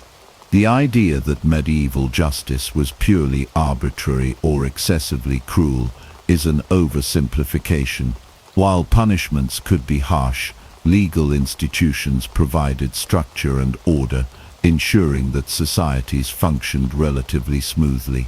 From early police forces to jury trials, the medieval legal system was far more advanced than many assume, showing that the concept of justice has long been an essential part of human civilization. When people think of Vikings, they often imagine ruthless warriors raiding monasteries, burning villages, and leaving destruction in their wake. While the Vikings were indeed fierce fighters and skilled raiders, this one-dimensional portrayal overlooks their crucial roles as traders, explorers, and innovators. The Viking Age, which lasted roughly from the late 8th to the early 11th century, was not just an era of conquest, but also one of remarkable cultural and economic exchange, maritime advancements, and exploration that left a lasting impact on the world. One of the most overlooked aspects of Viking society was their role as traders. Viking merchants traveled far and wide, establishing trade routes that stretched from Scandinavia to the Middle East. They brought goods such as furs, amber, and walrus ivory from the north, and traded them for silk, spices, and silver from the Islamic caliphates and the Byzantine Empire. Viking trade hubs like Hedeby and Birka flourished as bustling centers of commerce, where traders from different cultures exchanged goods, knowledge, and ideas. The Vikings' extensive trade networks helped connect distant civilizations, making them key players in medieval global commerce. Vikings were also skilled explorers and navigators, setting sail on voyages that took them to new and uncharted territories. Their longships, marvels of naval engineering, allowed them to travel vast distances across open seas and navigate shallow rivers with ease. Viking explorers such as Leif Erikson reached North America nearly 500 years before Columbus, establishing settlements in what is now Newfoundland. Others sailed to Iceland, Greenland, and even as far as the Caspian Sea. Their fearless exploration expanded the known world and paved the way for future maritime expeditions. Aside from their reputation as warriors, the Vikings were also pioneers in shipbuilding and seafaring. Their longships were not only fast and agile, but also capable of withstanding harsh ocean conditions. These vessels were instrumental in their military campaigns, but also facilitated trade and exploration. The Viking mastery of shipbuilding influenced naval technology for centuries, setting the foundation for future advancements in maritime travel. Viking society was also more structured and sophisticated than many assume. They had complex legal systems, with assemblies known as things where disputes were settled and laws were made. These gatherings, which involved community participation, ensured that justice was maintained without the need for centralized authority. Women in Viking society had more rights than in many other medieval cultures, with the ability to own property, initiate divorce, and run businesses. In addition to their trading and governance, the Vikings had a rich cultural and artistic heritage. Their sagas and poetry preserved the legends of their gods, heroes, and historical events. Intricate carvings, metalwork, and rune stones demonstrated their artistic skill and deep cultural traditions. The Norse myths and stories they left behind continue to captivate people today, influencing literature, art, and even modern entertainment. The legacy of the Vikings extends far beyond their raids. They were entrepreneurs, explorers, and cultural influencers who shaped the course of history. Their ability to adapt, innovate, and connect different parts of the medieval world makes them one of the most fascinating civilizations of their time. Rather than mere barbarians, the Vikings were a people of great ambition and vision, leaving an enduring mark on the world through their trade, exploration, and technological advancements. When we think of banks today, images of towering skyscrapers, digital transactions, and credit cards likely come to mind. However, the origins of modern banking can be traced back to the Middle Ages, when medieval merchants, traders, and early bankers developed complex systems of credit, loans, and financial instruments long before the advent of modern finance. The medieval financial system was built on practical needs and grew as commerce expanded, laying the groundwork for the intricate banking structures that would later dominate the global economy. One of the earliest examples of medieval banking can be found in the bustling merchant cities of Italy, particularly in places like Venice, Florence, and Genoa. These cities were central to trade between Europe, Asia, and Africa, and merchants had to manage large sums of money to finance their extensive trade operations. To facilitate these transactions, early bankers began to develop mechanisms such as letters of credit, which allowed merchants to borrow money from one city and repay it in another, without having to physically transport large sums of currency. This system provided a level of security and convenience for traders, allowing them to engage in long-distance commerce with greater confidence. Alongside letters of credit, medieval bankers also developed the concept of promissory notes, which were essentially promises to repay a loan at a later date. These notes were used by both individuals and institutions, and they served as a precursor to the checks that we use today. Promissory notes were often used in international trade, allowing merchants to complete transactions without the need for hard currency, which was often in short supply. This system of credit helped to stimulate the growth of trade and commerce during the medieval period, as it enabled merchants to conduct business more efficiently and securely. The Medici family, who rose to prominence in 15th century Florence, are perhaps the most famous example of medieval bankers. The Medici Bank, established by Giovanni di Bicci de' Medici in 1397, became one of the most powerful financial institutions in Europe. The Medici family used a variety of innovative financial tools, including double-entry bookkeeping, to manage their vast business empire. This system allowed for more accurate and efficient accounting, enabling them to track their profits, expenses, and debts with greater precision. The success of the Medici Bank laid the foundation for the development of modern banking practices and was instrumental in the financial growth of the Italian Renaissance. In addition to credit systems and promissory notes, early medieval bankers also developed rudimentary forms of insurance. Merchants engaged in long-distance trade often faced the risk of losing their goods due to shipwrecks, piracy, or theft. To mitigate these risks, some merchants began to pool their resources and share the burden of potential losses. This practice evolved into early forms of marine insurance, where merchants would pay a premium in exchange for protection against the loss of their cargo during transit. This form of insurance was particularly important for the growing trade routes across the Mediterranean, as it provided merchants with a safety net and encouraged further investment in trade. The rise of banking in the Middle Ages also led to the establishment of the first true banks, known as banca in Italian, which were often located in public squares or marketplaces. These early banks were operated by wealthy merchant families who provided loans to traders and entrepreneurs. The banks also acted as a place for depositors to safely store their money, offering a degree of security that was previously unavailable.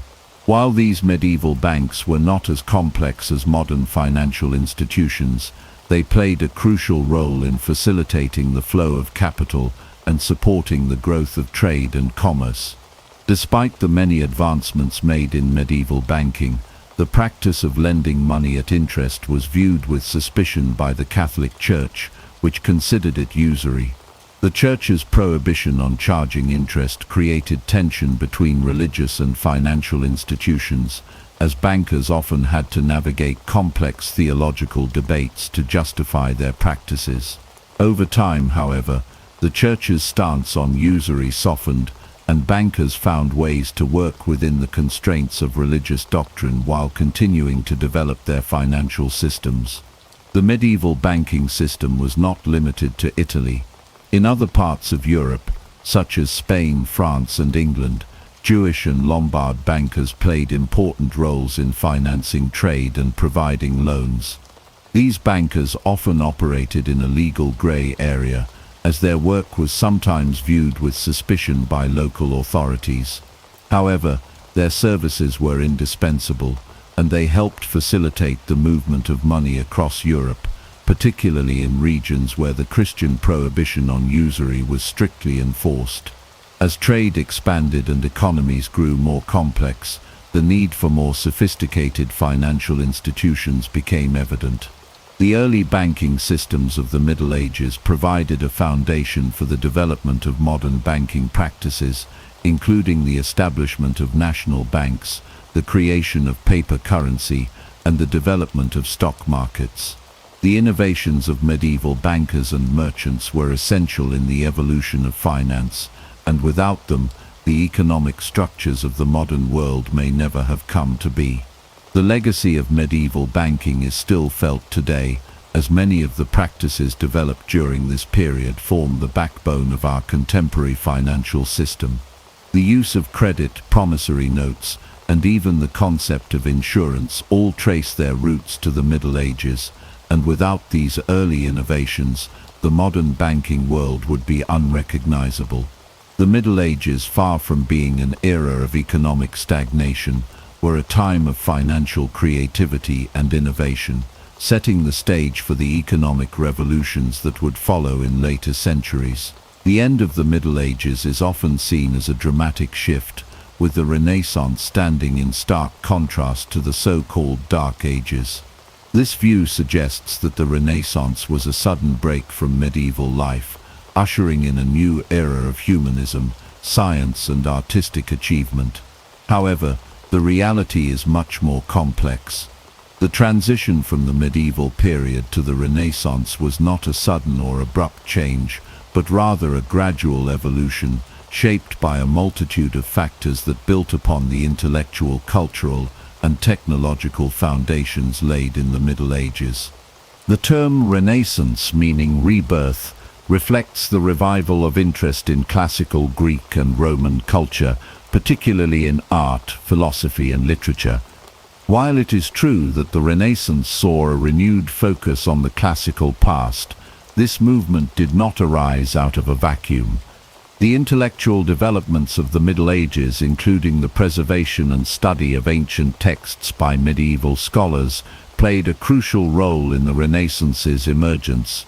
Monasteries and universities in the medieval period were central to the preservation of knowledge, and scholars in these institutions meticulously copied and translated ancient works, ensuring that classical learning was not lost. The Renaissance would not have been possible without the medieval efforts to safeguard this knowledge.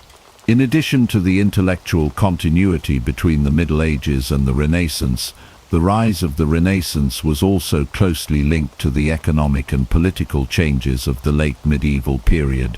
The economic expansion of the 12th and 13th centuries, fueled by increased trade, urbanization, and the growth of banking, created a more affluent and stable society. This newfound wealth provided the resources necessary to support the artistic and intellectual pursuits that defined the Renaissance. Cities like Florence, Venice, and Milan became cultural hubs, where wealthy patrons, including the Medici family, funded the work of artists, architects, and scholars. The technological advancements of the medieval period also laid the groundwork for the Renaissance. The development of the printing press by Johannes Gutenberg in the 15th century revolutionized the spread of knowledge, making books more widely available and affordable. This innovation greatly accelerated the dissemination of Renaissance ideas and allowed for the rapid exchange of information across Europe. The printing press was an extension of earlier medieval technological advancements, such as the mechanical clock and improved agricultural tools, which had already begun to transform European society. Another key element of the Renaissance was the growing emphasis on individualism and humanism, ideas that were not entirely new but were further developed during this period. While medieval thinkers were primarily concerned with religious matters and the afterlife, Renaissance scholars and artists began to place a greater focus on human experience, reason, and the natural world. The humanist movement, which sought to revive the study of classical languages, literature, and philosophy, was influenced by the intellectual traditions of the Middle Ages, particularly scholasticism, which emphasized reason and logic. Renaissance humanism was not a rejection of the medieval worldview, but rather a continuation of the intellectual pursuits that had been ongoing for centuries. In art and architecture, the Renaissance witnessed a revival of classical forms and ideals, such as the use of perspective, the study of anatomy, and a focus on proportion and harmony. However, these artistic innovations did not emerge overnight. Medieval artists, particularly those working in the Gothic style, had already begun experimenting with techniques such as light, shadow, and perspective. The Renaissance took these developments to new heights, incorporating the scientific study of the human body and the natural world into artistic practice. Artists like Leonardo da Vinci and Michelangelo built upon the work of their medieval predecessors, blending classical influences with new discoveries in science and mathematics. Politically, the late medieval period saw the decline of feudalism and the rise of centralized monarchies, a trend that would continue into the Renaissance.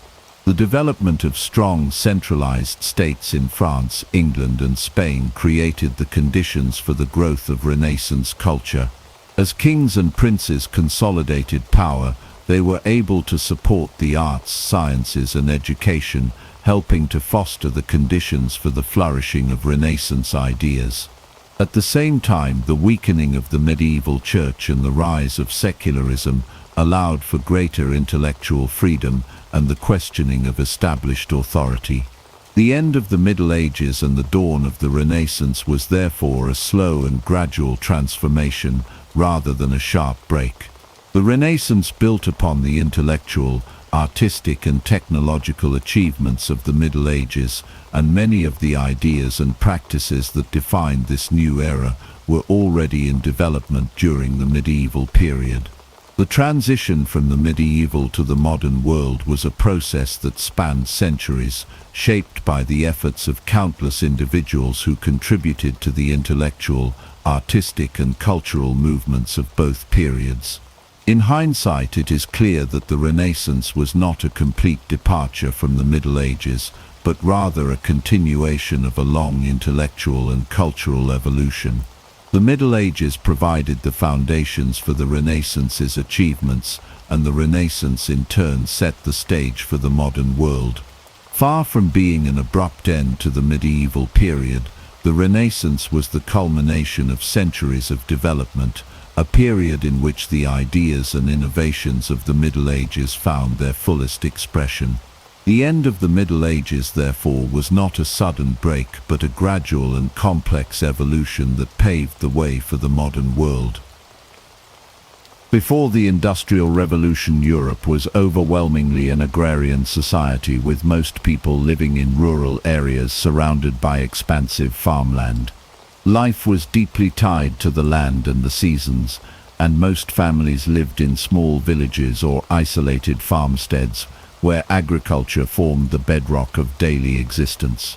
Daily life revolved around the cultivation of crops and the raising of livestock. Families grew wheat, barley, oats, and rye using traditional methods that had changed little over the centuries. Livestock such as sheep, cows, pigs, and chickens were essential for food, clothing, and labor. Farming was laborious and exhausting, requiring the coordinated efforts of entire families, often including young children. Simple wooden plows drawn by oxen and hand tools like sickles, scythes, and hoes were the standard equipment. Without advanced machinery, every task from sowing seeds to harvesting crops had to be completed manually or with basic animal assistance. Technology was limited and innovation progressed slowly. The water wheel was one of the few mechanical devices in use, mainly to grind grain into flour. Other tasks such as spinning, weaving, and woodworking were done by hand in cottages as part of the so-called cottage industries, which supplemented agricultural incomes. These crafts were small-scale, labor-intensive, and largely seasonal activities, heavily dependent on local markets. Communities were isolated and insular. Travel was difficult, slow, and often dangerous due to poorly maintained dirt roads and a lack of infrastructure. Journeys that today would take hours required days or even weeks. Most people lived and died within a few miles of where they were born, and news from the outside world traveled slowly. Markets were small, and local trade was the primary form of economic interaction, with distant commerce being rare and reserved for luxury goods like spices or fine fabrics. By 1700, Britain was a society deeply rooted in a rigid social hierarchy.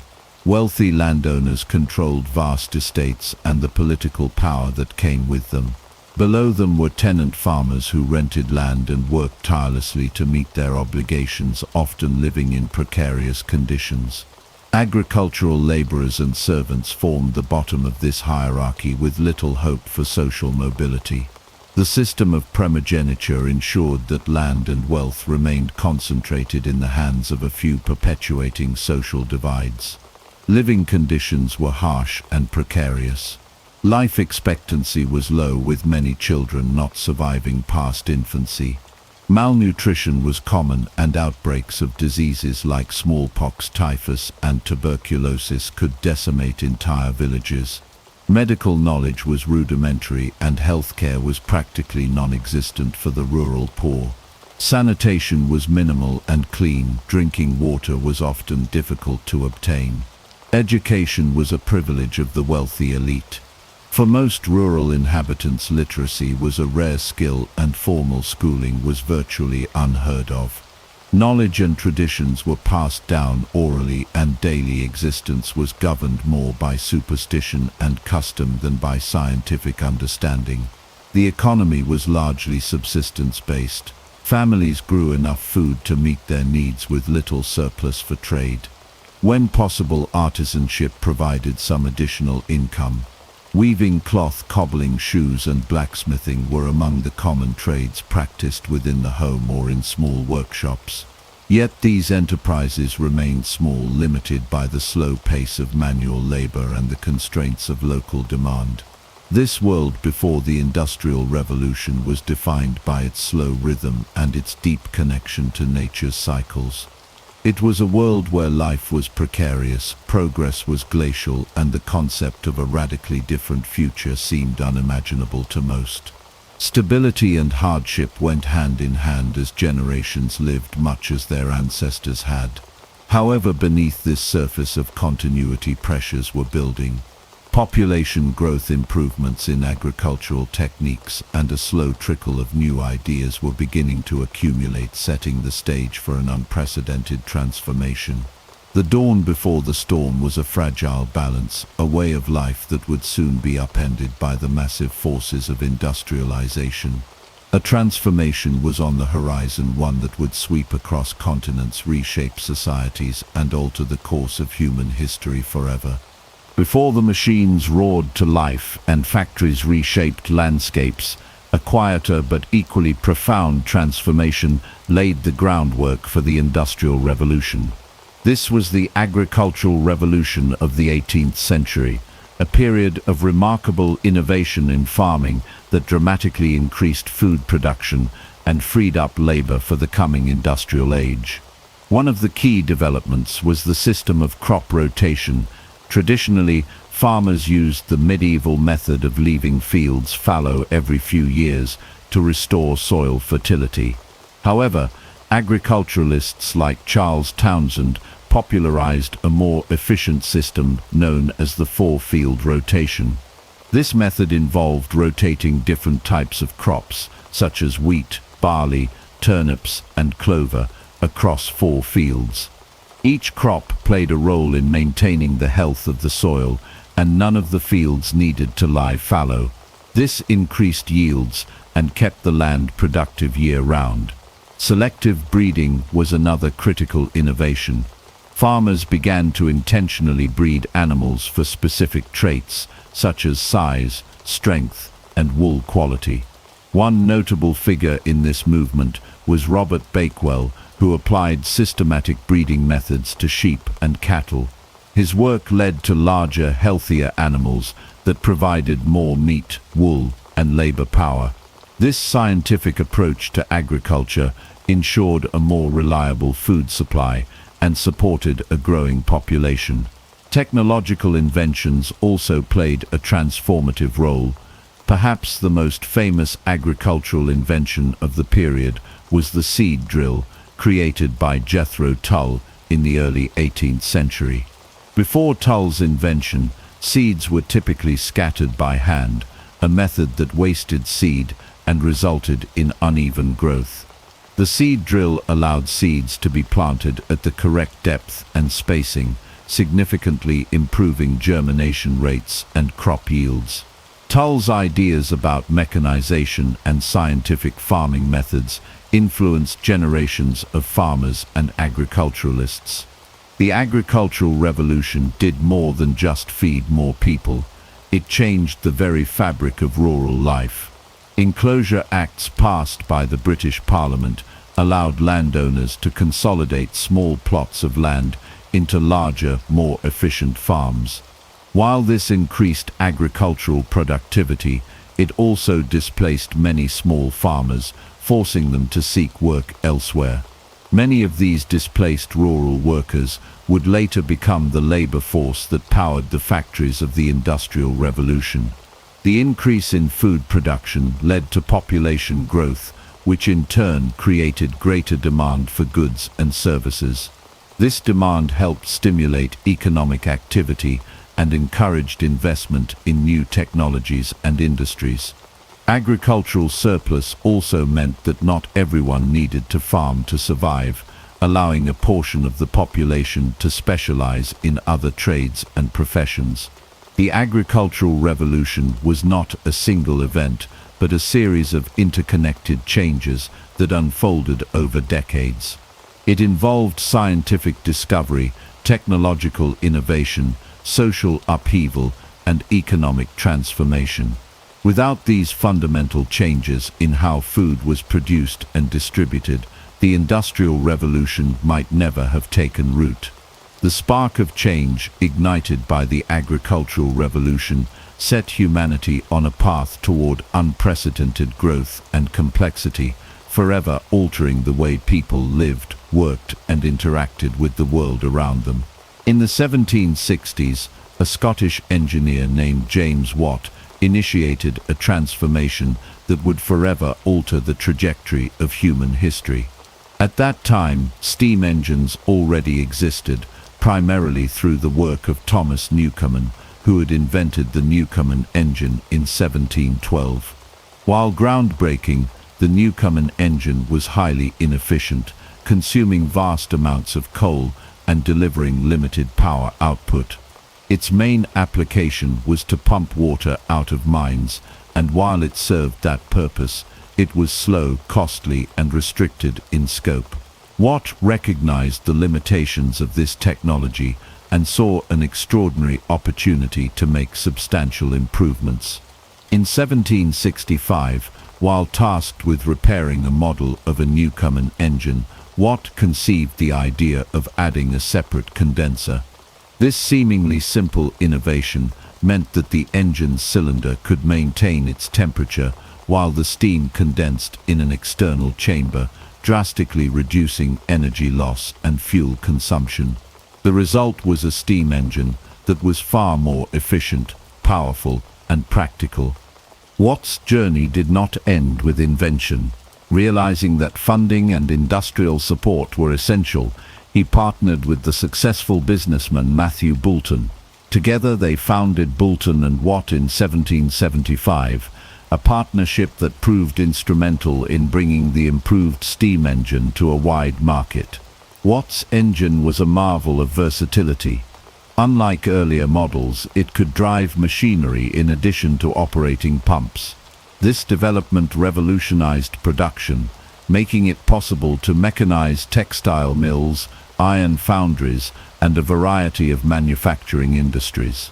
Factories no longer needed to be located near water sources for power, freeing them to cluster in urban centers where labor was abundant. This shift contributed heavily to the dramatic urbanization that characterized the Industrial Revolution.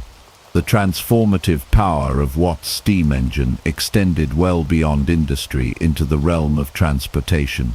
Engineers like Richard Trevithick and George Stephenson, building on Watt's advancements, created the first steam-powered locomotives.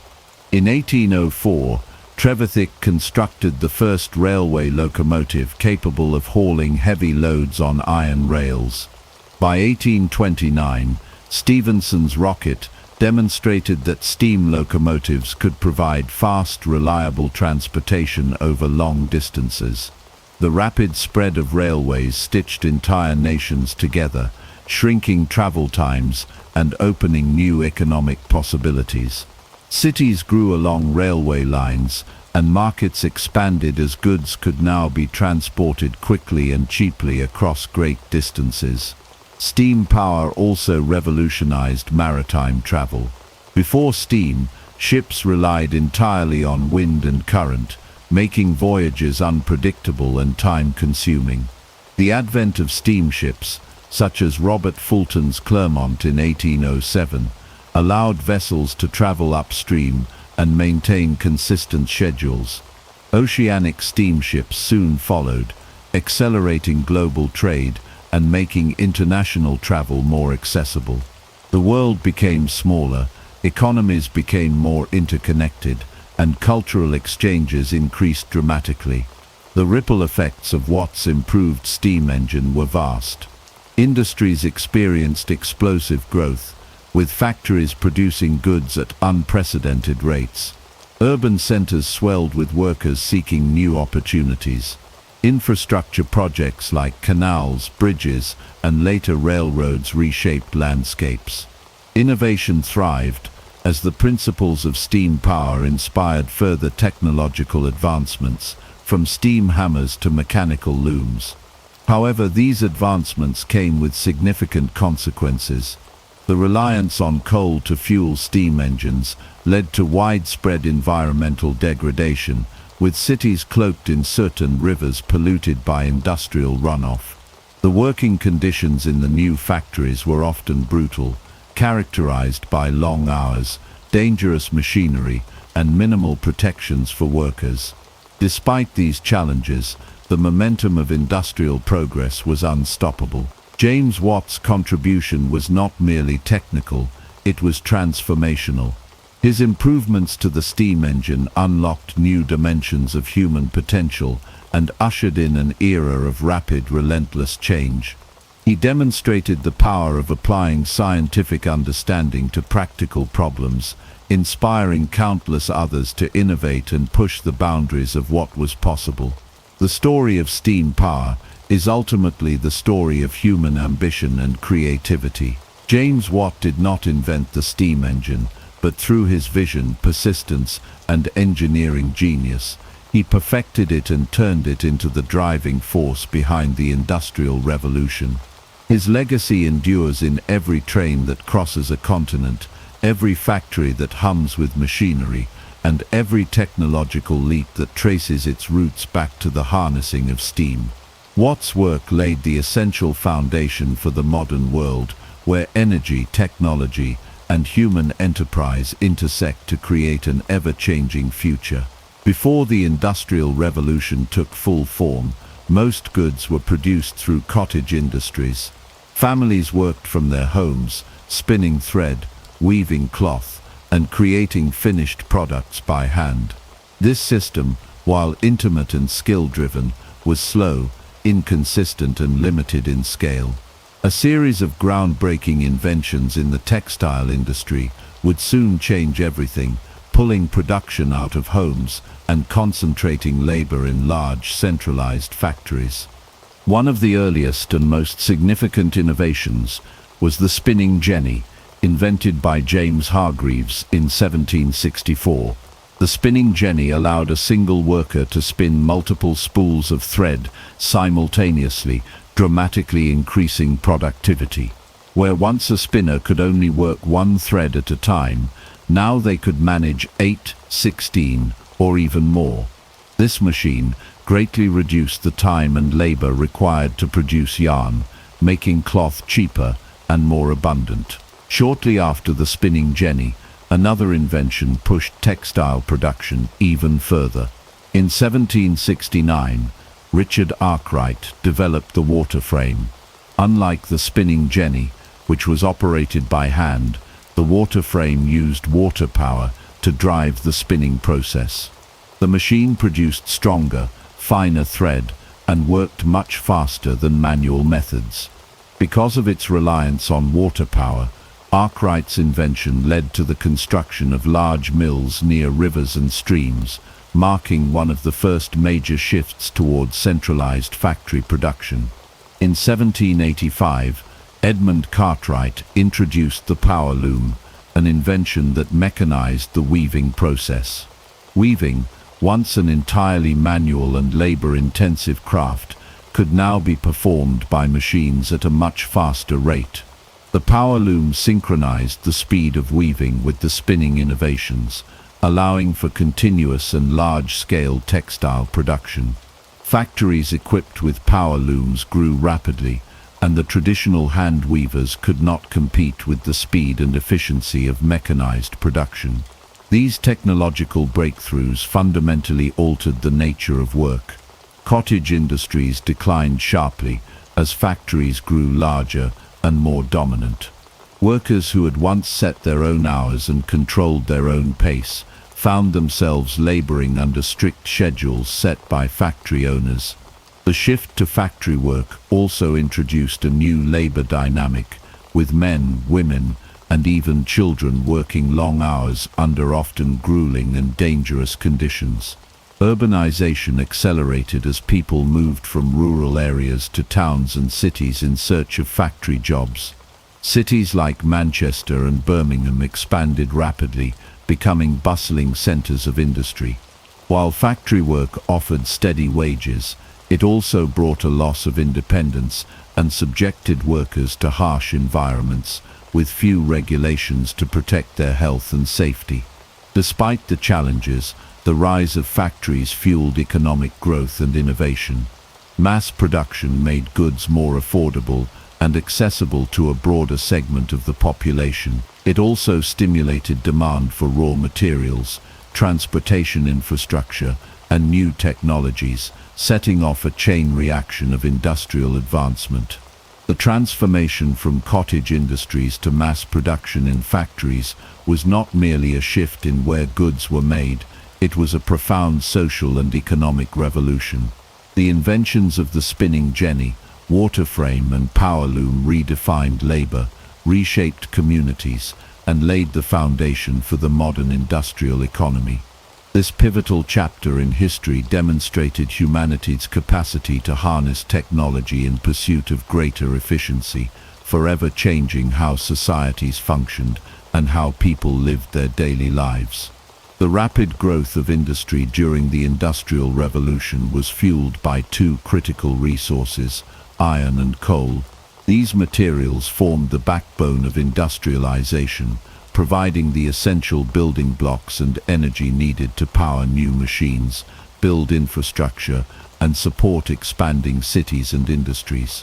Coal had long been used as a source of heat, but its role expanded dramatically during the Industrial Revolution.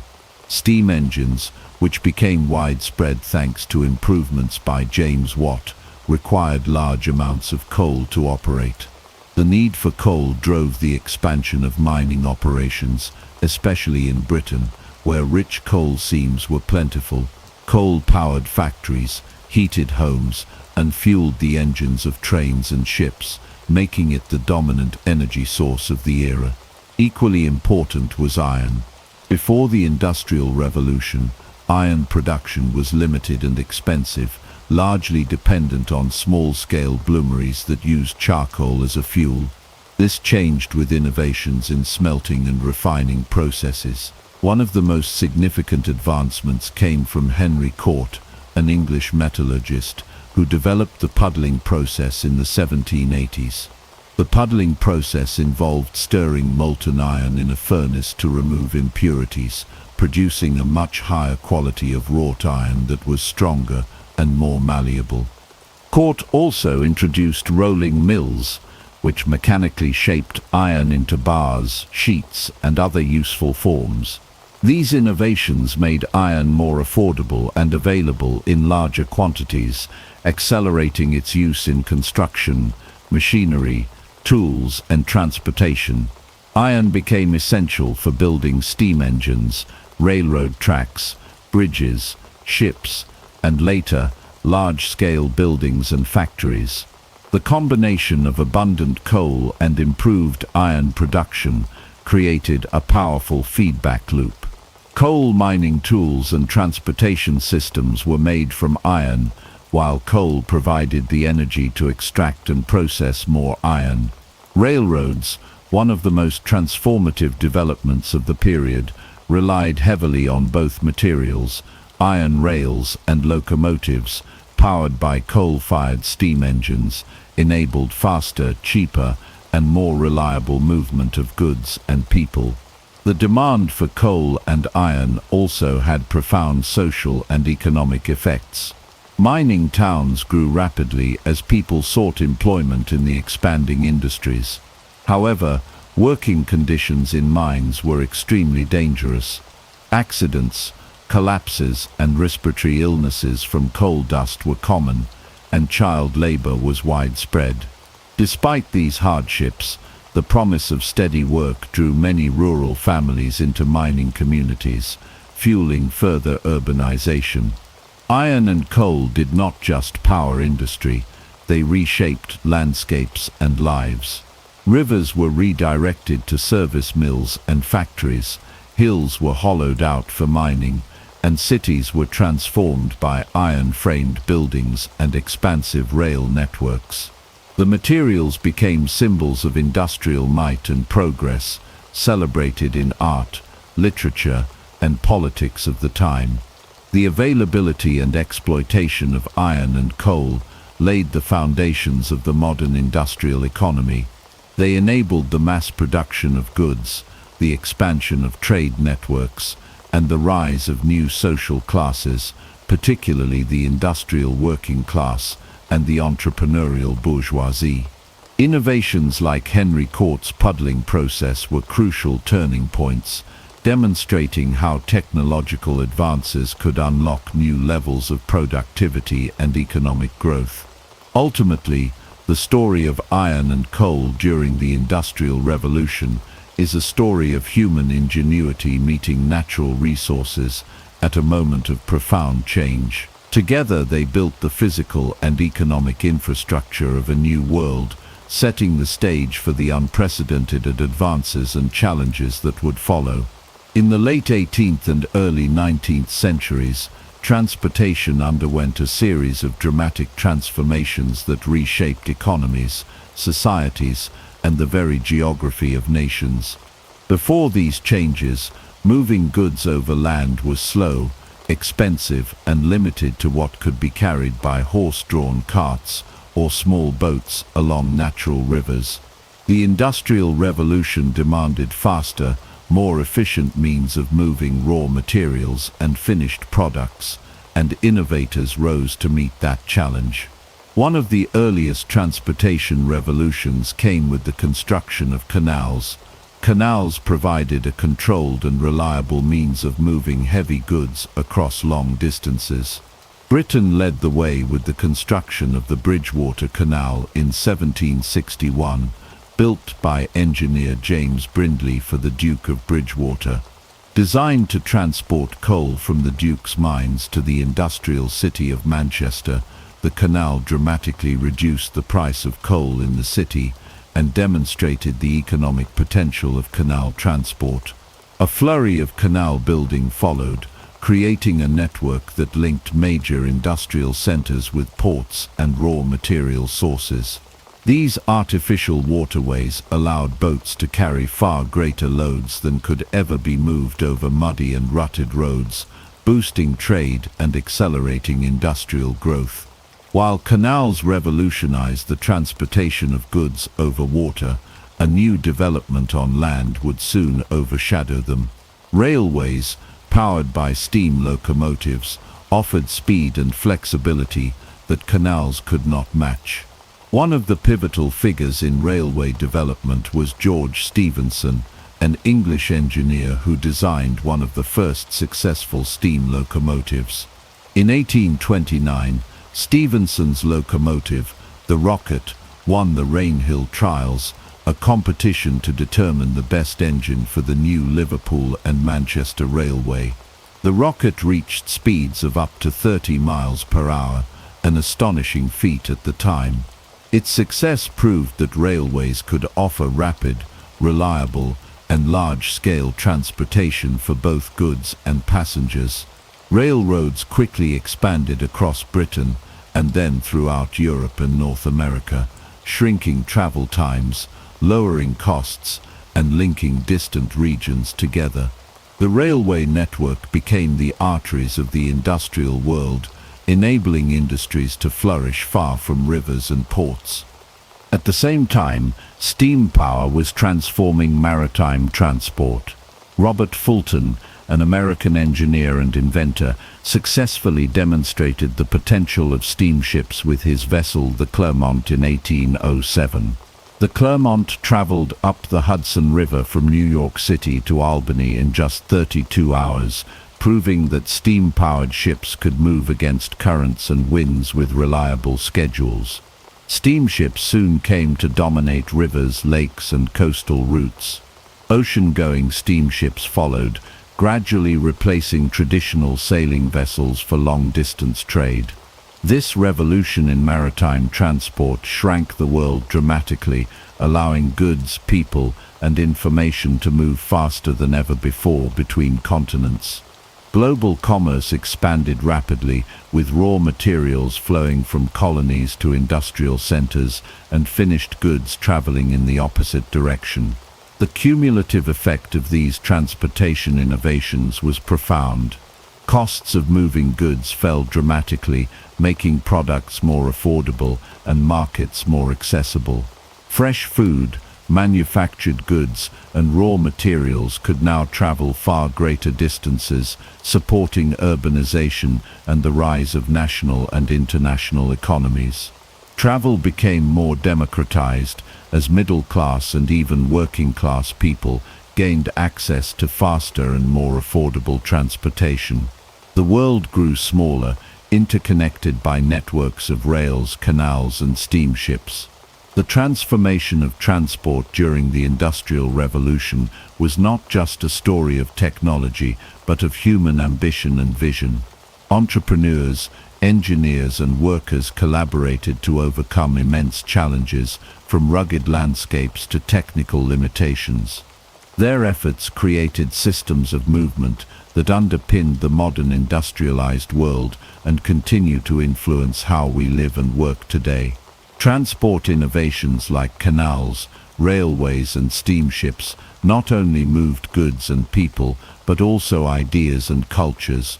They sped up the pace of life, facilitated migration, and spread industrialization across the globe. These achievements demonstrated how technology could break down barriers of distance and geography, opening up new opportunities and challenges for humanity on a global scale. The Industrial Revolution triggered a massive and unprecedented shift in human settlement patterns. Before industrialization, most people lived in rural areas and worked in agriculture.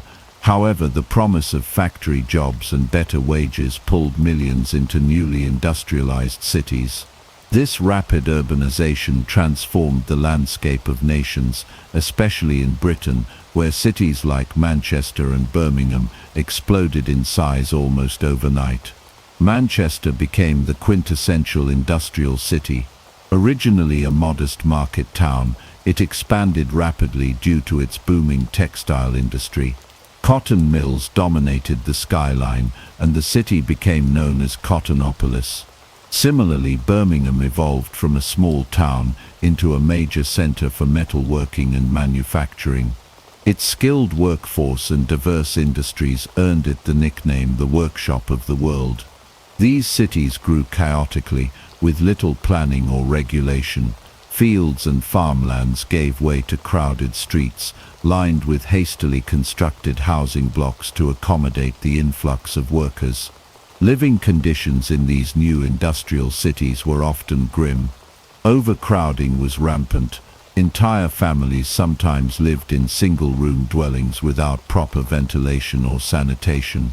Slums emerged quickly, characterized by poorly built homes, muddy streets, and open sewers.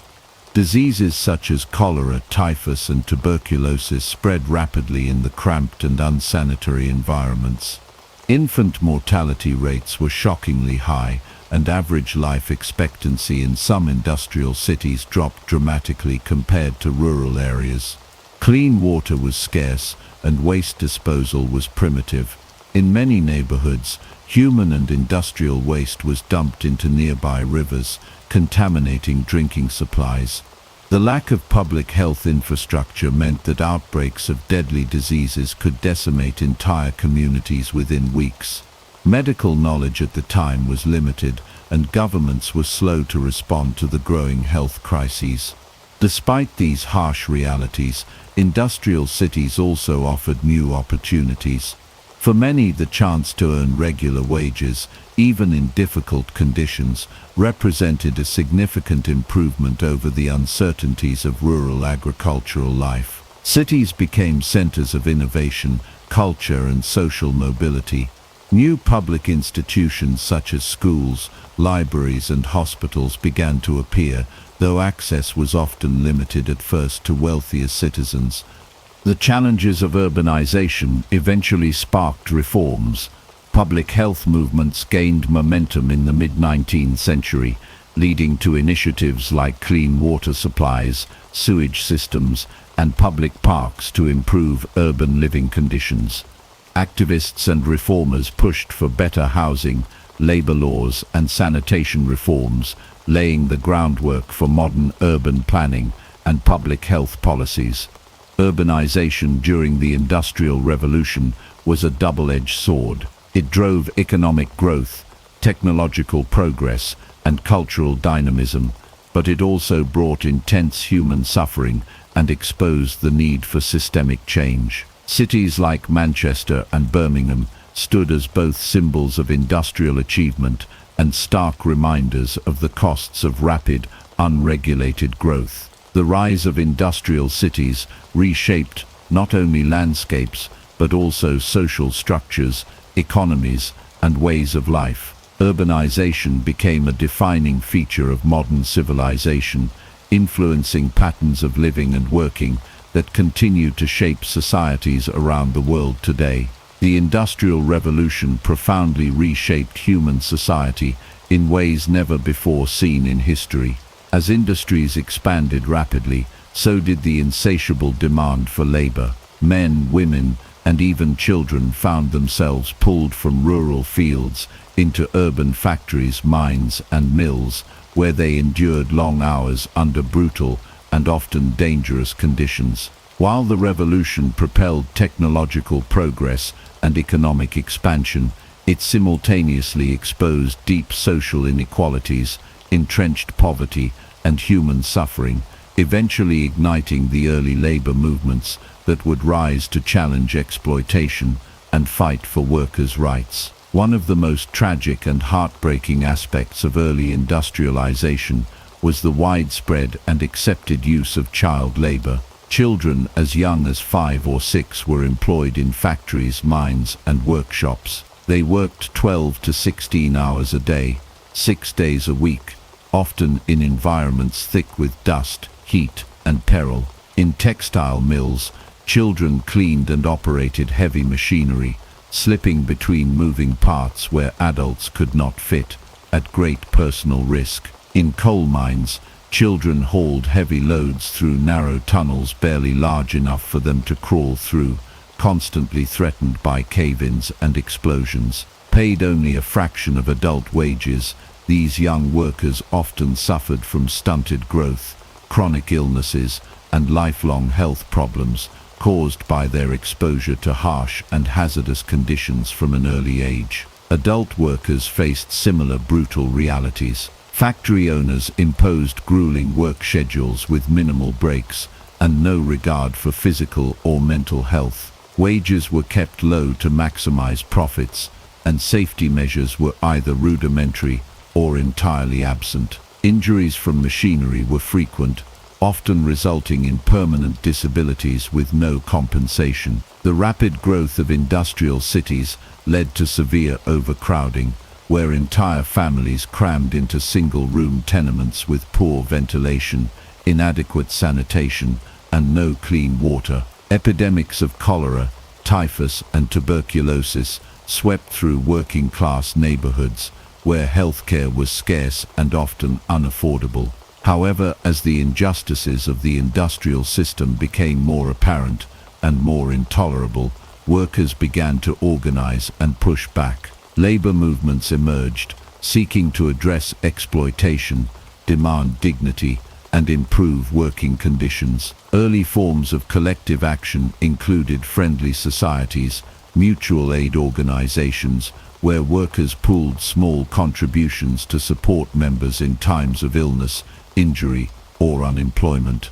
These societies provided a foundation for more formal labor organizations that would become critical forces for change. Strikes became a crucial method for workers to assert their demands. One of the first major waves of strikes occurred in Britain in 1824, after Parliament repealed laws that had long prohibited trade unions. Workers from diverse industries laid down their tools, marching and organizing to push for better wages, shorter working hours, and safer workplaces. Although met with harsh crackdowns from employers and the government, these early strikes showed the power of collective action and inspired further organization across the workforce. Labor unions began to formalize in the mid-19th century. Organizations such as the Grand National Consolidated Trades Union in Britain aimed to unite workers across different sectors into a single powerful voice. Although early unions faced tremendous obstacles,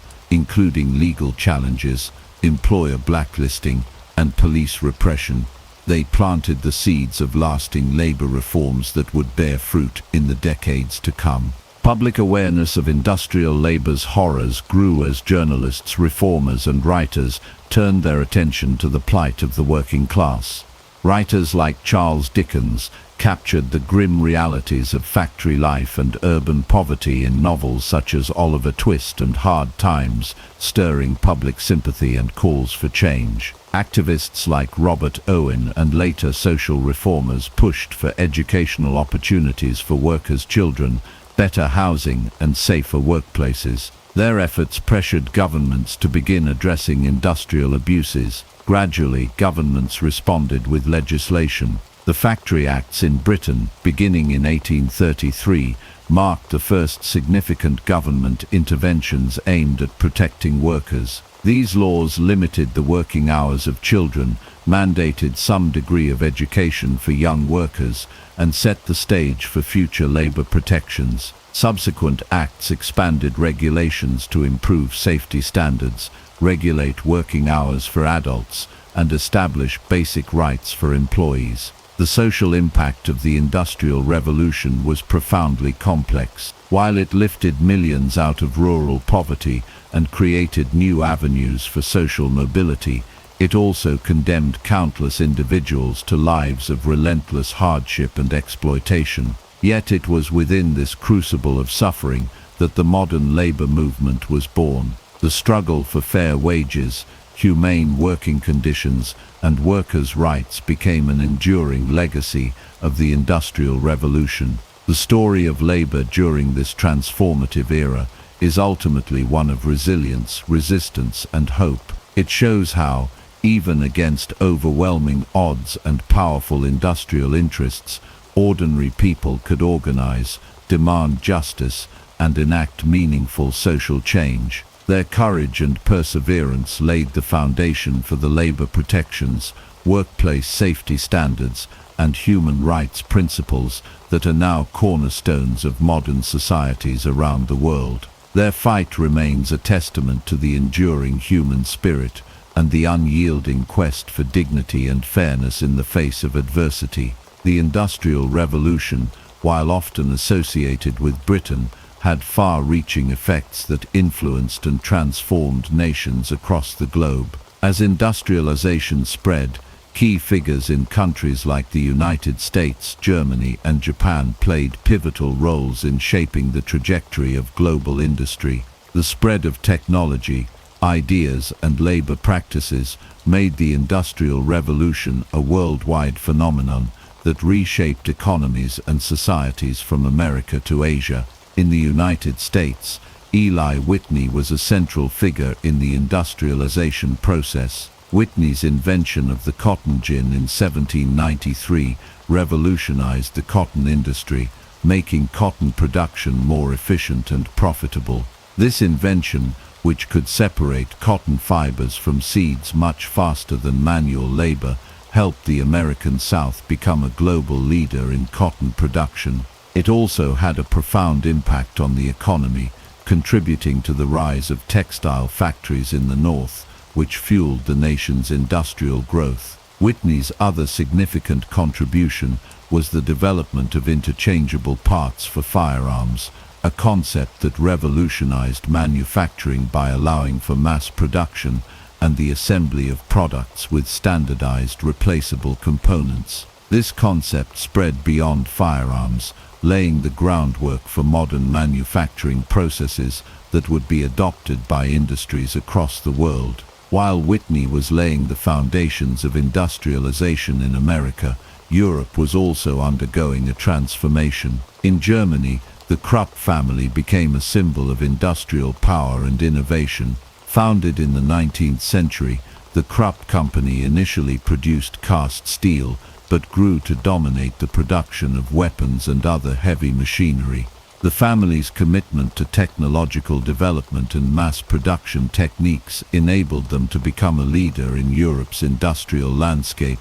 The Krupp company was integral in supplying arms and equipment during the wars of the late 19th and early 20th centuries, and their innovations in steel production helped propel Germany to the forefront of European industrialization. Germany's industrialization was also influenced by the policies of the state.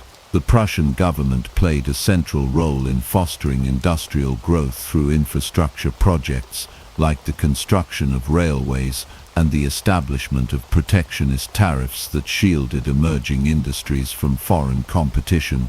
The government's focus on education and technical training created a highly skilled workforce, and by the late 19th century, Germany had become a leader in chemical, electrical and mechanical industries. The development of industries like the coal, steel and chemical sectors helped transform Germany into a leading economic power in Europe. On the other side of the world, Japan's Meiji Restoration in the late 19th century marked a decisive moment in the country's industrialization. After centuries of isolation, Japan rapidly modernized, adopting Western industrial practices while maintaining its own unique cultural identity. The Meiji government prioritized the construction of infrastructure such as railways, telegraphs and modern ports, which were essential for industrial growth. They invited foreign experts to teach Japanese engineers and workers the latest industrial techniques and technologies. This openness to foreign knowledge, combined with a strong government commitment to industrial development, helped Japan become an industrial power in just a few decades. During this period, the Japanese government also focused on heavy industries, particularly textiles and shipbuilding, and later expanded into the production of steel and machinery. The development of the zaibatsu, large family-owned conglomerates, became a hallmark of Japan's industrial landscape. These powerful industrial groups played a central role in Japan's economic success, dominating sectors ranging from manufacturing to banking.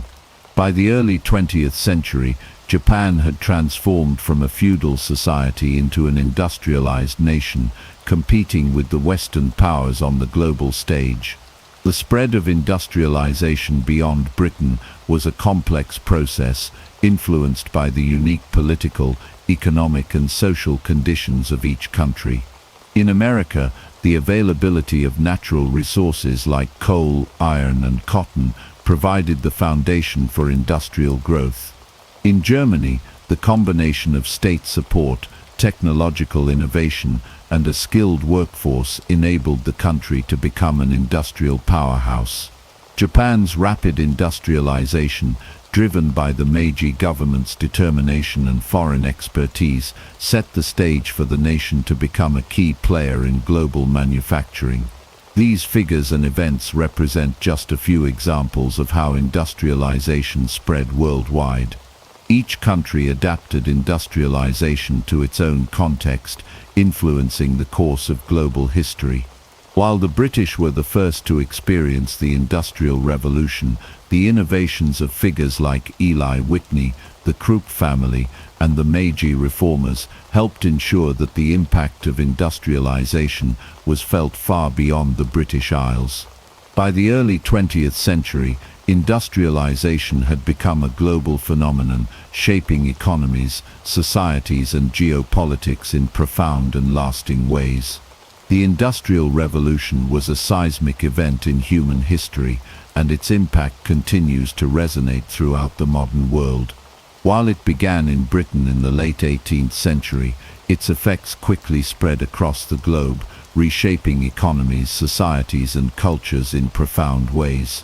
By the time the Industrial Revolution came to an end, it had laid the groundwork for the world we live in today, ushering in an era of capitalism, technological innovation, and significant social change. One of the most significant legacies of the Industrial Revolution was the rise of capitalism as the dominant economic system. Before industrialization, economies were primarily agrarian and feudal, with much of the workforce engaged in farming or small-scale handicrafts. The advent of mechanized industry, however, allowed for mass production, which led to the concentration of capital and resources in the hands of industrialists and business owners. This shift gave rise to a new economic system that prioritized private ownership of the means of production, competition, and the pursuit of profit. The growth of factories, transportation networks, and global trade further fueled capitalism's rise, establishing a system where the market played a central role in determining the allocation of resources and wealth. The Industrial Revolution also brought about profound technological innovations that have shaped the modern world. The steam engine, the spinning jenny, and the power loom were just the beginning. These early inventions paved the way for even more groundbreaking discoveries in the 19th and 20th centuries, including the telephone, the electric light bulb, and the automobile. The Industrial Revolution sparked an ongoing cycle of technological innovation as new technologies created new industries, and those industries, in turn, led to further advancements. It also set the stage for the technological boom of the 20th century, where innovations like computers, the internet, and biotechnology would transform nearly every aspect of human life. Along with technological advances came the rise of modern economies. The Industrial Revolution shifted the center of economic activity from agriculture to industry, and from rural to urban areas. Cities like Manchester, Birmingham, and Pittsburgh became bustling hubs of production and commerce. As industrialization spread, new economic centers emerged, and global trade networks expanded.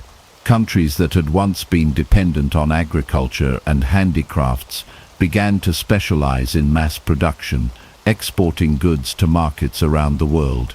This transformation also led to the growth of a consumer economy, where goods that were once rare and expensive became more affordable and accessible to a larger portion of the population. The social changes brought about by the Industrial Revolution were equally profound.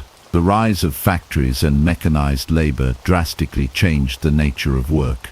People moved from rural areas to urban centers in search of employment, often living in overcrowded and unsanitary conditions. The working class grew, but so did the wealth gap, as factory owners and business magnates accumulated enormous fortunes, while workers earned meager wages. This disparity between the rich and poor led to significant social unrest and the eventual rise of labor movements, which advocated for better wages, working conditions, and rights for workers. These movements would eventually lead to key reforms, including child labor laws, workplace safety regulations, and the establishment of labor unions. At the same time, The Industrial Revolution played a central role in shaping the modern welfare state. As industrialized societies grew, governments began to take on a larger role in regulating the economy and addressing social problems. The rise of industrial capitalism, with its focus on competition and profit, created new challenges for workers, such as long hours, low wages, and unsafe working conditions. In response, governments began to introduce social welfare programs, including unemployment benefits, healthcare, and pensions. These early social programs laid the foundation for the welfare systems that we now take for granted in many developed countries. The Industrial Revolution also had a profound impact on global geopolitics. The wealth generated by industrialization fueled imperialism and colonization as European powers sought to expand their influence and secure access to raw materials and markets for their manufactured goods. This global competition for resources and markets would shape the course of the 19th and early 20th centuries, leading to the rise of empires, the establishment of new trade routes, and the expansion of European influence across the globe. In conclusion, the legacy of the Industrial Revolution is vast and far-reaching. It transformed the way people lived, worked, and interacted with the world. It gave rise to modern capitalism, technological innovation, and the growth of industrial economies, but it also brought about significant social challenges and inequalities that continue to shape our world today. The Industrial Revolution set the stage for the 20th century, paving the way for the rapid technological and economic changes that would define the modern era. Its impact can be seen in everything from the global economy to the way we live our daily lives, and its influence will continue to shape the future of human civilization for generations to come. The 1920s in the United States were marked by immense optimism and the belief that endless growth was possible. Following the devastation of World War I, America emerged as a global industrial leader. The economy surged ahead with new innovations, rising wages for some, and expanding access to consumer goods. Radios became standard household items, delivering entertainment and news to millions. Automobiles, once a luxury, became accessible to the average family due to Henry Ford's innovations in mass production. Electric power spread rapidly, transforming everyday life through the use of modern appliances. Skyscrapers rose above growing cities as the symbols of American ambition. Consumerism flourished. The advertising industry boomed, tapping into psychological strategies to sell not just products, but lifestyles. Department stores were filled with the latest conveniences and fashions, all increasingly available on credit. Americans were encouraged to embrace a new identity as consumers. Installment buying became the norm, and by the end of the decade, the majority of consumer goods were bought on credit. This allowed people to enjoy luxuries they couldn't afford outright, feeding into the illusion of universal prosperity. The stock market became the symbol of this economic confidence.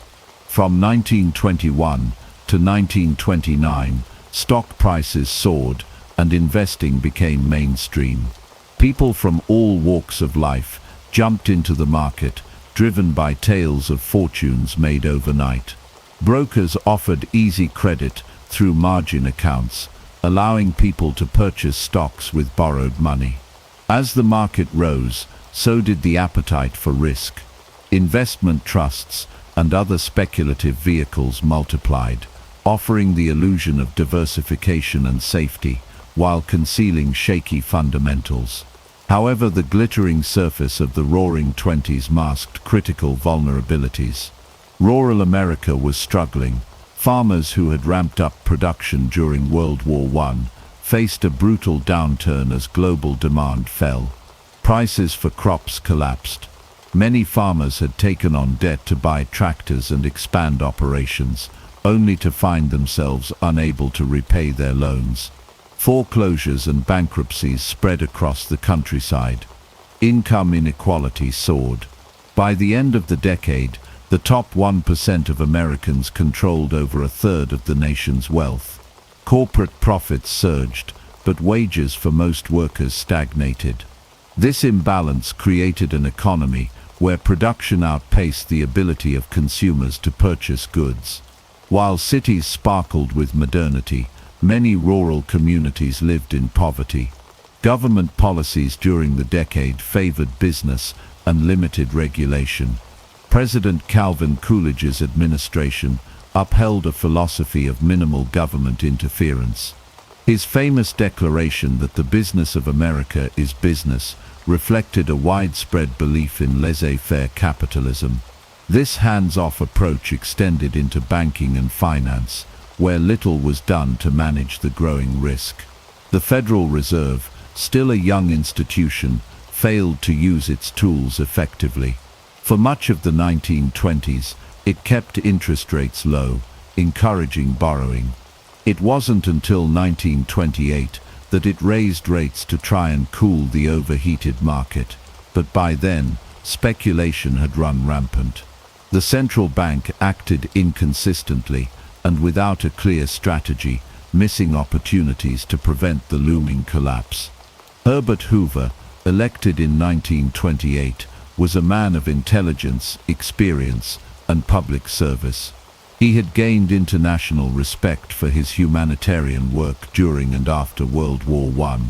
As president, he believed deeply in the power of individual effort, local action, and voluntary cooperation. But his faith in American resilience and market self-correction led him to underestimate the scale and speed of the economic unraveling. Meanwhile, Wall Street embodied the nation's unchecked optimism. Powerful institutions like J.P. Morgan and National City Bank fueled the boom. Investment trusts lured everyday investors into complex schemes with promises of high returns. Few understood the risks they were taking.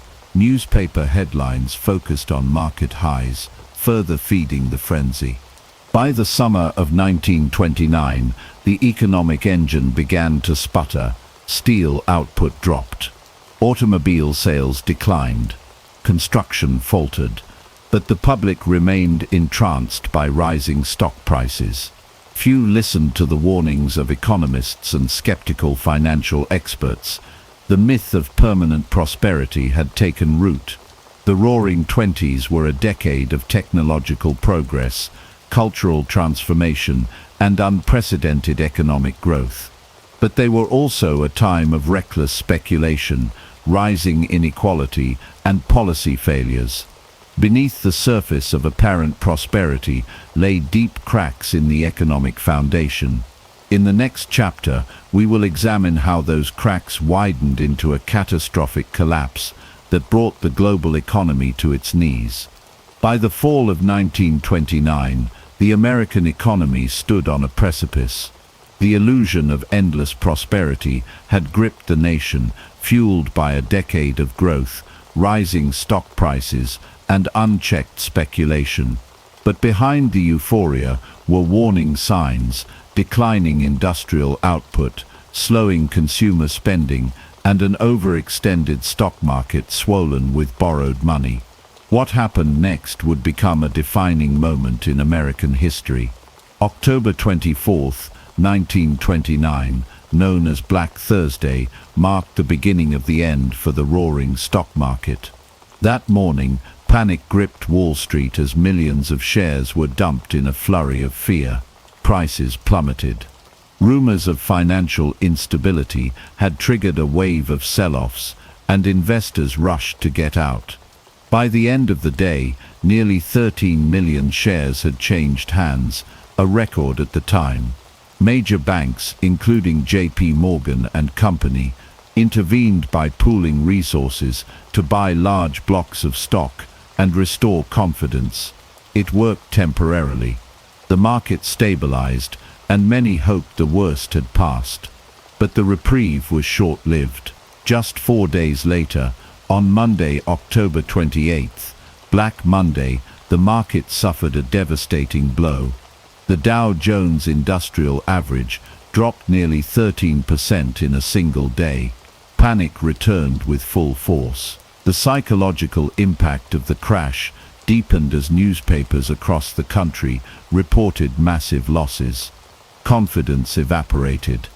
Then came October 29th, Black Tuesday, the most infamous day in the history of the US stock market. That morning, thousands of investors crowded outside the New York Stock Exchange. Inside, chaos reigned. A staggering 16 million shares were traded, and prices collapsed. Entire fortunes vanished in hours. Some investors, ruined and desperate, reportedly took their own lives, though many of these stories have been exaggerated in retrospect. Still, the emotional and financial toll was unprecedented. What caused this monumental collapse? Several key factors converged. First and foremost, the market had become wildly overvalued. Stock prices no longer reflected the actual performance of companies, but were instead driven by speculative fervor. Investors believed the market could only go up. Buying on margin, using borrowed money to purchase stocks, exacerbated the risk. When prices began to fall, margin calls forced investors to sell, triggering a cascade of panic selling. The crash also exposed the fragile nature of the American financial system. There was no government insurance on bank deposits. There were few regulations on securities trading.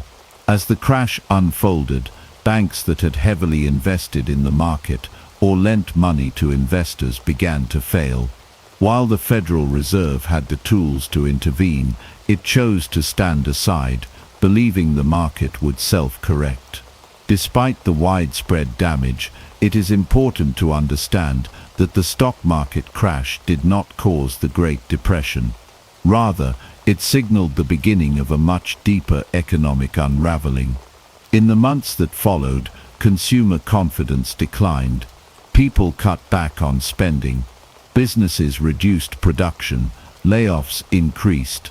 The financial shockwave spread from Wall Street to Main Street.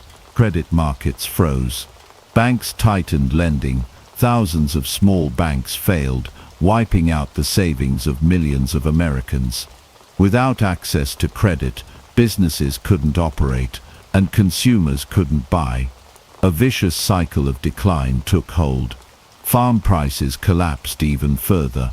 Industrial output plummeted. Unemployment began to climb. The crash also had international repercussions.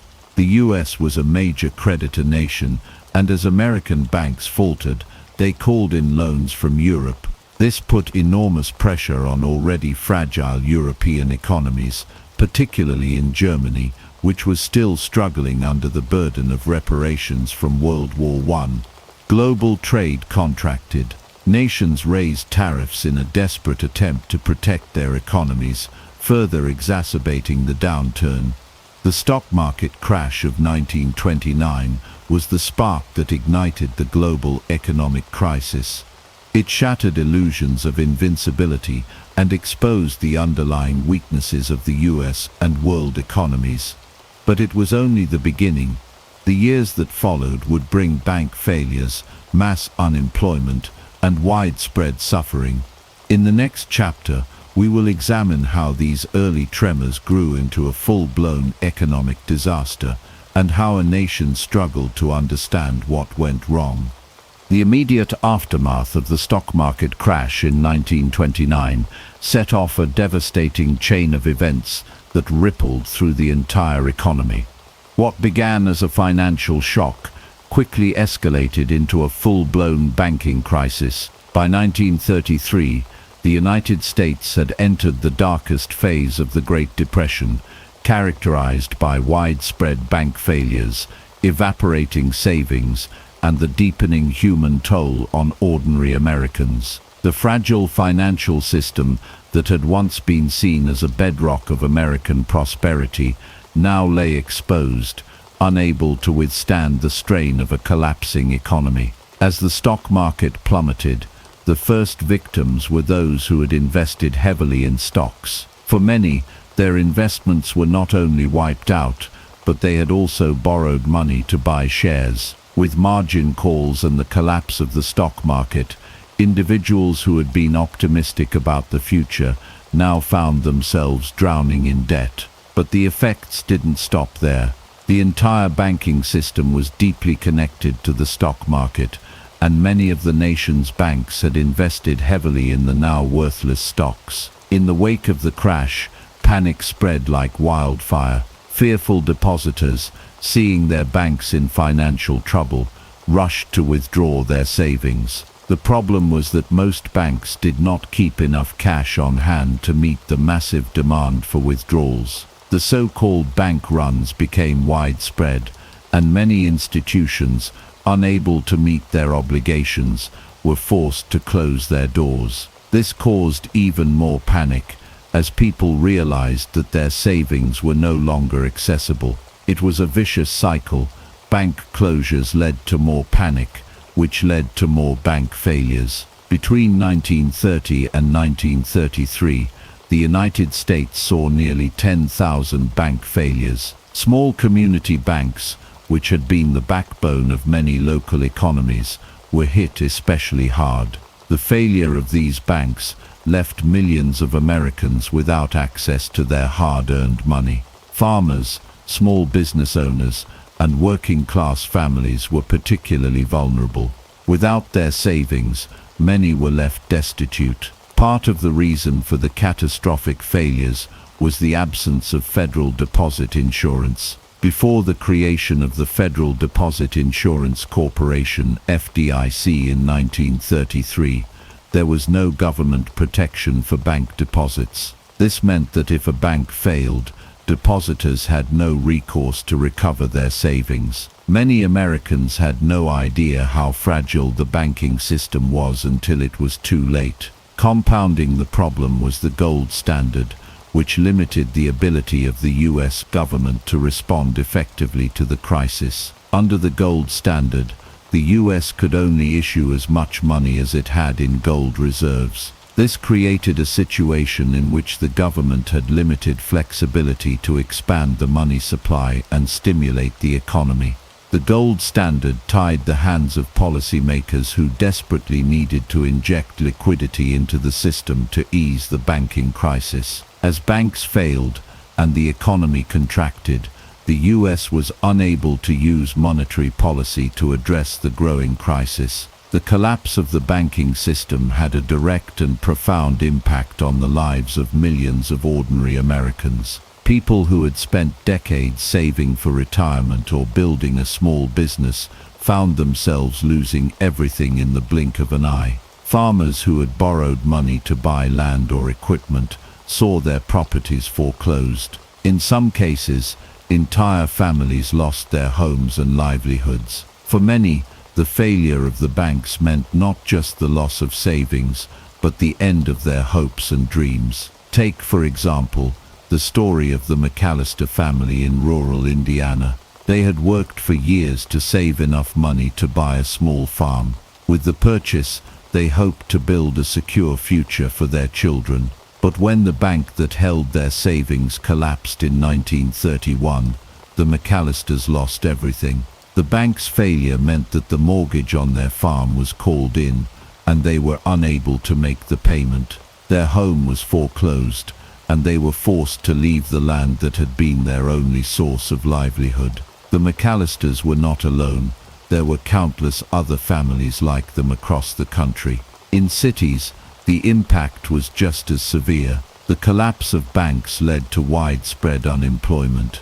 Without access to credit, small businesses could no longer operate, and many were forced to lay off workers. As businesses closed and people lost their jobs, the economic situation worsened. Unemployment rates soared, reaching 25% by 1933. Families who had once been self-sufficient found themselves living in makeshift shacks or homeless shelters, dependent on soup kitchens and government relief. The banking collapse and subsequent financial contagion were key events that deepened the Great Depression. As banks failed and savings evaporated, confidence in the financial system was shattered.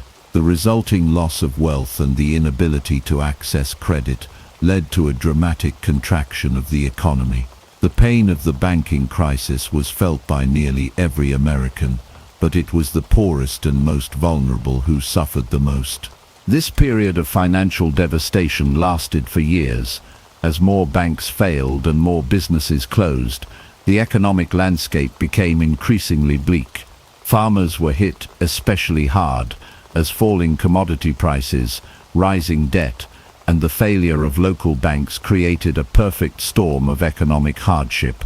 In the next chapter, we will examine how the federal government responded to the banking collapse and the key measures that were taken to try and halt the spiraling economic decline.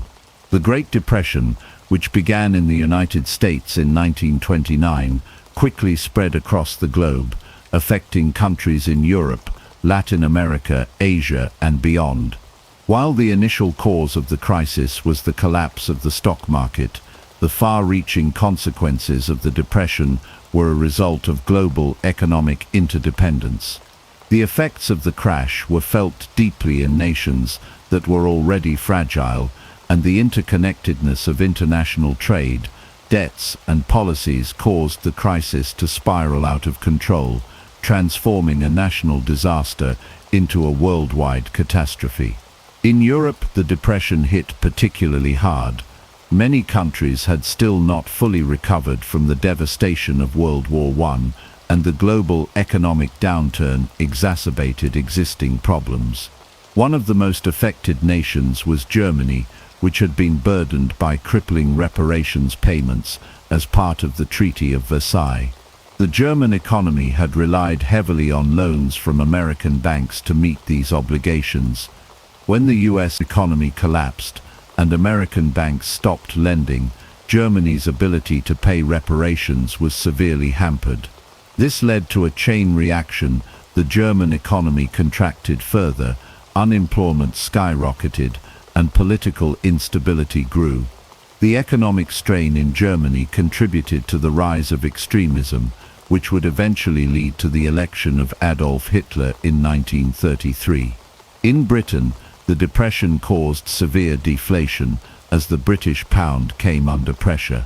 Faced with high levels of debt, the British government was forced to abandon the gold standard in 1931, which had tied the pound to gold reserves and limited the country's ability to respond to the crisis. The decision to leave the gold standard allowed Britain to devalue the pound, which made British exports cheaper and helped stimulate trade with other countries. However, the economic situation remained dire, with mass unemployment and widespread poverty, particularly in the industrial regions of the north. The government's austerity measures, including cuts to public spending, only deepened the suffering for many British citizens. In the colonies of European powers, the impact of the Depression was equally devastating. Colonial economies were heavily dependent on the export of raw materials, and as global demand for commodities such as rubber, sugar, and oil fell, so did the economic well-being of many colonized nations. In Africa, Latin America, and Asia, the collapse of international trade led to widespread unemployment, food shortages, and social unrest. Colonial governments, which were already struggling to maintain control over vast and diverse territories, found themselves facing increasing challenges as economic hardship and political instability grew. One of the key factors that exacerbated the global depression was the collapse of international trade. As countries faced growing economic challenges, many turned inward, raising tariffs and restricting trade in an effort to protect their own industries and jobs. The United States, under the leadership of President Herbert Hoover, passed the Smoot-Hawley Tariff in 1930. The tariff, which raised taxes on imported goods to historically high levels, was intended to protect American industries from foreign competition. However, it backfired. Other countries retaliated by imposing their own tariffs on American goods, and global trade contracted dramatically. The tariff deepened the global depression by worsening the economic downturn in countries that depended on exports, including Canada, Latin American nations, and European countries. The collapse of trade created a vicious cycle in which nations turned inward and sought to protect their own interests, leading to a further deterioration of the global economy. To fully understand the global spread of the depression, we must also consider the role of global financial institutions and the international banking system. The collapse of American banks had far-reaching consequences for banks in Europe and elsewhere. Many European banks had invested heavily in US markets, and when the American stock market crashed, they faced massive losses. The resulting banking crisis, combined with the collapse of international trade, further deepened the global depression. Countries in both the developed and developing world were forced to respond to the crisis, but the lack of coordinated international action made recovery more difficult. Maps and historical data from the period show the widespread nature of the economic collapse. Unemployment in Europe soared, and poverty and unrest became common in many cities. The effects were particularly severe in nations such as Germany and Britain, where political instability contributed to social unrest. In the colonies, the economic crisis had far-reaching consequences, as colonial powers struggled to maintain control over their territories in the face of growing discontent. The global nature of the depression led to a massive rethinking of economic policies and international cooperation. The Great Depression had a lasting impact on the world. It exposed the fragility of the global economic system and the risks of relying on international trade without sufficient safeguards. It also highlighted the deep inequalities in the global economy, particularly between industrialized nations and their colonies.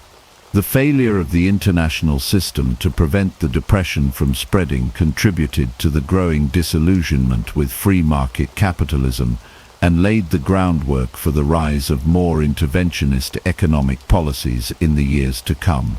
In the next chapter, we will explore the political and social consequences of the depression, as the economic hardship faced by millions led to the rise of extremist political movements and the transformation of the global political landscape. The Great Depression was not only an economic crisis, it was a deeply human one. The lives of millions of Americans were shattered as the country plunged into the worst economic downturn in modern history. For many, the depression meant losing everything they had worked for. Jobs disappeared, homes were lost, and families were torn apart. Yet, despite the overwhelming hardship, the resilience of the American people shone through as they struggled to survive, adapt, and endure. Unemployment reached staggering levels. By 1933, 1 in 4 Americans was out of work, and even those who still had jobs saw their wages slashed. The cities, once bustling hubs of industry and commerce, were now filled with men and women desperately seeking work that didn't exist. In urban areas, the poor crowded together in makeshift shacks, known as Hoovervilles, named derisively after President Herbert Hoover. These shantytowns were scattered across the country, often on the outskirts of major cities. The conditions in Hoovervilles were grim. People lived in cardboard and scrap wood shacks, with no running water, no electricity, and no sanitation. Disease was rampant, and life in these communities was marked by poverty and desperation. Soup lines became a common sight in every city. With so many out of work and no money to buy food, charity kitchens and churches became the lifeline for many families. People lined up for hours, hoping to get a hot meal. But even that small comfort was out of reach for many.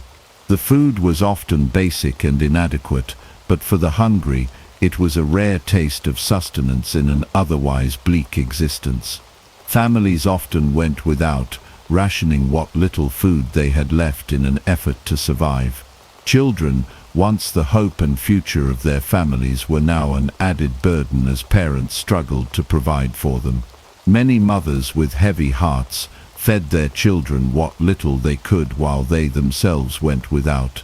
The human toll of the Depression was not just about hunger and homelessness. The emotional and psychological effects were just as devastating. People who had once felt secure in their ability to provide for their families found themselves paralyzed by fear and shame. Men who had traditionally been the breadwinners found their identities shattered. Many experienced deep shame at their inability to provide, and some turned to alcohol or other vices to numb the pain. Families were broken by the stress and hardship. Marriages were strained, and in some cases couples split apart. The strain of financial ruin and the constant struggle to survive led to a breakdown of mental health for many individuals. While the urban areas bore the brunt of the financial collapse, rural America suffered its own unique set of challenges. The Dust Bowl, a severe environmental disaster that struck the Great Plains, compounded the suffering of farmers and their families. The Dust Bowl was caused by a combination of poor farming practices, over-farming, and a prolonged drought. The winds kicked up massive dust storms that blotted out the sun and made it nearly impossible to grow crops. The land, once fertile and productive, turned to dust. Entire farms were abandoned as families packed up and fled in search of a better life. The migration of these families, particularly to California, became one of the most iconic features of the Great Depression.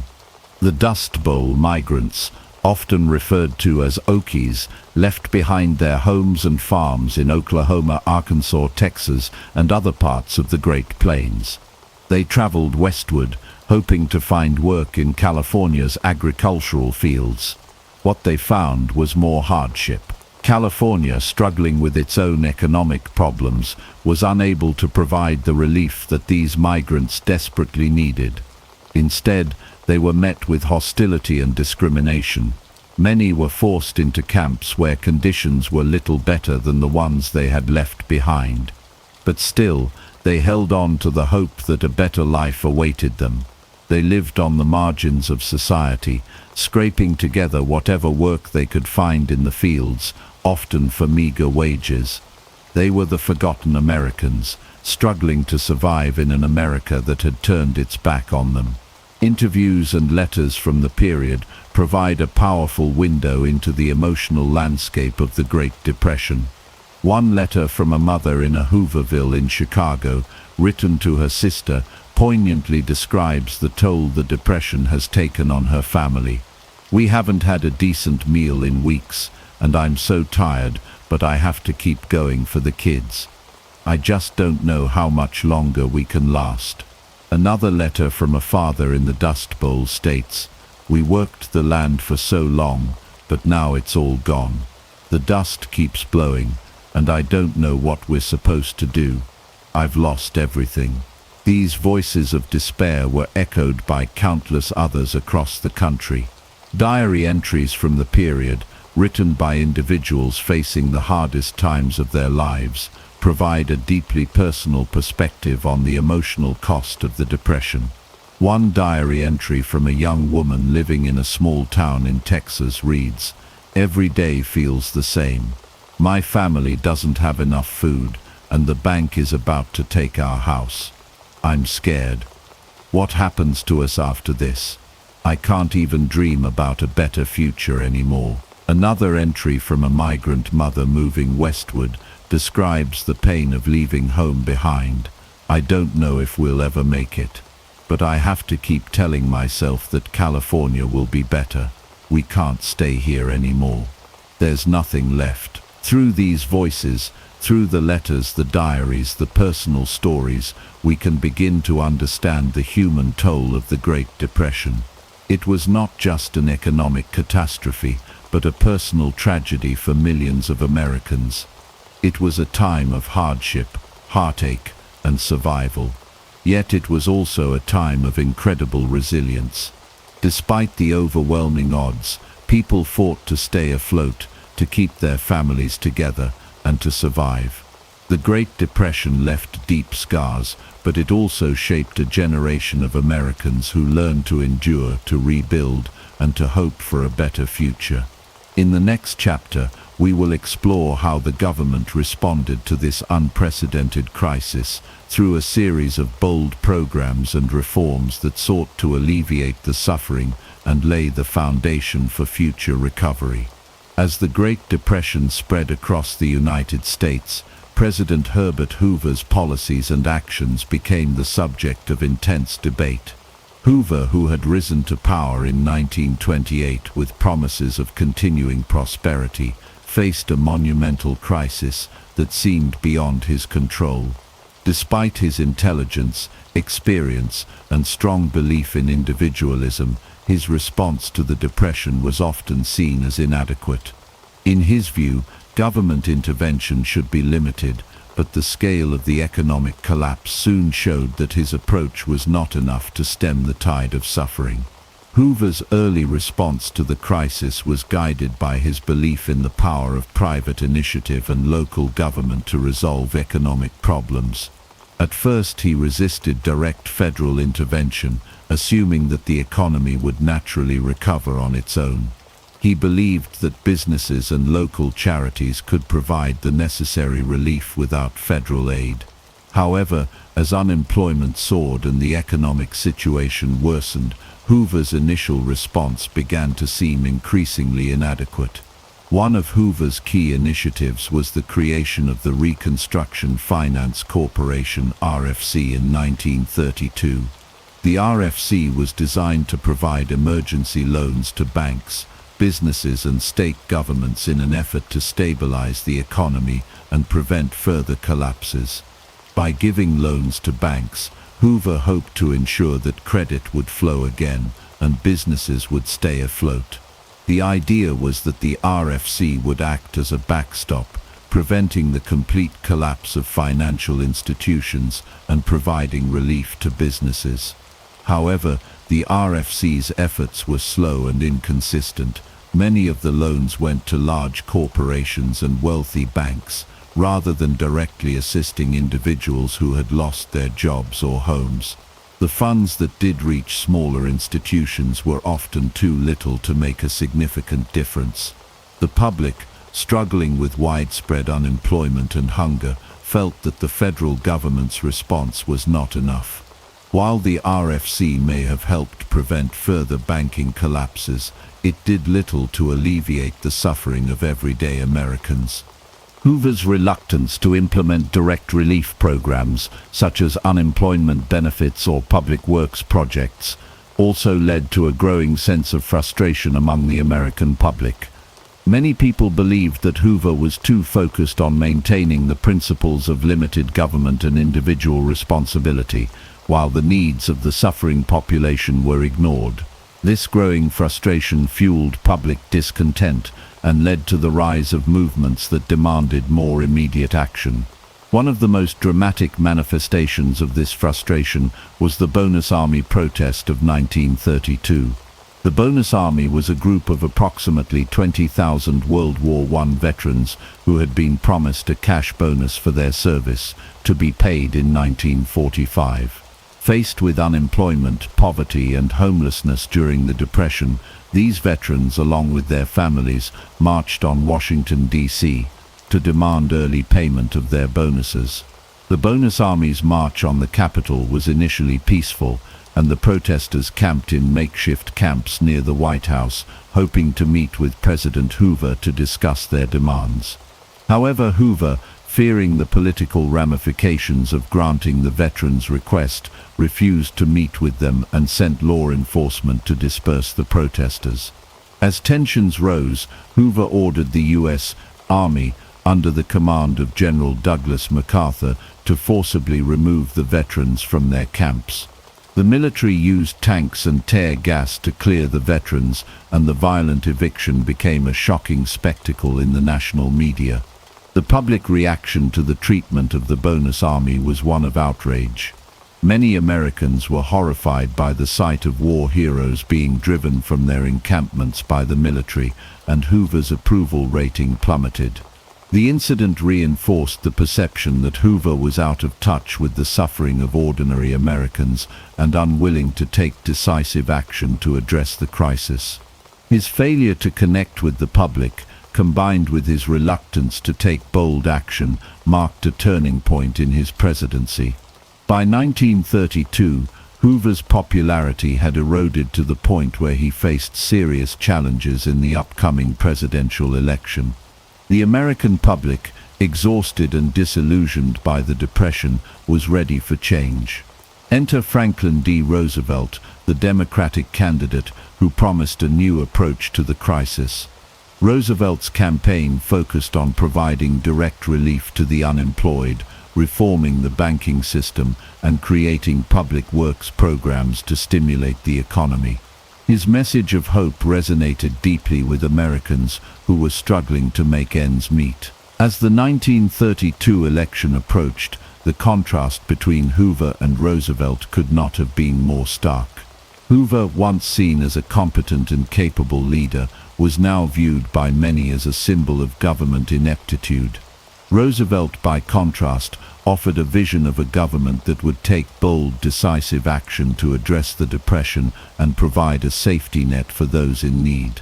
On November 8, 1932, Franklin D. Roosevelt won a landslide victory in the presidential election with over 57% of the vote.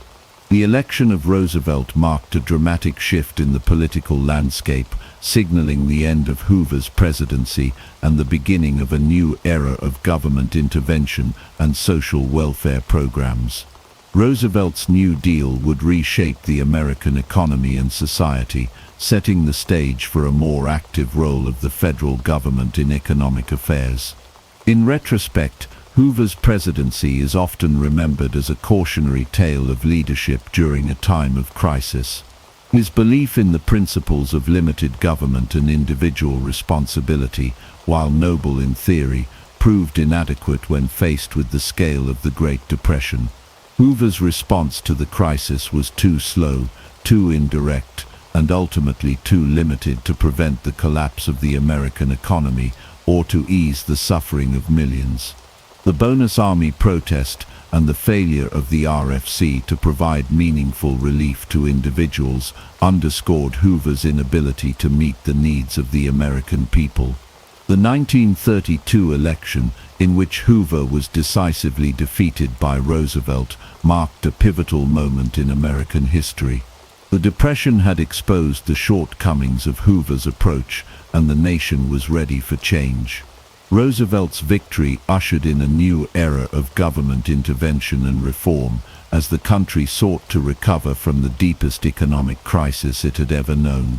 In the wake of Herbert Hoover's failure to address the devastating economic challenges of the Great Depression, a new leader emerged to reshape America's future.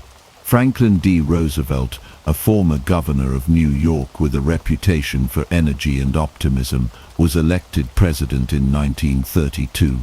His arrival in Washington marked the beginning of a new era in American politics and government.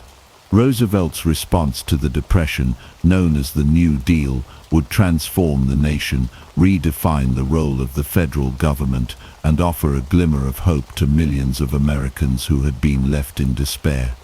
Upon taking office, Roosevelt wasted no time in tackling the economic crisis. He immediately sought to provide relief, recovery, and reform through a series of bold and expansive programs.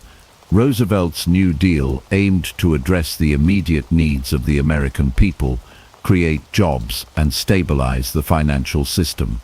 His approach was different from Hoover's, as Roosevelt believed in active government intervention and the need for a strong federal response to help lift the country out of the Depression. One of the first initiatives Roosevelt launched was the Civilian Conservation Corps (CCC), which aimed to provide jobs for young men in environmental conservation projects. The CCC employed over 3 million young men who worked on projects such as reforestation, flood control, and park development. This program not only helped to address the country's environmental issues, but also provided much-needed employment to young men who had few other opportunities. Another critical program introduced by Roosevelt was the Tennessee Valley Authority (TVA), which sought to address the economic challenges faced by the Tennessee Valley, one of the poorest regions in the United States. The TVA focused on flood control, rural electrification, and economic development in the region. By building dams and power plants, the TVA brought electricity to remote areas, improved agricultural productivity, and created jobs. The TVA was a key example of how the federal government could use its power to directly improve the lives of ordinary citizens. The Works Progress Administration, WPA, was another cornerstone of the New Deal. It employed millions of Americans in public works projects, including the construction of roads, bridges, schools, and hospitals. The WPA was particularly notable for its emphasis on hiring artists, writers, and musicians, providing them with government contracts to create murals, write literature, and produce plays. This aspect of the WPA helped to ensure that the arts remained a vibrant part of American culture during a difficult period, while also providing work for those who had seen their careers and livelihoods disrupted by the Depression. Perhaps one of the most lasting legacies of the New Deal was the creation of Social Security. Signed into law in 1935, the Social Security Act established a system of old age pensions, unemployment insurance, and welfare for the needy. The program was designed to provide a safety net for Americans who had been left vulnerable by the economic collapse. Social Security became a cornerstone of the American welfare state, and over time it would be expanded to cover more groups of people, including those with disabilities and survivors of deceased workers. While the New Deal programs were celebrated by many for providing relief to struggling Americans, they also faced significant opposition. Some critics, particularly conservatives, argued that Roosevelt's policies were an overreach of government power and would undermine the free market system. They believed that Roosevelt's interventions would lead to excessive government control over the economy and create a dependence on federal aid.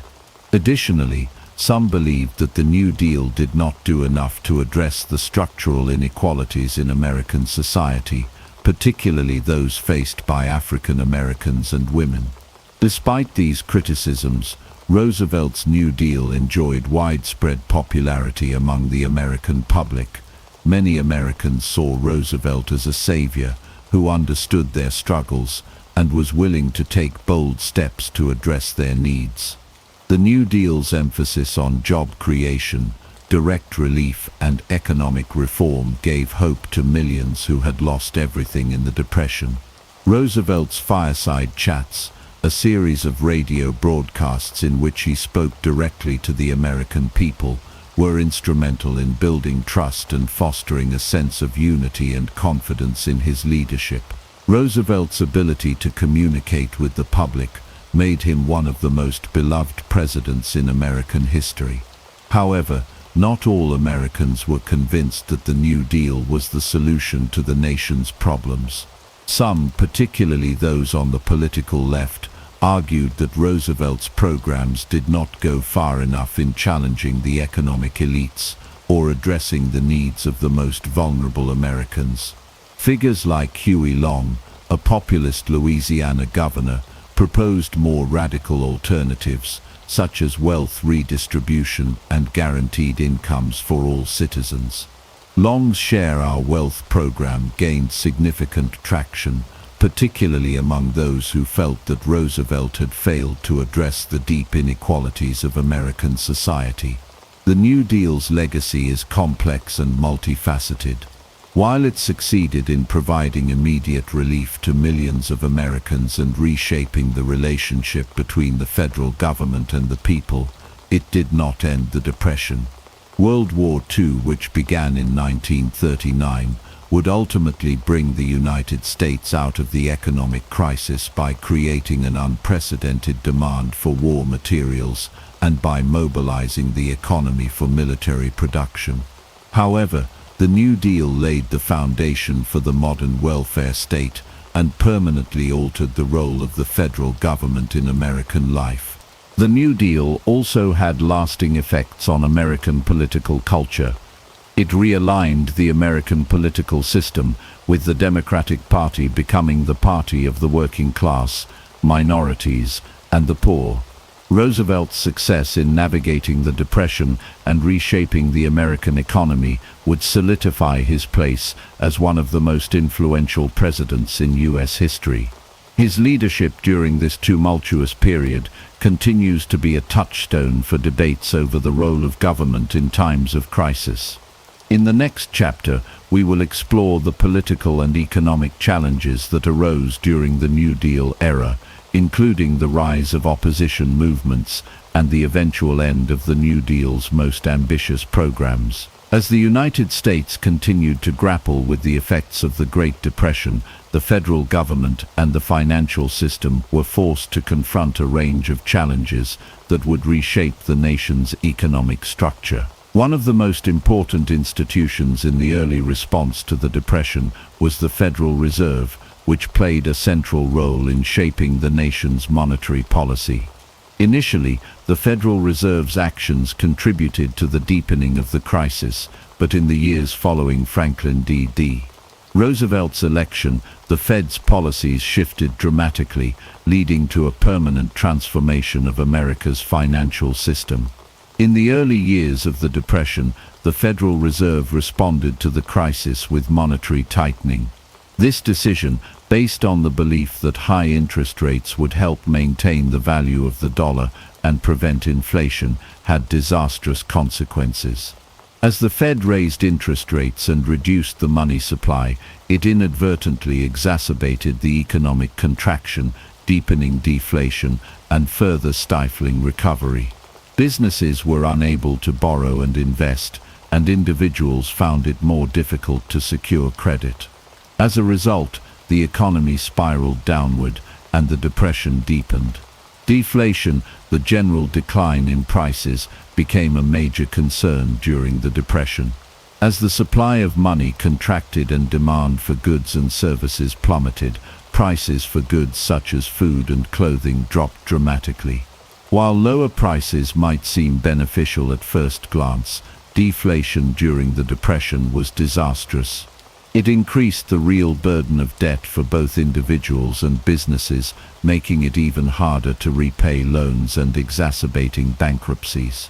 At the same time, wages fell and unemployment soared, creating a vicious cycle of economic decline. By 1932, as the nation struggled with worsening economic conditions, Roosevelt's administration recognized the need for a more aggressive and proactive monetary policy. One of the first steps in this new direction was the creation of a more flexible approach to the gold standard, which had been a cornerstone of the American monetary system for over a century. Under the gold standard, the US dollar was directly tied to a fixed amount of gold, which limited the amount of money that could be issued by the Federal Reserve. This constraint was seen as a key factor in the tight money supply and deflationary pressures that had contributed to the Depression. In 1933, Roosevelt took decisive action to address the nation's financial troubles by suspending the gold standard. In what became known as the Gold Reserve Act of 1934, the U.S. government confiscated gold from private citizens and businesses. People were required to exchange their gold coins, gold bullion, and gold certificates for paper currency at a fixed rate, thus increasing the amount of money in circulation and loosening the constraints imposed by the gold standard. This was a bold move that was deeply controversial at the time, but it was part of Roosevelt's broader strategy to combat deflation and stimulate economic recovery. The Gold Reserve Act also set the stage for a dramatic devaluation of the US dollar. By reducing the dollar's link to gold and increasing the money supply, Roosevelt was able to lower the value of the dollar relative to other currencies. This devaluation was designed to make American goods more competitive in global markets by making them cheaper for foreign buyers. It also helped to raise prices for goods in the US, which in turn provided some relief for farmers and businesses that had been struggling under the weight of falling prices. The decision to devalue the dollar and abandon the gold standard marked a pivotal moment in American economic history. Roosevelt's actions signaled a fundamental shift away from the classical economic principles that had dominated U.S. monetary policy since the 19th century. The U.S. government under Roosevelt was now willing to intervene directly in the financial system in ways that had been unimaginable just a few years earlier. The end of the gold standard marked the beginning of a new era in which the federal government would play an active role in managing the economy, a role that would continue to expand throughout the 20th century. Alongside these changes, Roosevelt's administration also worked to reform the banking system. The Banking Act of 1933, also known as the Glass-Steagall Act, was another key piece of New Deal legislation. This law separated commercial banking from investment banking, reducing the risks of speculative investment and protecting consumers' savings. It also established the Federal Deposit Insurance Corporation, FDIC, which provided insurance for bank deposits up to a certain amount, giving Americans greater confidence in the safety of their savings. The FDIC was a crucial step in restoring public trust in the banking system, which had been shattered by a wave of bank failures during the early years of the Depression. By insuring deposits, the FDIC helped to stabilize the banking system and reduce the fear of losing savings in the event of a bank failure. This, in turn, encouraged people to deposit money in banks rather than hoard it at home, which helped to inject liquidity back into the financial system and promote economic activity. In addition to these reforms, Roosevelt's administration also worked to stabilize the financial markets through the Securities Exchange Act of 1934. This law created the Securities and Exchange Commission, SEC, which was tasked with regulating the stock market and protecting investors from fraud and manipulation. The SEC's creation marked a shift toward more active government oversight of the financial system and laid the groundwork for modern securities regulation. By the time Roosevelt left office in 1945, the U.S. financial system had undergone a profound transformation. The policies he implemented during the New Deal, particularly those related to monetary policy and banking reform, would have lasting effects on the American economy. The abandonment of the gold standard and the devaluation of the dollar set the stage for the modern era of flexible exchange rates and greater government intervention in the economy. The establishment of the FDIC, the SEC, and the broader regulatory framework for the financial system helped to restore stability and public confidence, ensuring that the mistakes of the 1920s and early 1930s would not be repeated. In the next chapter, we will examine the long-term effects of Roosevelt's financial reforms, including how they shaped the post-war economic boom and the role of the U.S. in the global economy. The Great Depression was not only an economic catastrophe, but also a profound cultural and psychological experience for millions of Americans. While many struggled with unemployment, poverty, and the loss of homes, others sought solace and meaning through the arts. Artists, musicians, writers, and filmmakers helped shape a cultural response to the hardships of the time, offering both reflections of despair and rays of hope. The Depression, in many ways, influenced the direction of American culture and left lasting marks on the national psyche.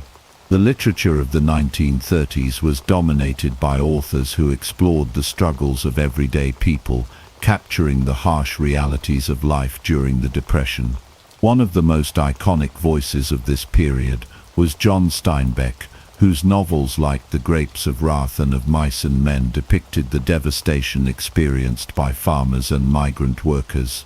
Steinbeck's portrayal of the Joad family's journey westward in search of work highlighted the resilience of the human spirit, even in the face of overwhelming adversity. His work resonated deeply with those affected by the Depression and brought attention to the economic and social injustices faced by the poor and disenfranchised. Alongside Steinbeck's literary contributions, musicians like Woody Guthrie provided a soundtrack for the Depression.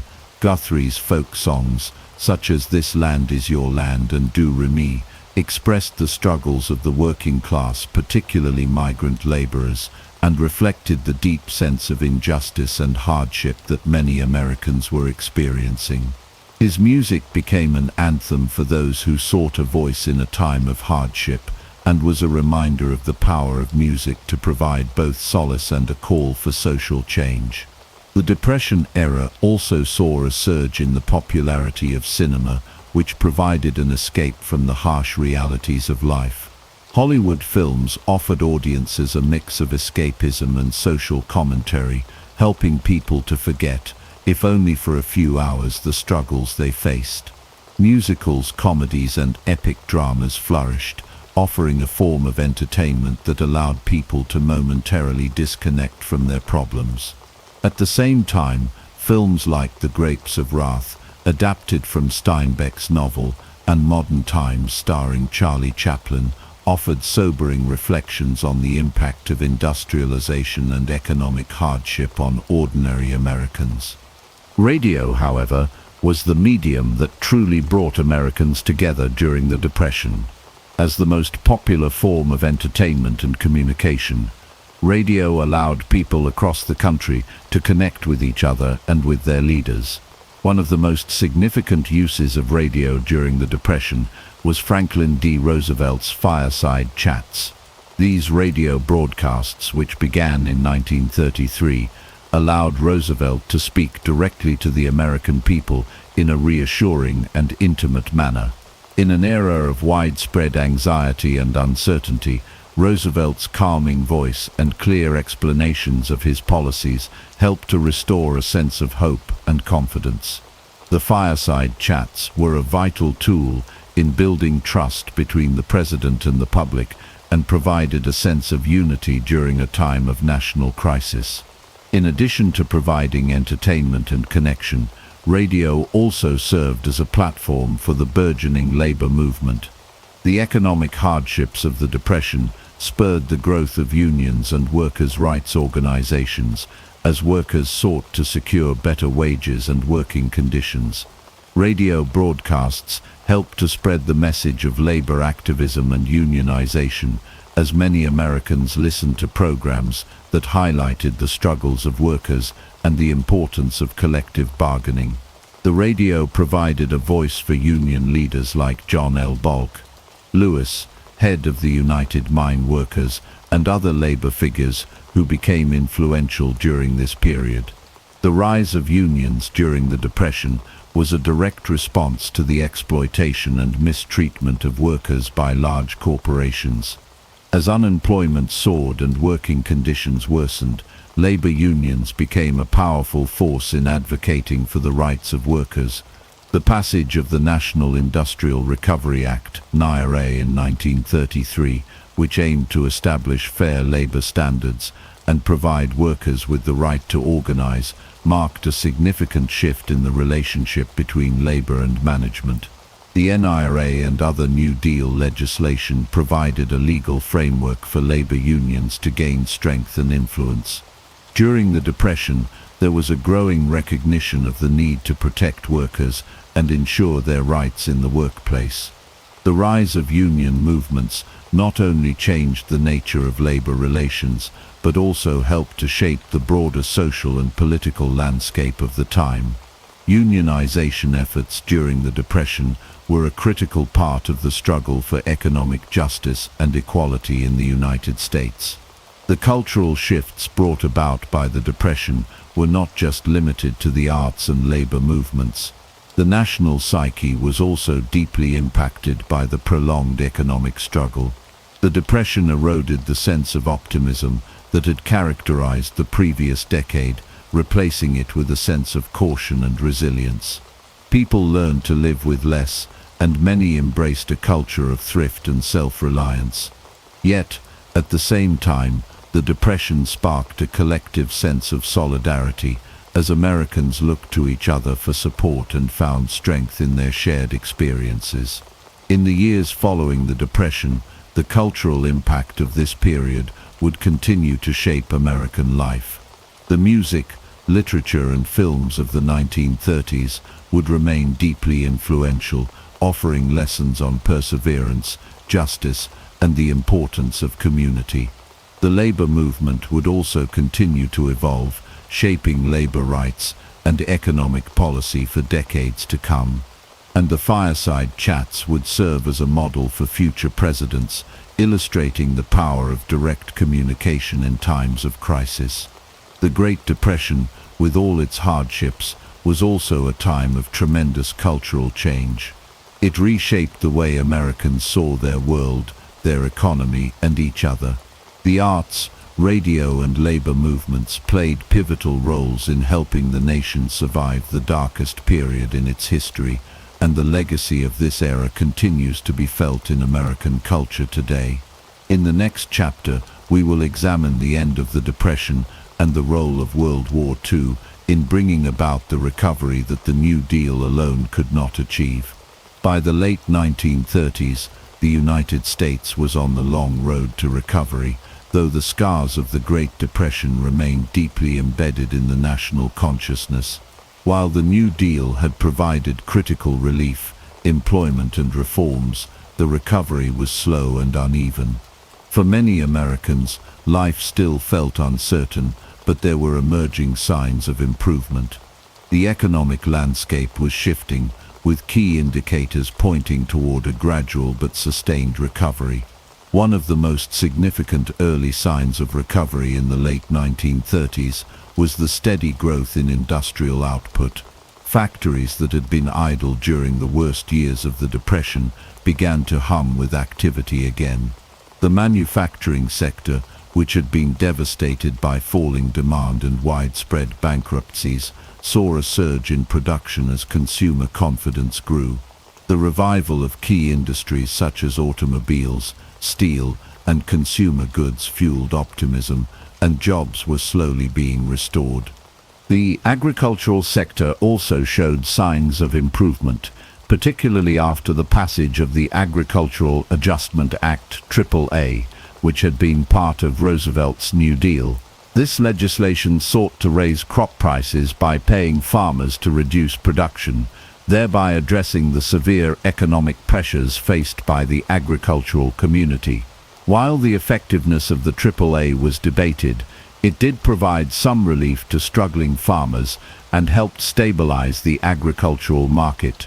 Additionally, the rise of new farming technologies and practices gradually improved productivity and efficiency. However, despite these signs of recovery, the nation was far from fully recovered. Unemployment, although decreasing, remained stubbornly high, hovering at levels far above what would be considered acceptable in a fully functioning economy. Poverty remained widespread, particularly in rural areas, and many people continued to depend on government aid.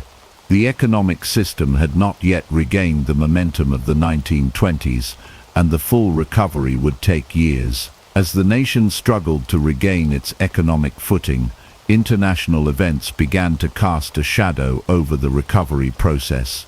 The rise of authoritarian regimes in Europe and Asia, particularly the expansionist policies of Nazi Germany and Imperial Japan, created an unstable global environment. The looming threat of war would soon become a decisive factor in the nation's economic future. The outbreak of World War II in 1939 marked a turning point in the recovery process. The war brought with it an unprecedented demand for industrial goods, including weapons, vehicles, and other military supplies. The U.S. government embarked on massive industrial mobilization to support the war effort, resulting in a dramatic increase in production and job creation. Factories that had once produced consumer goods now shifted to military production, and millions of men and women found work in defense industries. Unemployment, which had plagued the nation for years, was virtually eliminated as the country geared up for war. The war effort also had a profound impact on the labor market. With millions of men enlisted in the military, women entered the workforce in greater numbers than ever before, filling jobs in factories, offices, and other industries. The iconic image of Rosie the Riveter symbolized the crucial role that women played in the wartime economy. The war not only provided jobs for millions, but also laid the foundation for significant changes in American society, particularly in terms of gender roles and the participation of women in the workforce. In addition to the economic benefits of war mobilization, World War II had lasting effects on American society. The war led to a transformation in the nation's global role, as the United States emerged from the conflict as the world's leading economic and military power. The war also accelerated technological innovation, with advancements in fields such as aviation, communications, and medicine.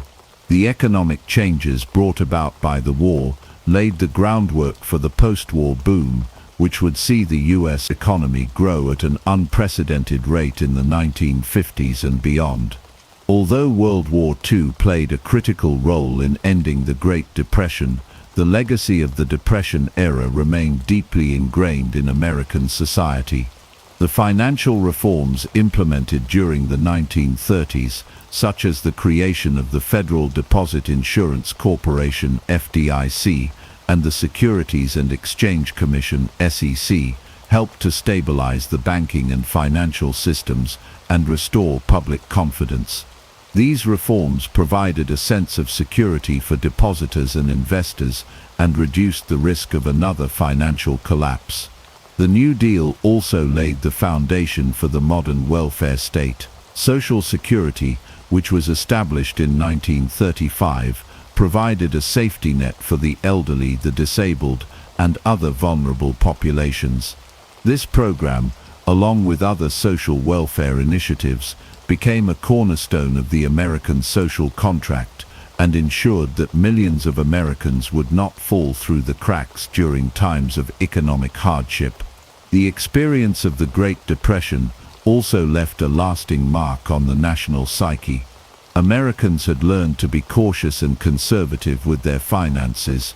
The memory of the stock market crash and the devastation of the Depression era encouraged future generations to prioritize financial stability and to view economic risks with skepticism.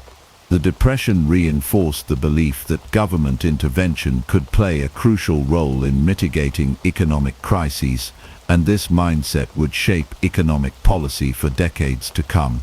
In the years following the Depression, Americans embraced a new economic reality. While the memory of the 1930s would never fade, the recovery process, aided by the global conflict of World War II, set the stage for a period of prosperity and growth. The legacy of the Great Depression, however, remained an integral part of the nation's development, as the United States emerged from the crisis with a new understanding of the need for financial regulation, social welfare programs, and a more active role for government in managing the economy.